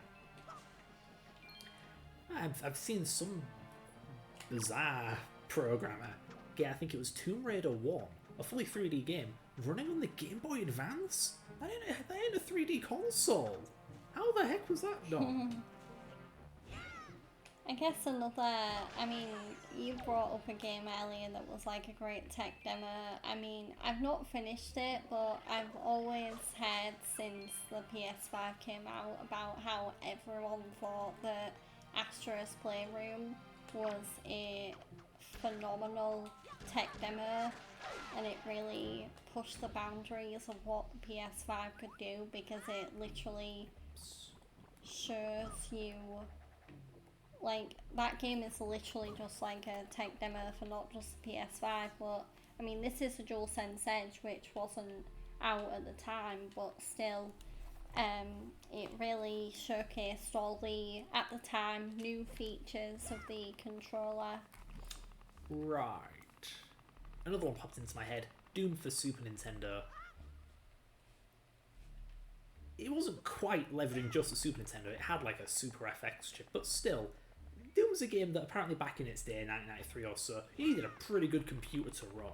Like, you could probably play it on a weaker PC, but it would have to be in low detail mode at a very low resolution, and even then it would be choppy. And then some people just managed to get it running on a Super Nintendo. I mean, that's pretty impressive. I think Doom was a 32-bit game, even though it ran on DOS. And you're just running it on a relatively outdated... Technology-wise, it was a recent console. Yeah, outdated console. That you probably won't be able to do that kind of stuff on. What N64 game was it that had to have an expansion pack to play it? The game was too big or something. I'm pretty sure you're describing Donkey Kong 64, but apparently that's an urban myth or whatever. Yeah, the game oh, sorry, no, I'm misremembering. People say that the game only needed the expansion pack because of a bug, like a memory leak, but no, there's no proof of that, that's just hearsay. But yeah, Donkey Kong 64 requires the expansion pack. I can only think of one other game that needs the expansion pack, and that is Zelda Majora's Mask. Which I'm sure it does, because unlike Ocarina of Time, Majora's Mask never does like Resident Evil 2D pre-rendered backgrounds. It just has all 3D all the time. I remember when one of my first experiences with The Sims was I actually got I didn't know it at the time, but I actually got an expansion pack for The Sims, but I couldn't end up playing it because I realised I realised too late on the box it said I need the base game to play it, and I didn't have the base game. Yeah, which was really annoying. I made a very similar mistake back in the day. I bought an expansion for one of those Batman Arkham Asylum or whatever games for the 360 because I could buy it. It wasn't preventing me from buying it, and yet I didn't own the game. I didn't have a copy of the game, so I thought, do I just get like a tiny little portion of the game to play? No, I just threw my money away. Don't get to play the game unless you get the game. Yeah, that has never sat right with me. Which is, I guess, part of why I'm a bit concerned when a big DLC for a game comes out. I'm thinking, couldn't this have just been its own game, even if it was a short little mini one? Kind of like Far Cry 3 Blood Dragon. There are DLCs nowadays that are coming out that are basically their own games. Like, I mean, Elden Ring Shadow of the Erdtree is like the most recent example. But is it its own game? I thought it was. You needed Elden Ring to play it. I mean, well, it's not its own game, but it could be its own game. Oh, right. How do I get in there? Oh, I know. Leaf. Because it's really big. I mean, heck, it was, considered its own game enough to be included in the nominations at all the major game awards. Yeah. What other really heavy games are there out there? By the way, I hope you don't mind that we gave multiple answers. I mean... Well, there are plenty. It's hard to rank them. I mean, it is hard to come up with just one answer. It's just because there are different aspects to it. There are games that push the hardware to the limit, but they're doing it in intended ways, so, like, of course it's possible. It's what you're meant to do. Developers just didn't do it. And then you have things that no one intended for this, but some very wild developers did it anyway, like hard driving. The Mega Drive isn't supposed to push polygons like that. It did it anyway. That's neat. Oh, you're welcome. Yeah, we're more than happy to give our gaming opinions. Yeah, thanks. I mean, if you have any more burning questions, feel free to throw them at us. We're more than happy to answer them. Goodish. Recently, some people have actually reported Doom to the Sega 32X because that game was ported to the 32X. What is the meaning of life? I wish I knew. I mean, obviously there's the 42 reference number joke, but I want a more original answer. I wish I knew ASCII off the top of my head, because I could give the hexadecimal number for the word life. Oh god. Can you count the alphabet numerically? Like, what is L? Is it 10? Is it 12? Is it 13? What is it? You just add hexadecimal 40 to it, and then just do that for every letter, and you have it. I may be good at code, but I ain't that good. I can't just compute ASCII off the top of my head.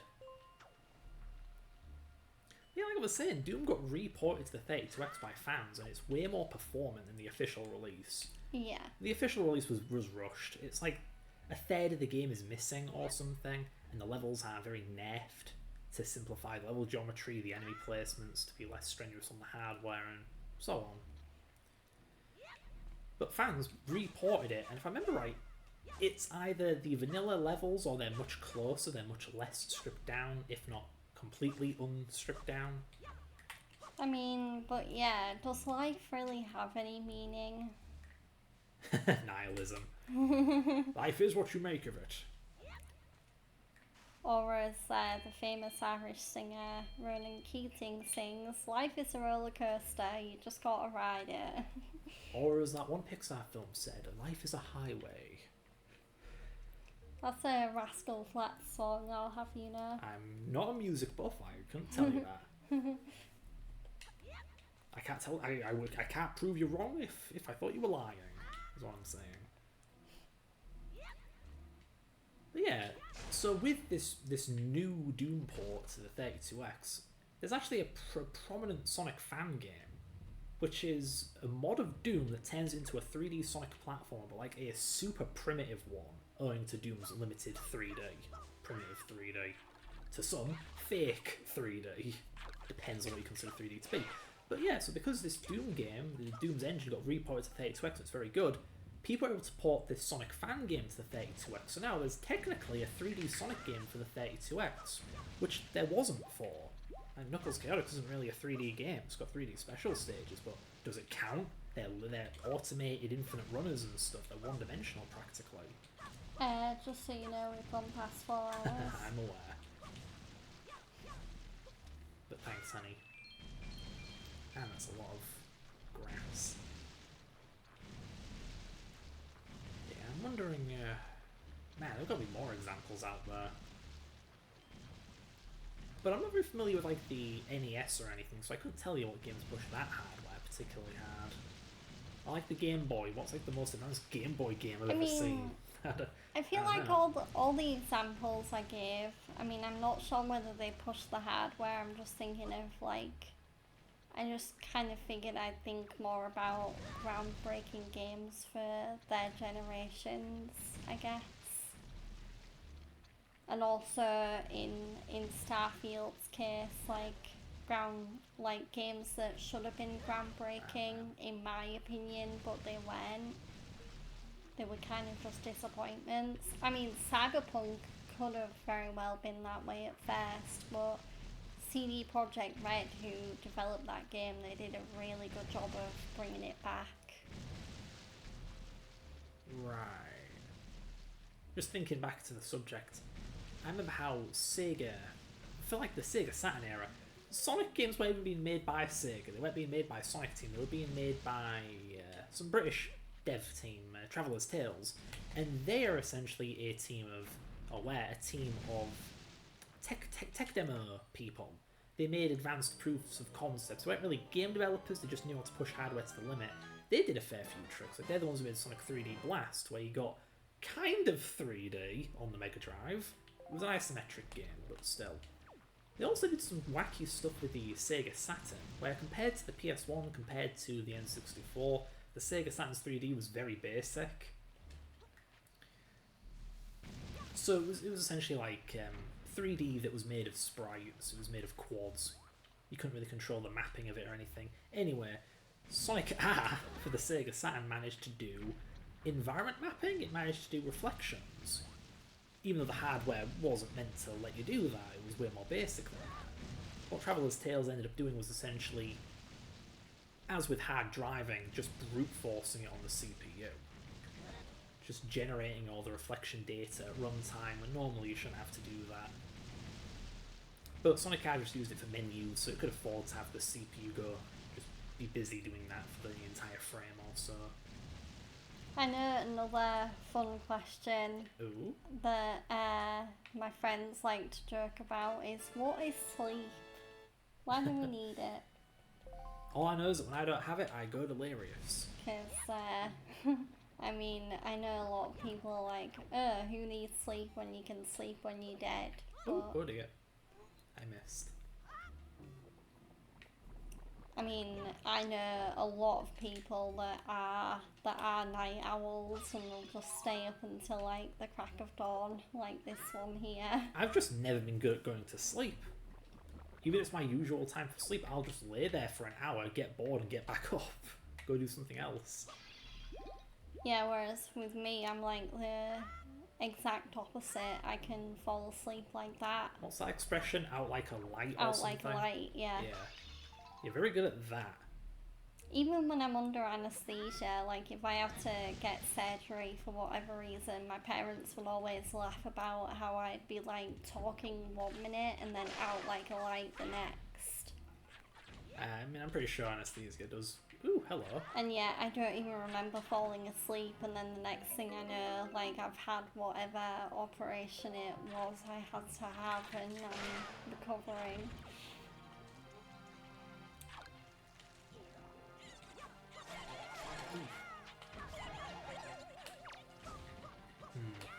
Yeah, I don't normally get put under, so I can't give any recent examples of when I've had to be put under and just nodded off immediately. I mean, I've even slept through an earthquake before. Like, Yeah, we actually had one here. like back in the, I want to say the noughties. Pretty sure, Like yeah. the 2000s. Late noughties. We had an earthquake, and yeah, I don't even remember it happening because I just slept through it. I mean, I say earthquake, I don't really have anything to compare it to because I've never been in a major one. But it was kind of more of a tremor. This wasn't anything dangerous. It just knocked a few Well, roof tiles. my dad remembers flooding. That was like 2000. That was the 2007 floods, wasn't it? Like that was a different thing. Flooding from the. Yeah. I know an earthquake can lead to a tsunami, but I don't remember hearing about And like water winds. levels. All right, I don't remember any of that.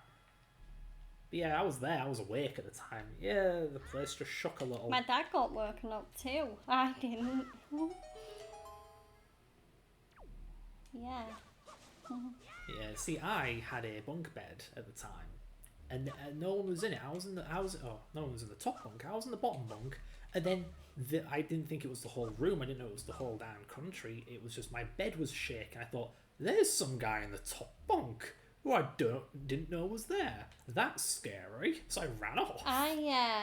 I kind of had an issue when I was a kid where I couldn't really sleep by myself. So I think I was like sleeping next to my dad in like the king size bed that he had. So I'm actually surprised that like my dad didn't wake me up when he was getting up to see what the hell was going on.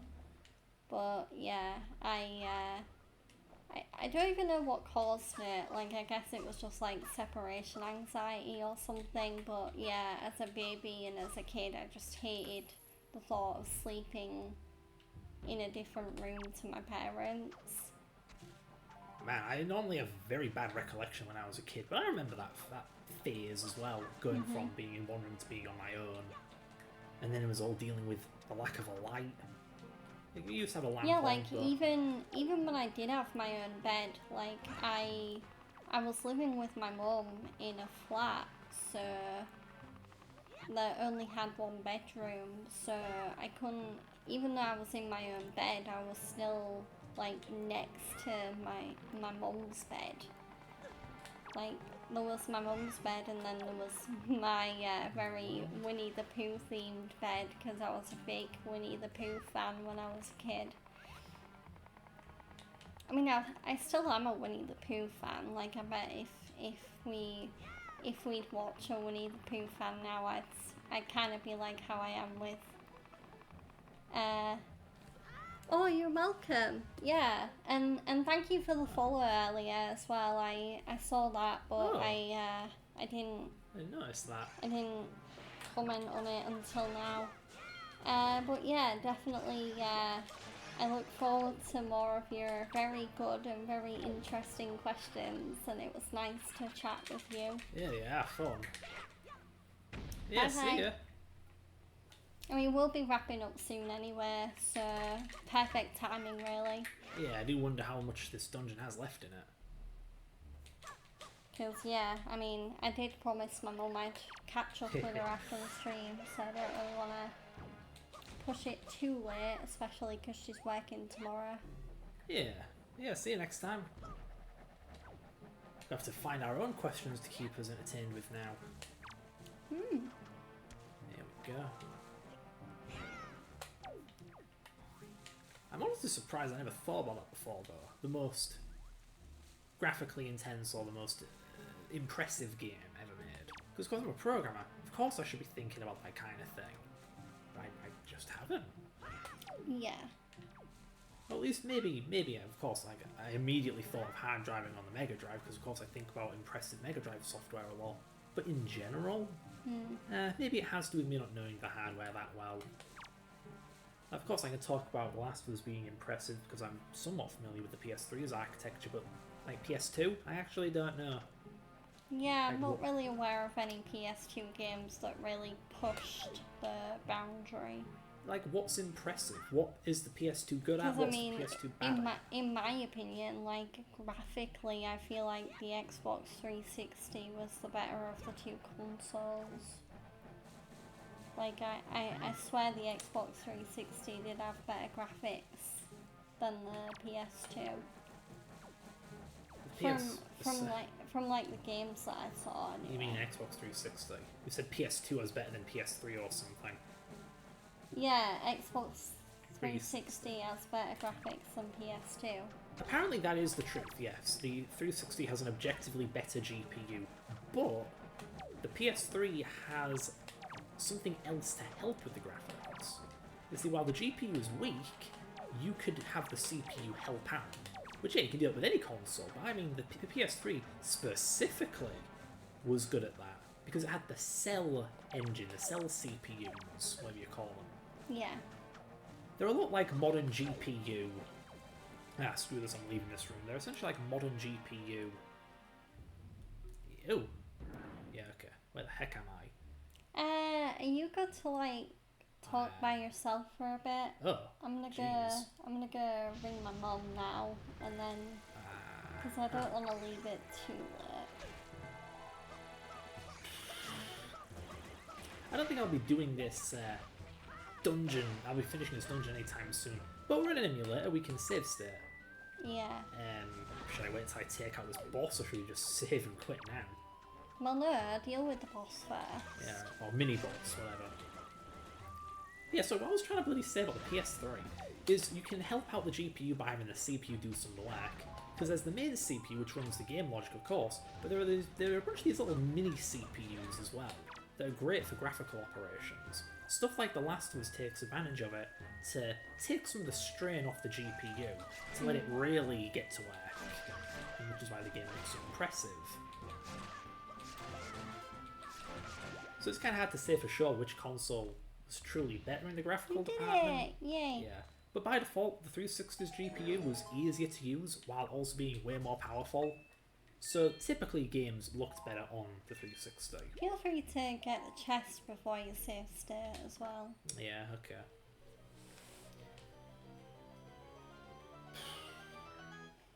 Yeah, I've heard this could just be a rumour, but apparently the PS3 wasn't even meant to have a GPU. They believed in that CPU little mini-core cell thing so much, they wanted that to do all of the graphical work. But the engineers were just like, please no, this isn't going to work. So they gave up on that plan at last minute. Apparently that's why the console was delayed for a year. It did come out pretty late, and it was pretty expensive too. Yeah, so it's going to come up to Dolphin, hit the save state button, wherever it is. Slot 1? Yeah, okay. Save state 2. Slot. Can I load the state? Is it there now? Yeah, it is. Alright, we're good to stop then. There we go. Yeah, that was a big boy stream. Yeah, we only planned on streaming for 3 hours, but yeah, then we got caught up in a very interesting conversation. One after another too. Yeah, so... Yeah, that was fun. Man, I'm thirsty. Where's my drink? So I do need to well, not lull around for too long because I need to obviously catch up with my mum. I don't think we need to do much wrapping up. I mean, we've been wrapping up for the past 5-10 minutes. So yeah, I'll keep my intro short, but So tomorrow I will be continuing with Mafia the Old Country on stream, and yeah, I do think I might do a full playthrough of that game because I've heard it's not very long, and I just don't want it to become another game that's gonna like fall into my backlog whilst I focus on other games. So I think I am gonna play Mafia the Old Country in full on stream. The slightly bad news about tomorrow's stream is I do have a meeting set for my usual stream start time of 4 o'clock.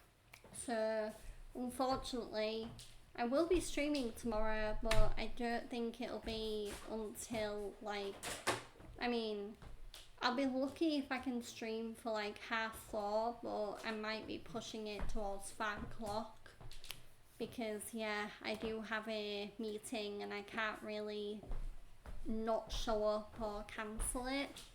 So yeah. So I will be playing the Mafia the Old Country, but yeah, stream might start a little bit later than normal. Yeah. So I'm gonna raid someone now, because yeah, I'm gonna need to run off and catch up with my mama. Okay, so who's online? It would be great if okay, so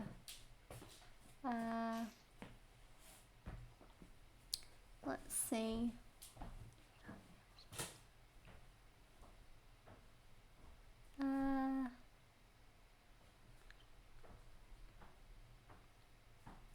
Yeah, I'm just gonna raid Ali because I'm very much in a...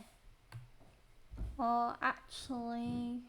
Yeah, I'm gonna raid Ali and I'm just gonna lurk whilst I ring my mom. Your mama?